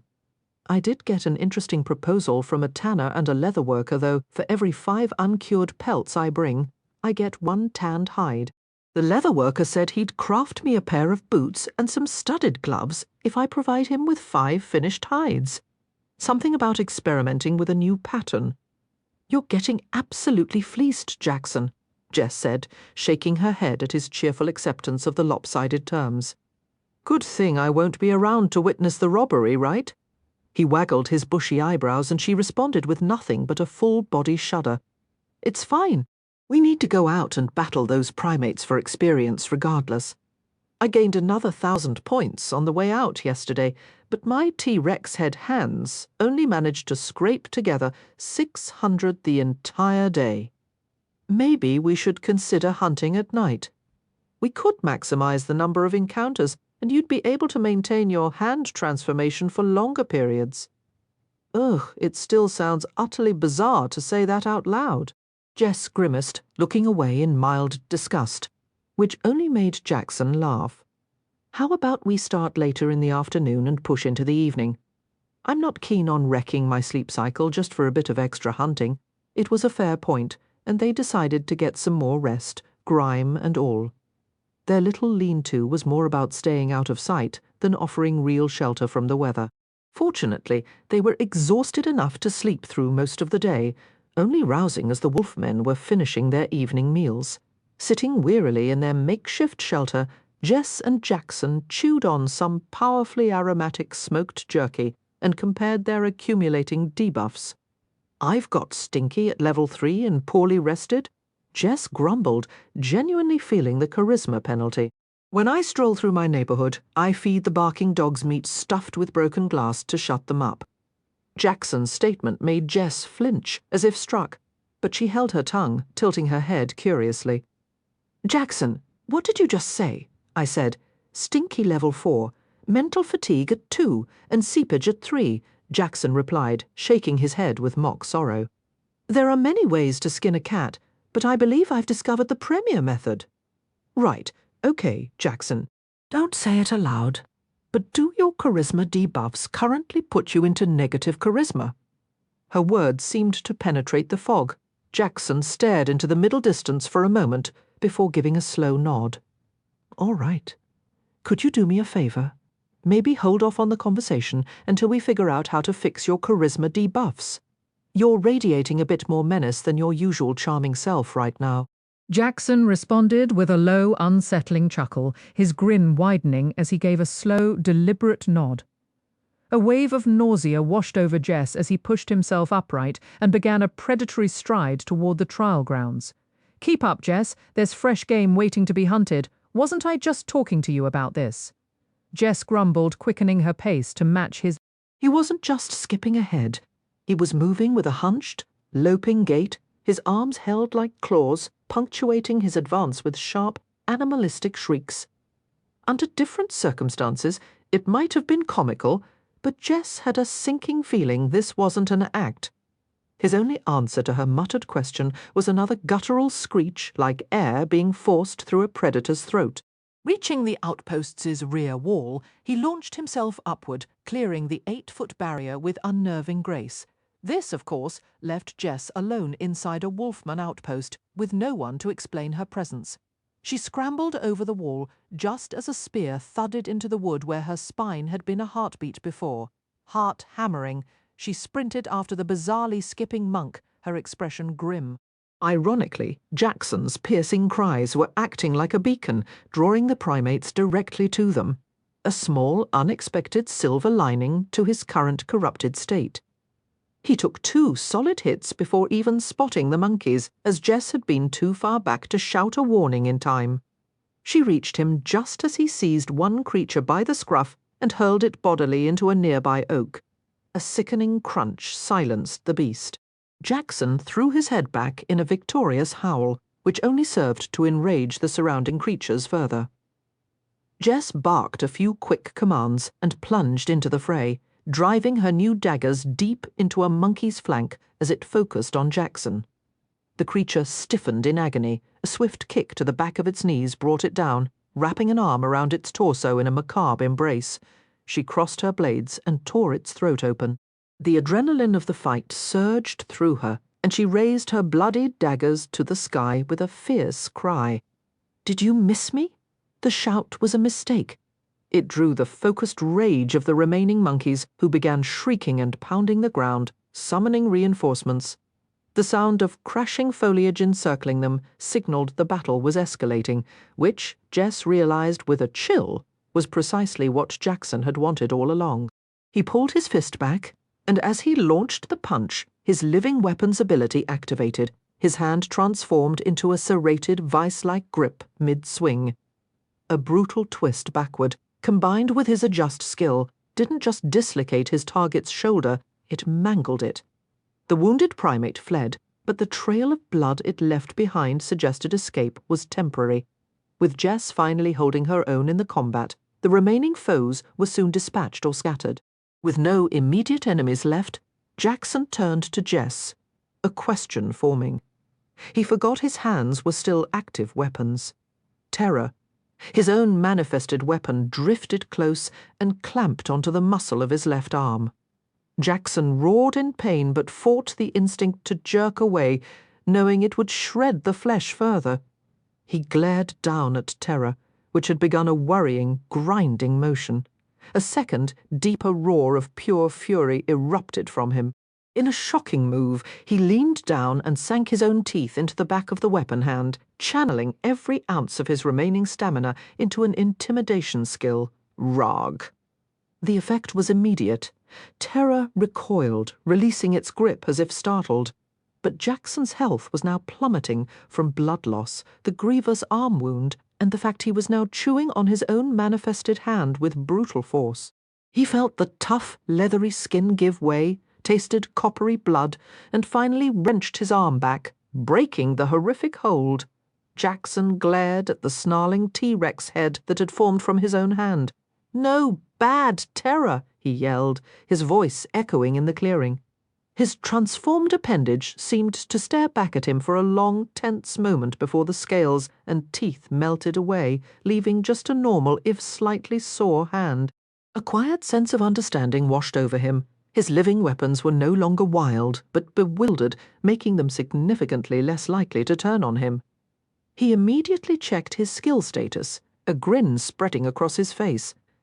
The mana drain had dropped once more, now a manageable 40 per second. Perfect, he muttered to himself. If this trend holds once they're fully trained, the upkeep might be as low as 10. Absolutely perfect. A series of notifications confirmed their success. Experience for him, a larger share for his weapons, and a new level for the skill itself. "Did you just bite yourself?" Jess's voice cut through his thoughts as she approached, already wrapping a clean bandage tightly around his bleeding bicep. She shook her head, a mix of concern and exasperation on her face. "I swear, sometimes I don't know what to do with you." It's nothing to stress over." Jackson sighed, sinking to the ground as a wave of exhaustion hit him. His mana and stamina pools were practically empty. Just an old trick for dealing with an unruly animal. If it bites you, sometimes you have to bite back. Since Terror here was lacking ears, I had to improvise. Jess just stared, speechless, as he closed his eyes and gathered his thoughts. The fight was over, and now he had a pile of unspent skill points waiting. His fatigue momentarily forgotten, he pulled up his interface, eyes scanning the options. 10 whole points. The possibilities were tantalizing. The first rays of dawn painted the sky in hues of orange and pink as Jess and Jackson wearily approached the Wolfman outpost, dragging a grisly sled piled high with pelts and primal meat. Jackson managed a tired smile up at the guards on the wall, who watched their approach with amused curiosity. He dropped the ropes and gave a clumsy wave. "We give meat 5 big pieces. You help lift," he offered, his attempt at the local tongue butchering the pronunciation. The wolfman winced but agreed, coming down to help haul the sticky, bloodied haul into the settlement. As they walked, Jackson reflected on the long, relentless night. He had been conservative, spending only 5 of his hard-earned skill points.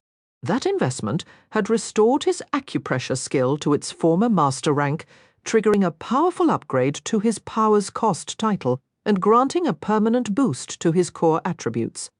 Hitting that 50-point threshold in Constitution had been an ordeal, a sudden, wrenching pain that felt like his bones were being reforged, leaving him writhing on the forest floor until his body emerged denser and more resilient. The silver lining was that the transformation had nearly sealed the vicious wounds on his arm from Terror's earlier rebellion. Of course, he'd forgotten to warn Jess, leading to a brief but genuine panic from her before she understood it was just another one of his bizarre stat milestones. Their plan for a midnight respite had been completely abandoned, overrun by the sheer relentless numbers of the trial primates. They had pushed through the sleep deprivation, falling into a brutal, efficient rhythm of hunt and survive. Now, walking toward the town tanner. Jackson scrolled through the cascade of notifications from the marathon session. His skills had grown across the board. Aerial acrobatics, battle meditation, body compression, his mastery over his cloth armor, his dodging, his sheer ability to intimidate, even his jumping power. Most importantly, his living weapons had gained another level, inching closer to true control. The experience tallies rolled in, a final testament to a night spent, not just surviving, but aggressively thriving. The night had been incredibly productive for skill growth, with battle meditation humming in the background almost the entire time. Reaching master rank in acupressure again was a thrill, unlocking knowledge he'd sorely missed.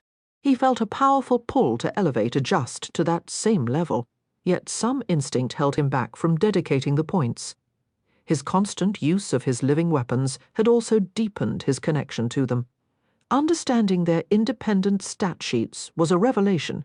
It wasn't just separate power, but a force he could combine with his own. If his T-Rex heads possessed 30 points of strength and Jackson wielded 50, coordinating an attack could merge that potential, channeling something close to 80 points of force into a single blow. The math wasn't flawless, but the resulting damage matched his expectations.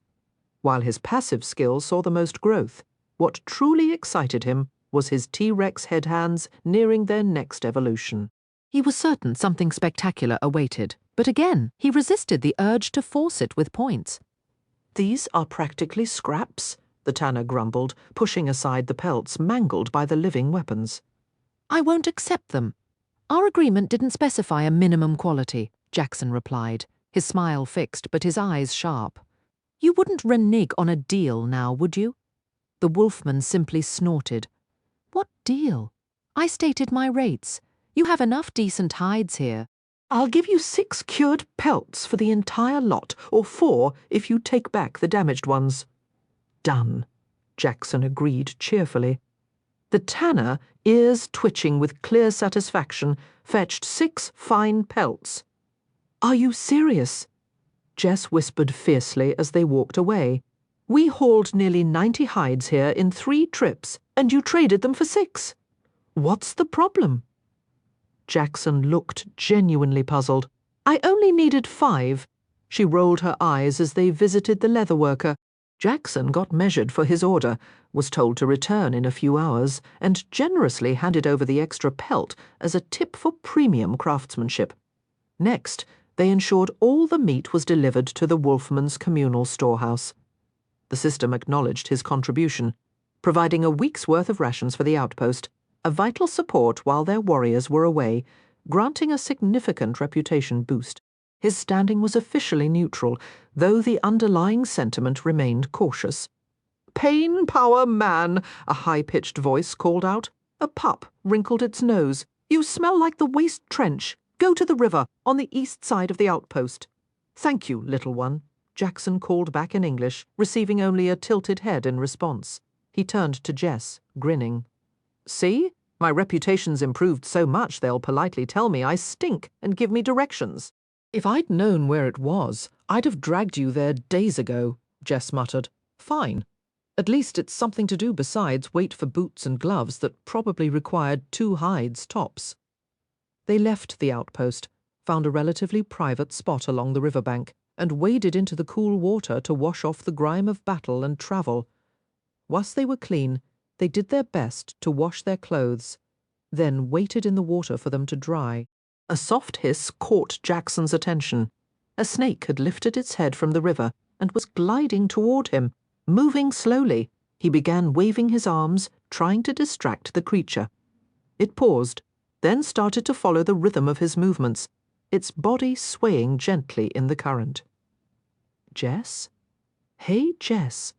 "What?" Her reply came from behind a curtain of hanging vines. "I'm charming a snake over here. Want to come see?" Jackson called out carefully. "Why are men so gross?" "I don't even want to hear about it. Jackson." Jess shot back, her tone sharp. "I have 0 interest in your one-eyed snake." Jackson peered at the serpent in the water. Sure enough, it looked like the creature had been in some scrap that left one eye covered in scar tissue. "Oh, ho! Checking out my side, are you?" "I didn't even notice that until you mentioned it. You cheeky thing. Hey, watch out! It's drifting your way." Now calm, the snake was letting the current carry it downstream. Jess didn't seem to grasp what he meant until a minute later, when a sharp scream carried over the water. "Snake. Yeah, I basically told you that forever ago," Jackson called back. "I thought you were just being disgusting." Nope. There was an actual snake. I can see that now, Jackson. By then, Jess had climbed out of the water and was pulling on her still damp clothes. I don't know what you did to it, but at least it completely ignored me. I already told you. I charmed it. Jackson laughed at the weary sigh that travelled across the water. I'm getting out now. Turn around or something. I'm shy, I guess.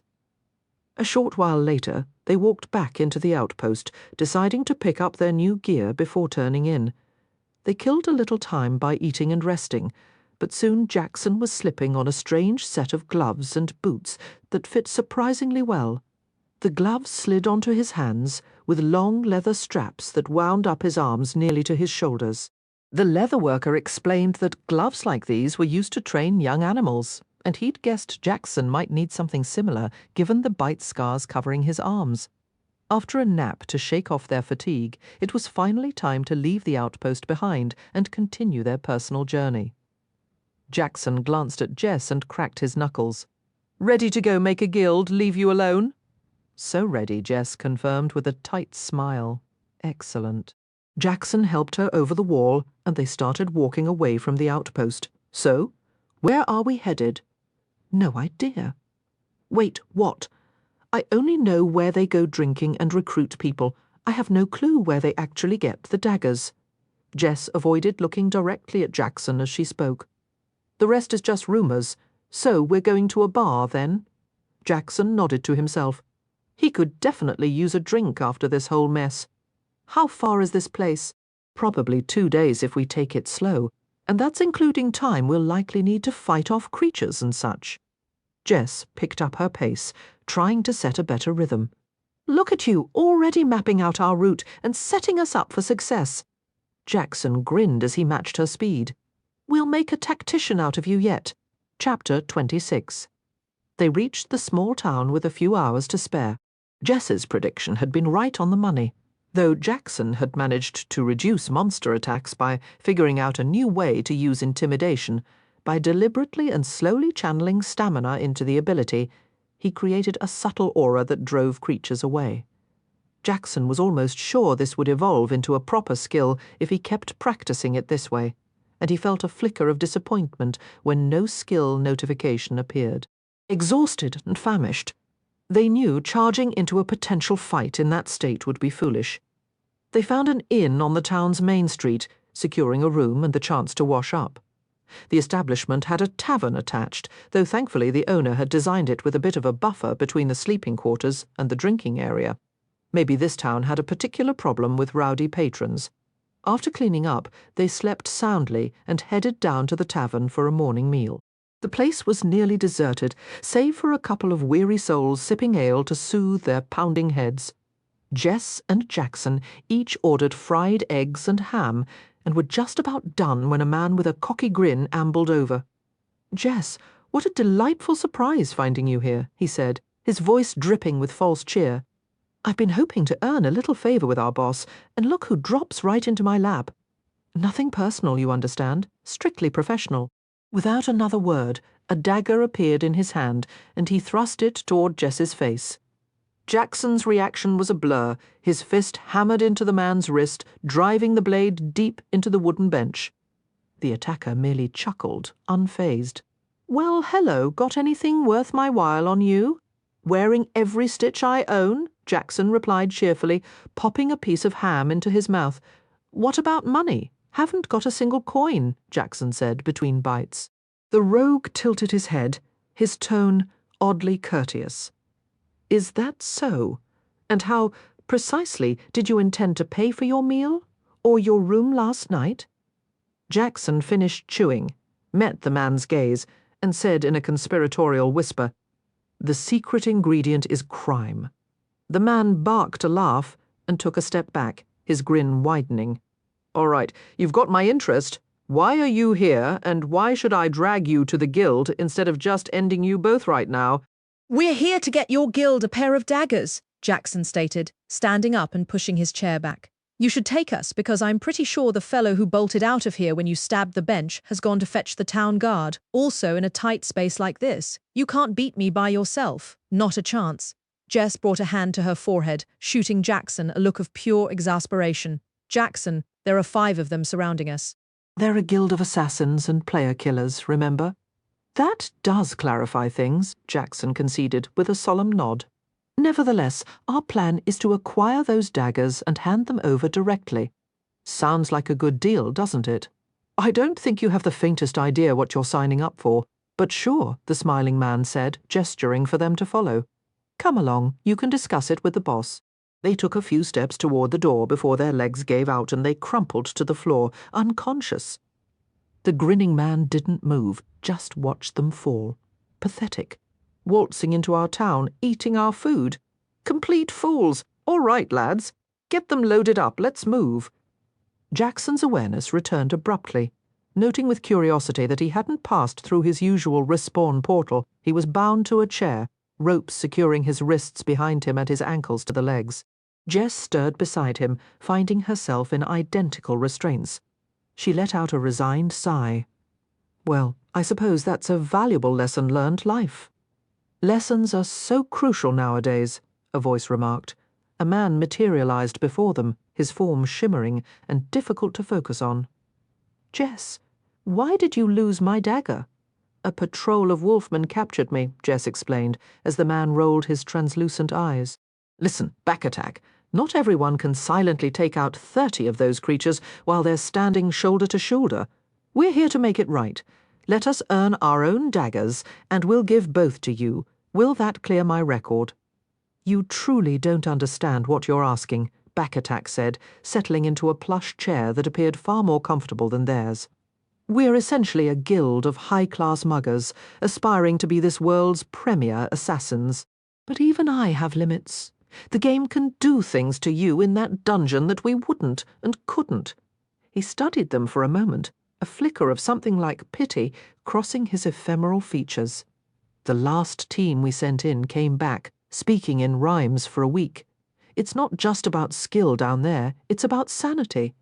How about we just take you out every time we track you down for, let's say, half a year? Jess looked like she might be sick. Half a year. What's the catch? Jackson cut in.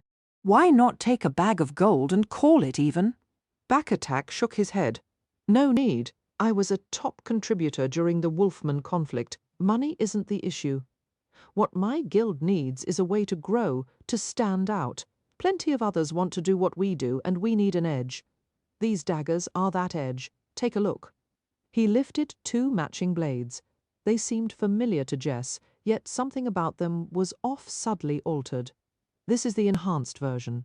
After you eliminate 250 different targets with a standard dagger, you can re-enter the dungeon and trade up for these, double the damage, and, well, the rest is guild business. Lets you gain experience from kills, right? Jackson said it plainly, and for the first time, something other than irritation flashed across Back Attack's face. Who told you that? Can you scan weapons from a distance? The man leaned in, a blade now resting against Jackson's throat. Just a guess. Seemed like the next step for a weapon that lets you loot from people. Jackson tried to shrug and nicked himself. Oh, you know, too much. Back Attack stepped back, running a hand through his hair. You know what? Fine. If you want to try for one of these, go ahead. But I'm warning you, you'll likely die. This area is built for the stealthy and the sharp-eyed. Here's my counter, Jackson said, defiance in his voice. You get a dagger if you swear to stop hunting Jess. He paused, then added, and me too. Leave us both alone. Sure, as long as you keep quiet about the daggers and actually survive long enough to get one. Back Attack stood, ready to free them from the chairs. Deal? Shake on it? Jackson thrust out a hand, startling Back Attack again. How are you loose? He eyed the hand suspiciously, looking for cut bindings or trickery. I'm flexible. Jackson grinned, keeping his hand extended. Do we have an agreement? Fine. They shook, and a notification materialized between them. Deal struck. Both parties will be alerted if terms are broken. The first to violate the agreement earns the Warlock title. By the way, you should know I'm with the Wanderers Guild, Jackson added, his tone oddly cheerful, as if discussing weekend plans over breakfast. Break this deal, and I'll do whatever it takes to see your guild crumble. Back attack stiffened. Then a rough smile spread across his face. Charming. You know, this might just work out. Care for a drink? The knockout special again? Yep. Fine. Jackson sighed, realizing there was no other safe exit. He and Jess both drank a deceptively delicious smoothie. Jackson's last words were, "Stupid assassins and their ridiculous secrets." Status effect, unconscious. Time remaining, 3, 2, 1. Jackson's eyes snapped open. He'd been booted from the respawn room again, and this time he was genuinely annoyed. He'd been right in the middle of a holiday film, the part where the entitled city-born heiress was about to kiss the humble small-town rancher. Worst possible timing. Welcome back. Back Attack's eyes held a dangerous glint. This pack has enough supplies for a few days. There's plenty of natural light inside, so no need for torches. You can go in together or separately, but if you go together, understand the danger doubles. Jess and Jackson exchanged a look. Jackson cleared his throat. Together? Jess gave him a smile. Sounds good to me. Back Attack just shook his head. How adorable. Listen, your last chance to walk away is right before we roll that big rock into place to seal the entrance. If you turn back then, we'll just kill you and keep hunting you both until it stops being fun. So by all means, feel free.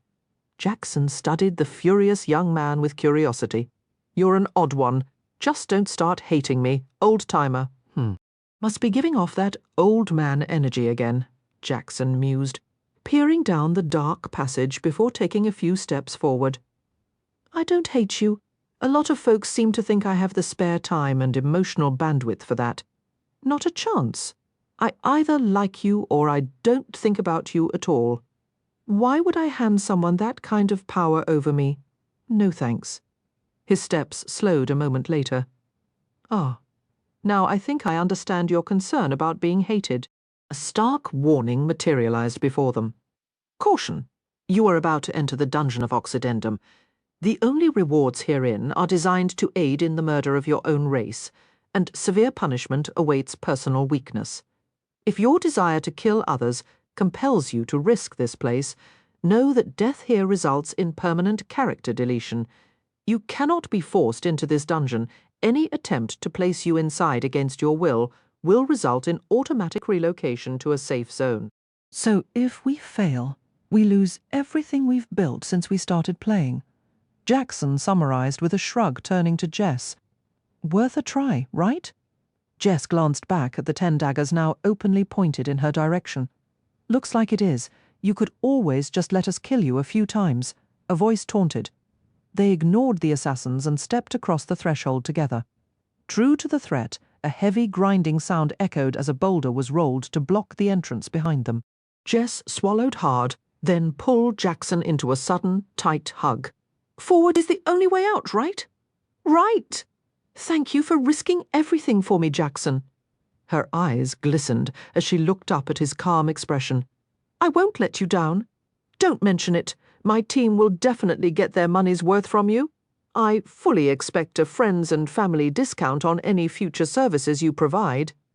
Jackson gave her a pat on the back as he moved past her deeper into the gloom. He muttered under his breath, though loud enough for her to hear, Honestly, why are you so difficult? The narrow tunnel began to widen, hinting at a chamber ahead. Jackson paused. So, he began, his voice dropping. Charging in blind was a terrible idea, especially when the stakes were a permanent end. Let's put your skills to work. What's our move? What would you usually do? Jess asked, genuinely interested. His answer was exactly what she feared. I'd walk in and handle whatever's waiting. Wrong answer, and a fantastic way to get yourself deleted. Jess sighed, shaking her head. Step 1 is always scouting. Marching into an unknown area against unknown enemies leaves you vulnerable and hands every advantage to whatever's defending. They'll be in an environment tailored for them, or in their natural habitat if they're creatures. I'm tracking, Jackson said, staring until she visibly puzzled over his phrasing. He sighed, his perpetually wide eyes doing a disturbing roll. Loud and clear. Please continue. Right, Jess said, regrouping. We can assume a few things immediately. Whatever's in there is stronger than we are, at least one-on-one. Also, stealth must offer some advantage, or this player-killer guild wouldn't have camped here. So, my plan is to scout. I'll get into that room without being seen, gather intel, and come back so we can make a real plan. Good? Yes, Jackson boomed, his voice absurdly loud in the confined space.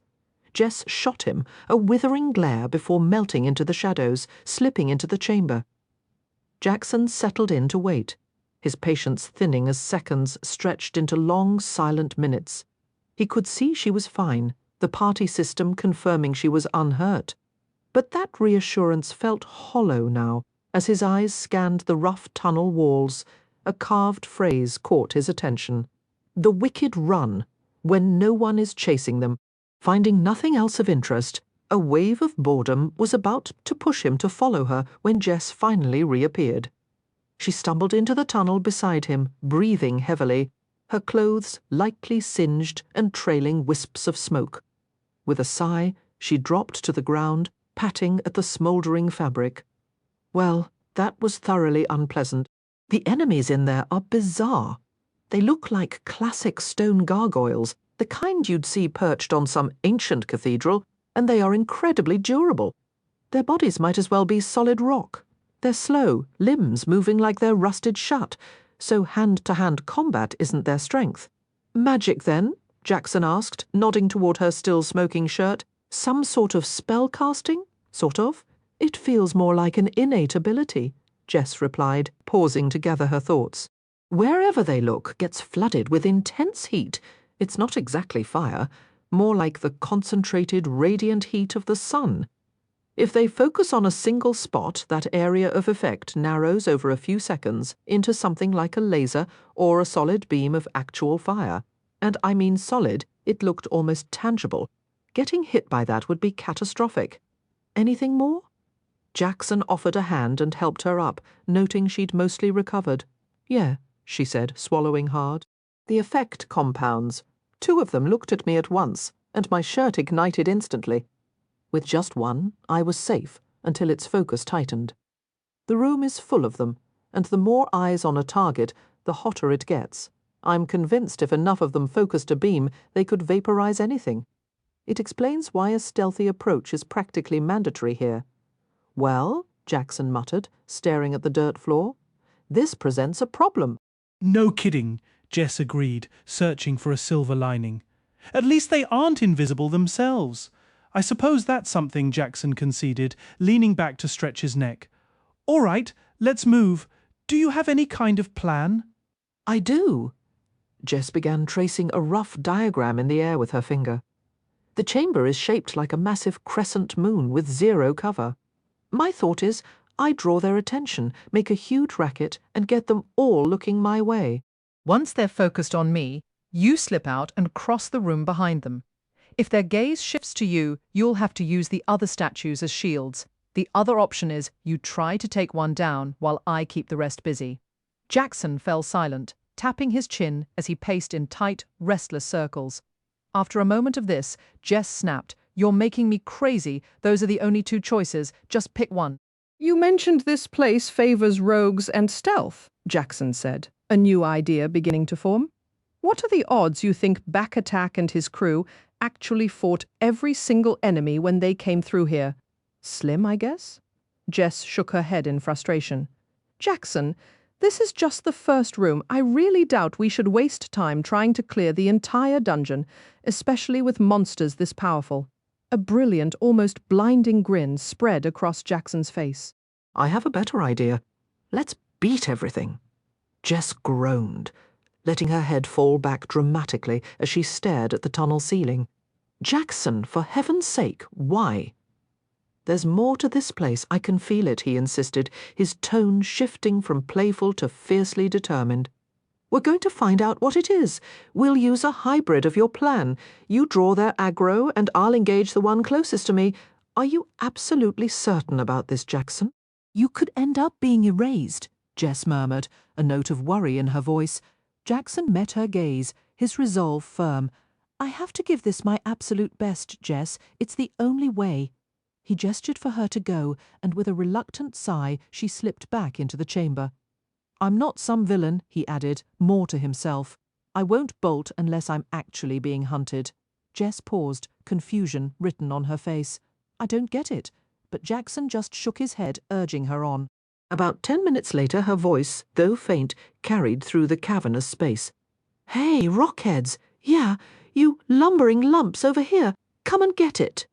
Jackson risked a glance around the corner. The nearest hulking creature was slowly, heavily rotating in place to face the source of the noise. The moment its back was fully turned, Jackson darted into the crescent-shaped chamber and approached the armoured form. He began a careful inspection, tapping and probing for any vulnerability. The thing resembled a monstrous hybrid of a mastiff and a dragon, standing on 4 thick legs with vestigial wings folded against its stone-like back. Its head seemed fused directly to its shoulders, giving it a blunt, crushed appearance. Jackson was almost grateful he couldn't see its face. As he looked around, another detail clicked into place. The light in the room wasn't coming from the walls or ceiling, it was emanating from the creatures themselves. This became starkly clear as every beast finished turning toward Jess's distant taunts. The far side of the room plunged into deep shadow. The cones of harsh light projected from each creature, narrowing like focused flashlight beams as they searched for the shouting woman. Their collective attention was a physical force, pulling the illumination toward her hiding spot. Jackson returned to his task, methodically tapping the creature's flank, but found no gaps in its stony armour. The eyes were an obvious potential weakness, yet the searing light beams shining from them screamed that touching them would be a catastrophic mistake. Frustration mounting, he abandoned subtlety and drove his fist into the creature's side. Well, that accomplished exactly nothing. Time for a different approach. Adjust. A low, mournful wail escaped the beast. Immediately, the other creatures in the room grew restless, their focus wavering from Jess's now desperate shouts. Seizing the opportunity, Jackson began hammering punches into the creature's front leg. A frustrating parade of zeros flashed before him, but by the time the beast had managed to turn halfway toward him, he'd landed 40 solid blows on its stiffened knee joint. He jumped back, watching intently. Adjust! A sharp, explosive crack echoed through the chamber as the creature's knee shattered. It slumped forward, its eerie cry growing more intense. The crucial change was its line of sight. Its burning gaze was now fixed mostly on the floor, skimming dangerously close to Jackson's boots. He nimbly danced around it and sprinted into the darkened portion of the room just as the first of the other creatures turned to stare at their wounded companion. Perception +1. Wisdom +1. The keening beast became the center of attention. In moments, under the combined glare of its peers, its stony exterior began to soften, glow, and then melt. Within 20 seconds, it was little more than a puddle of molten slag on the floor. Jackson noted it was mostly slag, because the others lost interest the instant the noises stopped. On the bright side, this confirmed his suspicion. These were artificial constructs. No organic remains lay beneath the dissolving stone. XB-85 disappointed Defender X1 as the remaining statues began to reset, their forms stiffening. Jess started shouting again. At first, nothing happened. Then, in a burst of impulsive action, she ran forward and struck one squarely with the pommel of her dagger. A clear bell-like chime rang out, and instantly the room stirred back to life. Jackson checked his stamina, debating whether to take on another one. Activating Adjust had cost him 44 points and had done far less damage than he'd hoped. He pulled up the skill description and let out a soft curse. The damage bonus from its master rank was gone. It was back to a mere 5 points per stack, a detail he'd completely missed in the heat of the fight. A cold realization settled in. He was fighting with a weakened tool, and the room was still full of enemies, even focusing solely on Adjust. He could manage 13 uses back-to-back, provided he conserved his energy for nothing else. Jess, You know that saying about staring a hole into something? Jackson shouted, repeating his strategy on the next defender. I think these guys are the original inspiration. She nearly shushed him before remembering the blaring alarm had already drawn their attention. They're not bad for experience either. 85 each. You're the worst, Jess yelled back, frustrated she hadn't earned a single point. Adjust. Just like before, the creature's leg fractured. This time, however, Jackson hadn't applied enough stacks to sever it completely, so he settled on 40 strikes as his new standard. Conserving stamina was crucial. He delivered another kick, then a third. The leg finally snapped off, and he yanked his foot back just before it toppled forward. He dashed to another construct, assaulting it, while its companions began dissolving their fallen ally. His target attempted to issue a warning, but the overarching alarm drowned out its protocol.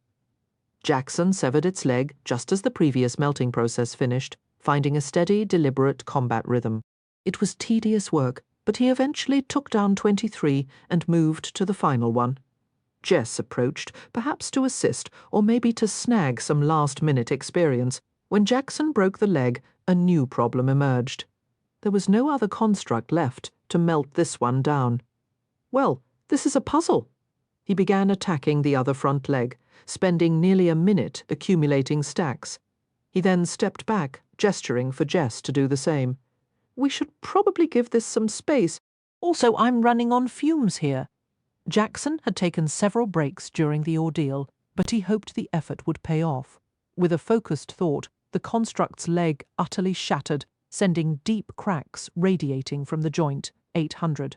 Finally, Jackson watched as the defender pitched forward, its face grinding into the floor. Jess looked at him, opening her mouth to speak, but he waved her silent and pointed. After a few moments, the ground indeed began to bubble and melt. They exited the room and walked down the hallway, receiving a notification a minute later confirming the last construct was destroyed. Then came the alert Jackson had been waiting for. XP 1955-85, disappointed Defender X-23. You have cleared the first layer of the Dungeon of Occidendum. These must be cleared in order, else only a standard reward will be given. Layers cleared. 1/4. I knew it. Jackson turned and grabbed Jess by the shoulders. We can actually beat this place. We don't just have to endure it. Chapter 28. The notification's instruction about order became clear after Jess returned from her next scout. She happily reported that the next chamber held living, fleshy opponents that seemed fairly easy to kill. She figured they'd be perfect targets for back attack or any assassin passing through. As they walked, Jackson had been studying the walls and found another faint inscription. Don't let shame control you. He took this as a sign it was time for a direct confrontation. The creatures ahead appeared unarmed, unarmored, and devoid of any magical auras.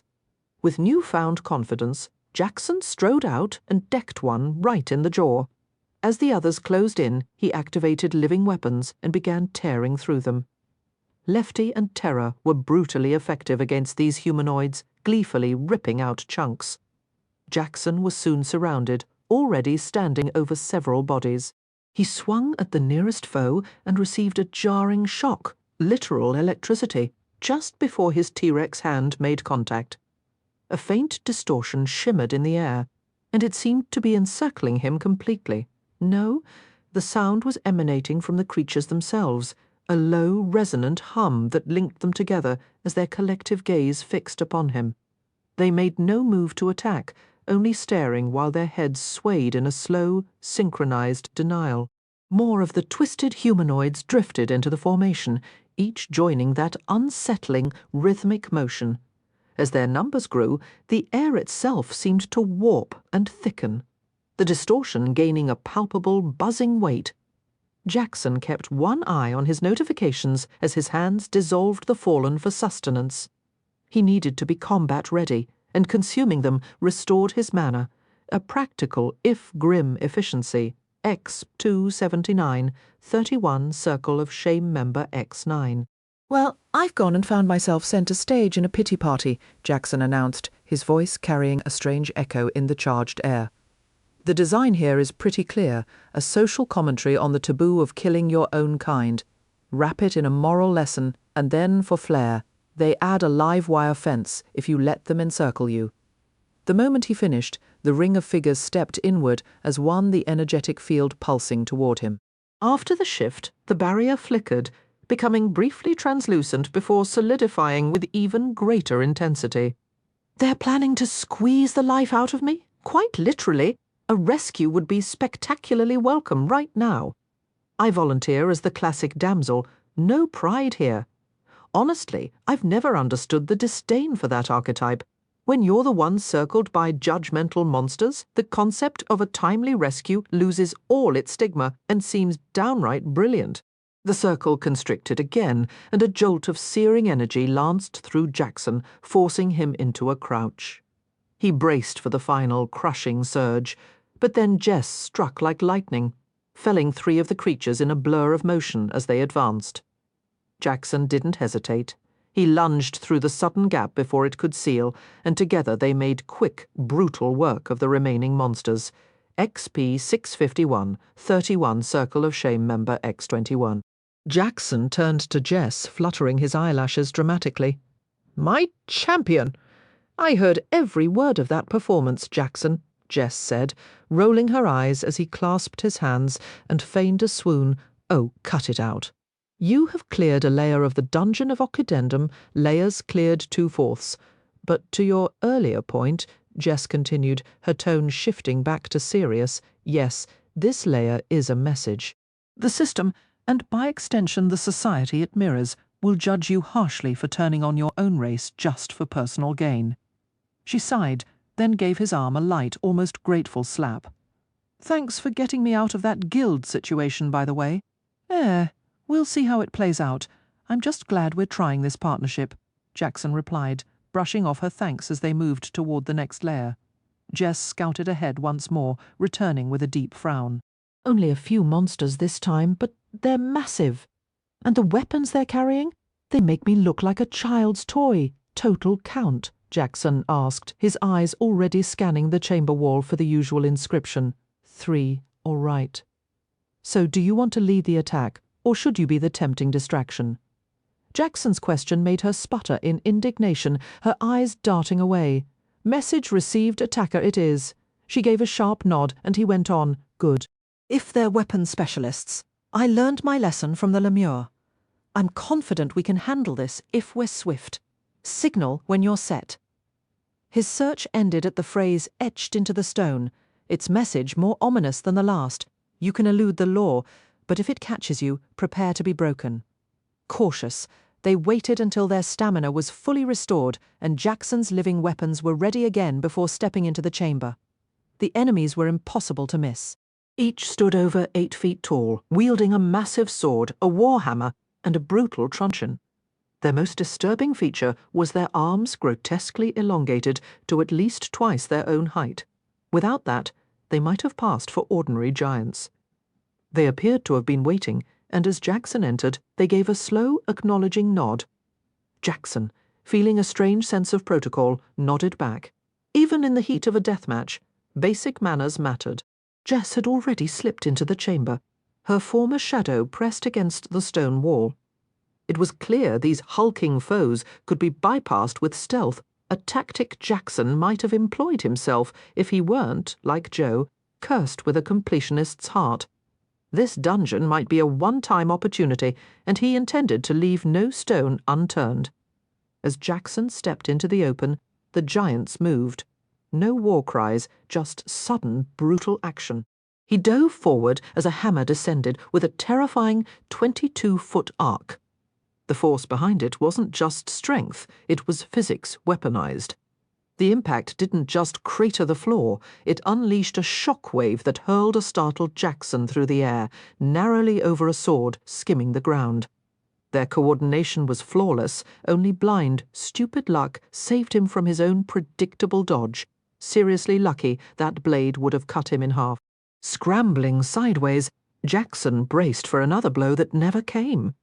The final giant was instead doubled over, clutching itself with a pained, horrified expression. A wet, meaty sound echoed, followed by a piercing shriek. "It was the only spot I could reach in time." Jess yelled over to him. The giant collapsed to its knees, whimpering, as Jackson and the remaining two exchanged a universally wincing look. Their fury was now a cold, focused thing. The hammer came down again, but faster, wielded with both hands and grim concentration. Jackson rolled back, then sprang forward onto the giant's extended arm, dashing up its length. "Jess, look! I'm an anime," he shouted, activating living weapons and coiling to leap at the giant's face. A searing pain erupted in his foot, a dagger pinning him to the arm, just before a blur of steel slammed down inches from his face. The world tilted. The arm he was stapled to and the one holding the hammer thudded to the floor. The now armless giant stared in dumb shock at its companion, blood fountaining from twin stumps. The sword wielder stood frozen in surprise, making it easy for Jess to end him, driving her blades deep into its eyes. Jackson finished the armless giant, and Jess mercifully silenced the last one's whimpers. Experience 900/300 Long Arm of the Law X3, a layer of the dungeon of Occidendum cleared. Layers cleared 3/4. For the record, Jess said, panting as she straightened and pushed hair from her sweaty brow. You can't be an anime. You could at best be an anime character. Jackson fumbled for a retort. At best you can. You can please. No more dismemberments down there. Jess choked on a laugh, coughing. Wasn't my primary target, but point taken. And for your information, the plural is penii, as long as it doesn't happen again. I don't care what you call it, Jackson stated firmly. To his annoyance, she just shrugged. Hey, no promises. It's a strategic weak point, guaranteed critical damage. Jackson thought for a second, then shook his head. You know what? I find I genuinely don't care about that particular fact. Not even a little. Chapter 29. The final layer, Jackson announced as they descended a sloping passage. If you start singing, I will recreate that giant's fate on you, Jess growled. Her threat made Jackson swallow his words, carefully avoiding anything with a rhythm. A notification flashed in his mind. Hey, whoa, I got it! The intimidation skill! I've been chasing that since day one of this game, Jess exclaimed, her voice a mix of frustration and longing. Come on, you never really needed it. Jackson laughed, leaning in for a hug she deftly sidestepped. You've made plenty of friends all on your own. That's the whole point of the skill, Jess pointed out, giving him a look that was both serious and a little amused. Which is exactly what I was saying. Wait! What? What do you mean, what? They locked eyes for a brief moment, but Jackson's inability to stay still, shifting his weight and fidgeting, meant he broke the tension almost instantly. So are you scouting this room too? At this rate, I should just start calling you Scout, and everyone would know exactly who I meant. No commentary from the audience, thanks.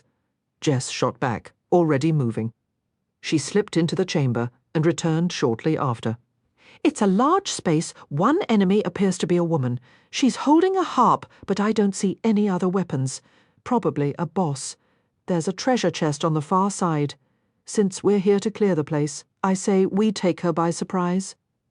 Jess entered the room first, melting into the shadows to set up her ambush. Jackson counted off 3 minutes before striding in, trying to project confidence.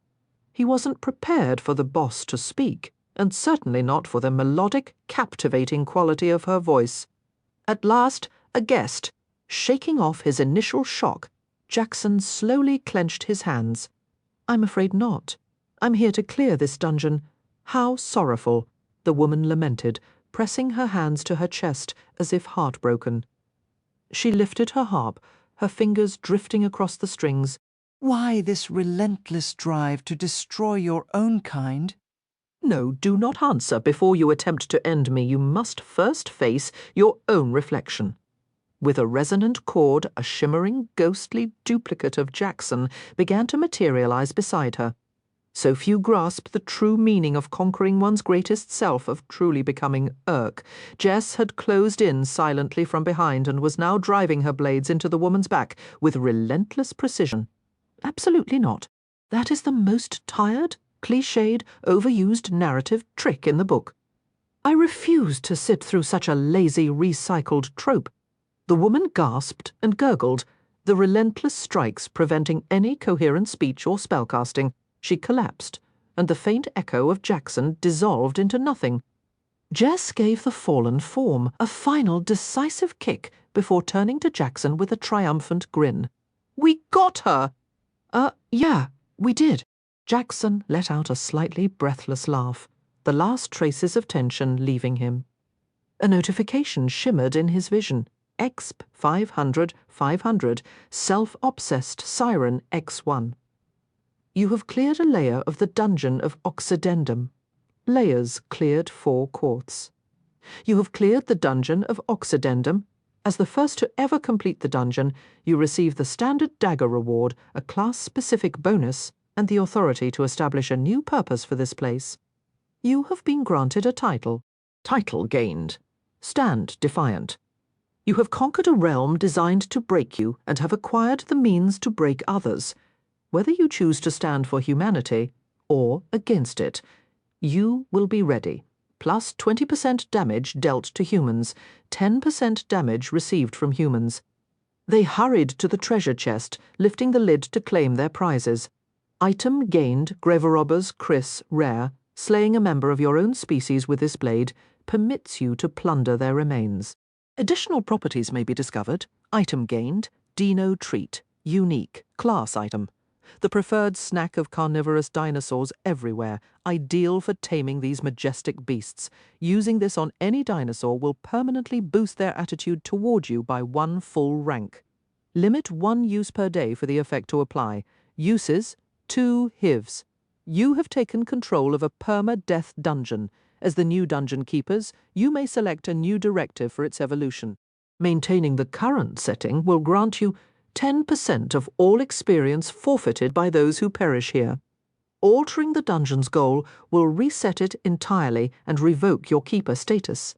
This might be the best reward I've ever gotten from anything in this game, Jess murmured, her eyes fixed on the system messages with palpable desire.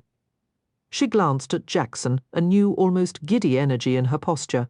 Can we just leave it exactly like this? No one else realizes this place can be claimed, and we could learn from it for years. Jackson cut in immediately, his tone sharp. At the expense of someone losing their character every single time a reward is taken. She made a face and let out a frustrated groan. Oh, give me a break. Everyone who ends up in here is bound to be trouble anyway. We're in here right now, Jackson pointed out, and his words drew a long sigh from her. Why don't we just review what's available? Fine, she answered curtly, and a transparent panel materialized before them. The dungeon presented its choices, as is, player versus player.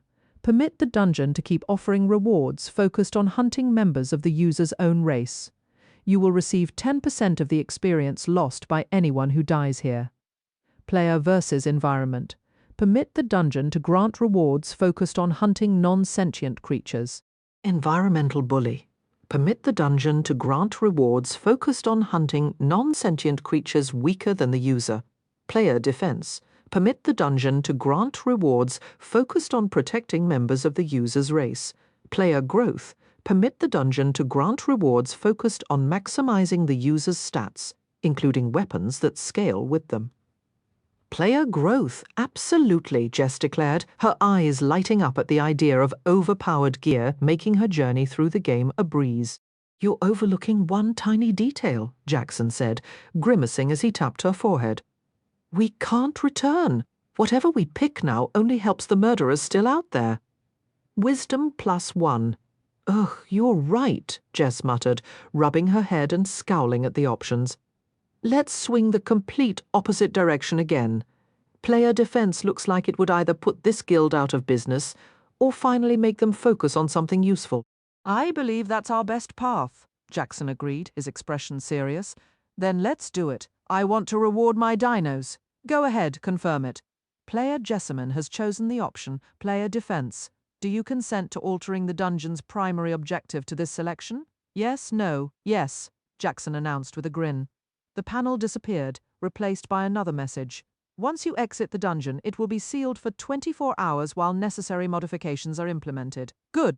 That gives us a window to get away, Jackson said, drumming his fingers against his arm as he considered their next steps. We both have the dagger? All right, let me give my hands a quick snack. He opened a container of Dino treats and pulled out what resembled a dense, compressed brick of meat and fat, activating living weapons.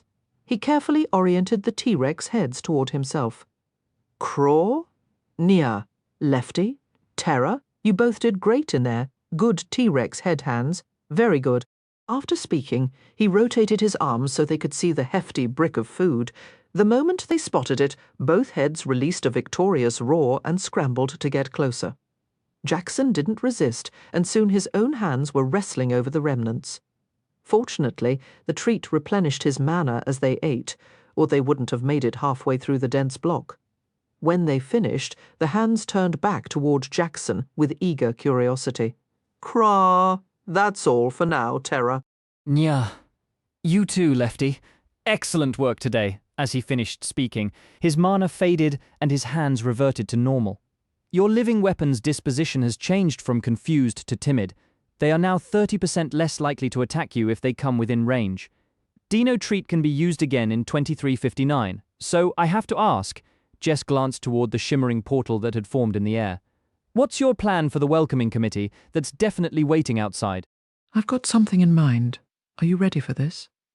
Judging by that look you're giving me, I doubt it. Chapter 30. You made it. Backattack's voice was flat as he watched the pair step out of the dungeon and into a vast, stone-walled warehouse. No need to sound so thrilled about it. Jess shot back, her voice dripping with bitterness. She needed to sell the act of being genuinely disappointed by how their arrangement had concluded. Otherwise, this entire charade would have been pointless. Backattack gave a dismissive shrug. A colossal waste of my afternoon, honestly. But as long as you've got my blades, maybe it wasn't a total loss. Hand them over, and you can be on your way. The way you say that doesn't exactly fill me with confidence about our safe passage. Jess retorted, her gaze sharp as she studied the guild leader. Well, Jess, he replied, a cold smile finally touching his lips. I can't very well have you knowing the way to our hidden base, now can I? The daggers, now. It was Jackson who stepped forward, his tone disarmingly casual. Actually, if we're being precise about our agreement, the deal was for a dagger, singular. You might want to check the fine print. The deal was for two, Backattack snapped, his hands tightening on the weapons at his hips, his posture telegraphing imminent violence. Nope. We discussed two. But the formal deal, I specifically said a dagger. With a theatrical flourish, Jackson placed his own newly acquired blade on the ground and gave it a gentle push. There you go, all yours. As Backattack leaned down to retrieve it, a translucent notification materialized in the air between them. Obligation fulfilled. Jackson has honored the terms of the deal with Backattack. So long as he maintains confidentiality regarding the daggers hereafter, the contract stands. You sneaky little weasel, Backattack hissed, his body trembling with the effort of restraining himself. Then, just as suddenly, his fury seemed to evaporate, replaced by a calculating calm. Fine, fair play. I suppose my end of the bargain only specifies that I won't hunt or kill you. Nothing stops me from having my guild handle it whenever the mood strikes. And that, Jackson said, his smile turning breezy, is precisely why we'd like to offer this second dagger. Consider it a small addendum to our original terms. We hand this over, and you agree formally not to send anyone after us, whether on purpose or by accident. I realized we both made a little oversight when drafting the initial agreement.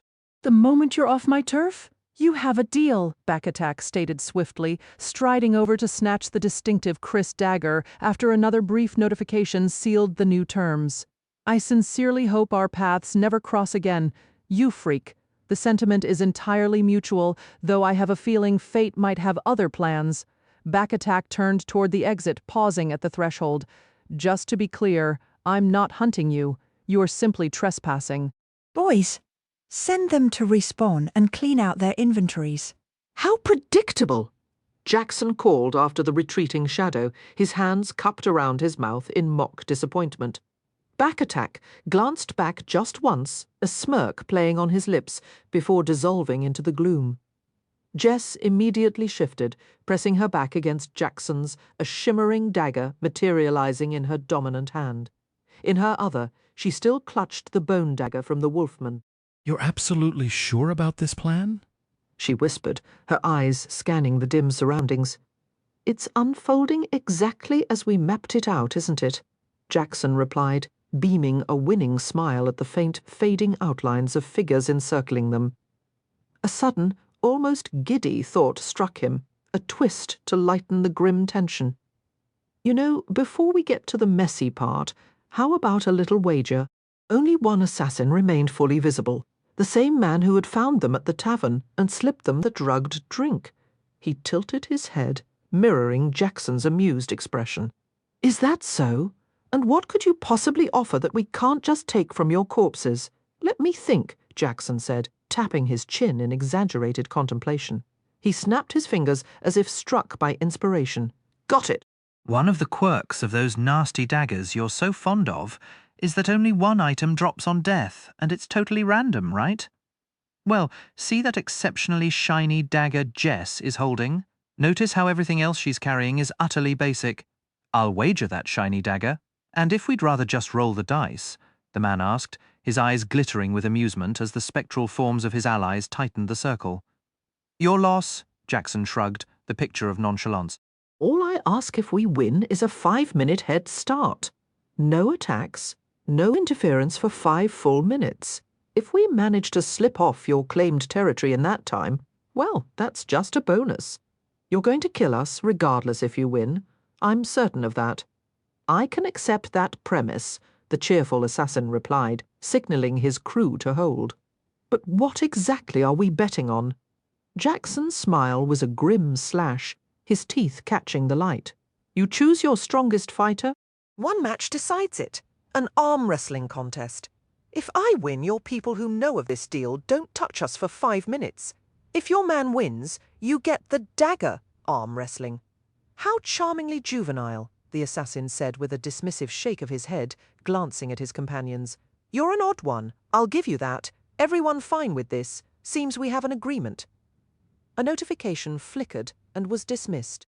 Some unseen signal must have passed, because a mountain of a man materialized before Jackson, while others produced a rickety table and 2 chairs. Jackson studied the brute taking a seat, inwardly grimacing at the assassin's clear and almost comical investment in raw strength. He sat down and caught Jess's eye. Be ready to run. The moment this is over, we bolt through that door and don't look back until we're somewhere safe. Jess gave a tight nod just as the ogre across from him snorted and planted his elbow on the table. Let's get this over with. Runt! Jackson gripped the other man's massive hand, waiting for the countdown. All right, gentlemen, 3, 2, 1, go! A fraction of a second before go, Jackson activated living weapons. His hands morphed into tyrannosaur heads that immediately sank their teeth into the meaty fist enclosing them. With a brutal wrench, he slammed the brute's hand down onto the table. A victory notification popped up as the huge man howled in pain. Jackson scanned the ring of stunned assassin faces. Looks like I've earned 5 minutes of your non-interference. He drove Lefty into his opponent's throat and ripped sideways, a gruesome spray following the motion. In one fluid twist, he cartwheeled over the now decidedly unhappy assassin leader, his hands' teeth latching deep into the man's thigh as he tried to scramble away across the room. Jess was a whirlwind, her blades finding targets with lethal precision. Others fumbled for their weapons, but their charge was stalled by a crucial blinking notification, warning them of acquiring the dreaded Warlock title for initiating combat. In that heartbeat of collective hesitation, Jess danced through them, leaving a trail of fallen bodies. Jackson, having torn substantial chunks from his initial target's legs, moved on to any still-standing foe, leaving each alive but catastrophically maimed. Future mobility would require a respawn or a miracle healer. Positioned near a stack of crates, Jackson let his transformed hands snake around the corner. He whispered loudly, as if on stage, "Don't move a muscle!" My hands can't see you if you don't move. Huh? The confused utterance was all the invitation Lefty needed, clamping onto the assassin who had just broken his own stealth. Jackson tore free a sizable piece and took stock of the carnage. "That's plenty. Time to go," he barked, cartwheeling to the door and yanking it open. Jess shot through, and they sprinted down labyrinthine hallways, desperate for an exit. Glancing at her, Jackson noticed a deep crimson hue staining her nameplate, a visible red aura pulsing around her form. Blasted. She'd attacked first and earned the player-killer aura. His own aura was a lighter shade of red. His only kill had been during active grappling, but attacking other players still carried a cost. They'd need to lay low for days until the auras dissipated. Fortunately, a multi-day journey back to the Wanderers Guild base awaited them perfect cover. On their third frantic attempt, they found an exterior door, bursting out into the open and vanishing into the tree line, just as alarms began to wail behind them. The pursuit would only last until they crossed into what the Guild considered its domain, and that was perfectly acceptable. The chase was underway, yet Jess and Jackson had grown adept at pushing through exhaustion during their long treks through the woods. They had even started a game of spotting unusual animal tracks to keep their minds sharp, a small distraction that made the miles feel shorter. Later, from his post on the lone wall surrounding the scoured village, Jay spotted two figures approaching, stuck on punishment duty again. He tightened his hold on his spear. One of the newcomers briefly radiated the unmistakable aura of a player-killer, but it vanished so quickly he wondered if his eyes were playing tricks. Then he got a good look at the second person and felt the blood drain from his face. "Is that Jay?" Jackson called out, already jogging toward the guard, who was pointing his spear with a noticeable tremor. Jess caught up just as Jay hit the ground, groaning from a sudden and forceful realignment. "You're welcome, Jay. See you next time, pal." "What was that?" Jess asked as they passed through the narrow gate. "A standing adjustment," Jackson replied brightly. He requested a subscription plan and opened a tab. Nothing beats the fame that brings customers back for more. "You!" A shout drew Jess's attention to a haughty-looking young man flanked by guards, his face contorted with rage. "You were banished! You wretched Jackson! There you are!" Another voice, cheerful and booming, cut through the tension. A bald man in robes was striding toward them, a happy smile on his face. His companions were an eclectic bunch, a burly man with twin axes, a pale woman with dark hair and tired eyes, and a flamboyantly dressed fellow sporting an absurdly large hat. "The gang just got back! I was hoping we could swap stories. What do you say?" "Excuse me, move aside." The pompous youth was nearly hyperventilating, his fists clenched white. "We warned you what would happen if you returned, and you are," the bald man, Joe, stepped right up to Jackson, continuing his friendly chatter as if the other group were mere scenery. The young noble looked utterly scandalized. "Are you deaf?" I said. "Move." "All right, that's enough. I'm Joe, and you are." Joe turned, and his demeanor shifted entirely. His presence grew dark, dangerous, and suffused with a palpable magical pressure that made the air hard to breathe. Frankly, I don't care. Leave us be." Joe turned back to Jackson, his sunny disposition instantly restored. "Jackson, what have you been up to? And what are you wearing?" "Oh, it's been a wild couple of days," Jackson declared, pulling Joe into an enthusiastic, grimy hug that transferred a layer of sweat and dried blood. Joe offered a pained smile and flicked his wrist. A shimmering disk of water cascaded over both of them, and as an afterthought over Jess as well, leaving her feeling cleaner than she had in a week. "Ah, I've missed your little conveniences. Oh, before I forget, I need to give my hands a snack. It's been too busy lately to properly pamper them." "Feed your hands?" one of Joe's companions asked, with an uneasy grin. "Ah, reckon there's a tale behind that. Just a moment." Jackson ignored everyone, including the fuming noble and his stalled entourage. A box materialized in his grasp, and from it he produced a thick brick of meat. With a bizarre, rippling distortion, his hands transformed and began shredding into the offering.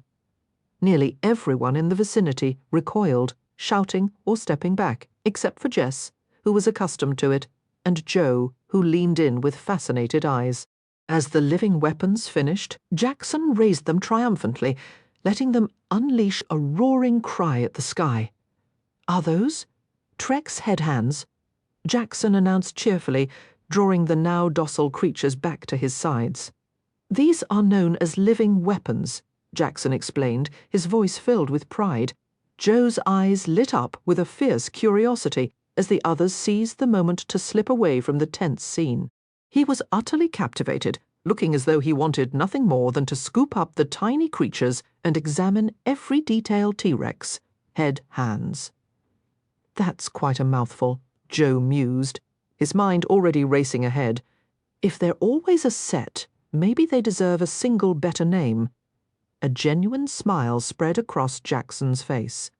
Here was someone who truly valued artistry. "I'm listening, Joe. What's your idea? How about Rexus?"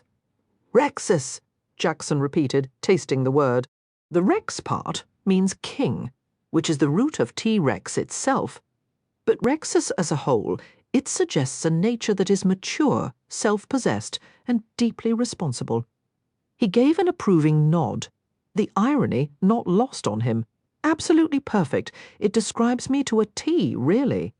A heartfelt thank you for joining me on this journey with Rexus. For independent authors, reader reviews are essential, and I would be so grateful if you considered leaving your thoughts on Amazon." You can find the option easily at the end of this book, or by visiting the Amazon page for Completionist Chronicles Rexus. To make sure you never miss a new release, please sign up for my newsletter. Your support means everything. It's what allows me to keep telling these stories. And if you're a fan of GameLit, there's a fantastic community waiting for you. A bit about me, Dakota Krout. I reside in a Minnesota city that might as well be Canada with my wonderful wife and daughter. Writing the Divine Dungeon series began as a personal passion project, born from my love of reading and a desire to build my own world. To my immense joy, I discovered there were many kindred spirits out there who enjoyed exploring the landscapes of my imagination. Sharing these stories has been an unbelievable adventure, and I hope to continue entertaining you for a long time to come. About Mountaindale Press, founded by Dakota and Danielle Krout, Mountaindale Press is a husband and wife team dedicated to crafting and publishing exceptional fantasy and science fiction. Their journey into publishing began in 2016 with the self-publication of The Divine Dungeon, Dungeon-Born, pivoting from Dakota's background in the military and programming and Danielle's PhD in pharmacology to become the president and CEO of their own small press. Their mission is to extend their success to fellow authors and deliver captivating fiction to readers, aiming to make Mountaindale Press known as the place where fantasy transforms reality. Selected titles from Mountaindale Press, GameLit and LitRPG. The Divine Dungeon by Dakota Krout, The Completionist Chronicles by Dakota Krout, A Touch of Power, Siphon by J. Boyce, Red Mage, Advent by Xander Boyce, Peaks of Power, Beginnings by Paul Campbell Jr. Pixel Dust, Party Hard by David Patry. Coming soon, Ether Collapse, Equalize by Ryan De Bruin, Axe Druid, Into the Light by Christopher Johns, Skeleton in Space, Histaff by Andries Loos, Fantasy, Coming Soon, The Lost Sigil, Insurrection by Raymond Beckham and Darius Cook, The Black Knight Trilogy by Christian J. Gilliland. Appendix, Notable Characters, Alexis, serving as Joe's second-in-command. Alexis is an aromatic artificer. She has repeatedly demonstrated her value by expertly crafting and deploying poisons and weapons. Atten, the commander of the noble guild aboard the Wanderer, Backattack Beastbane, a mysterious assassin who leads a formidable guild of player-killers. Bard, despite his name, Bard is a skald who acts as the tank for Joe's current team. He prefers the front lines, chanting and wielding his axes in the thick of battle, rather than playing songs from a safe distance. CAL, the Certified Altruistic Lexicon, the artificial intelligence governing the world of Eternia. Jackson in the real world, Jackson works as an acupuncturist and chiropractor. He entered the game to experiment with innovative and alternative methods of healing. Is it really his fault that everyone seems so fragile? As a monk, Jackson channels his skills into devastating results. Jessamine had entered Eternia dreaming of a spot in a player-killing guild, but her ambitions are shattered by Jackson's intervention. Yet her disappointment shifts when he reveals a far more promising path for her talents. Joe, our central character, is a ritualist who has evolved into a rituarchitect. With the right materials and energy, he can cultivate entire structures from the ground up. His future role will be crucial if humanity hopes to endure what's coming. Poppy, formerly known as Papadopoulos Whisperfoot, is a duelist who turns heads with his flamboyant attire and deadly rapier.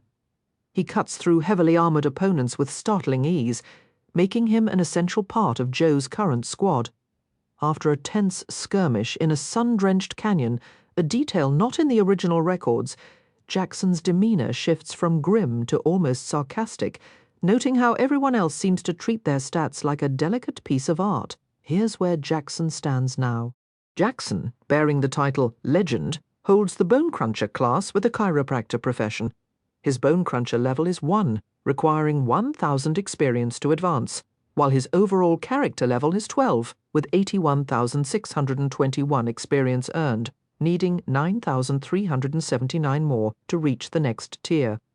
His hit points total 455 out of 455, derived from a base of 50+ enhancements. Mana sits at 350 out of 350, regenerating at 9.75 per second based on his wisdom. Stamina is maxed at 575, calculated from base values and stat bonuses.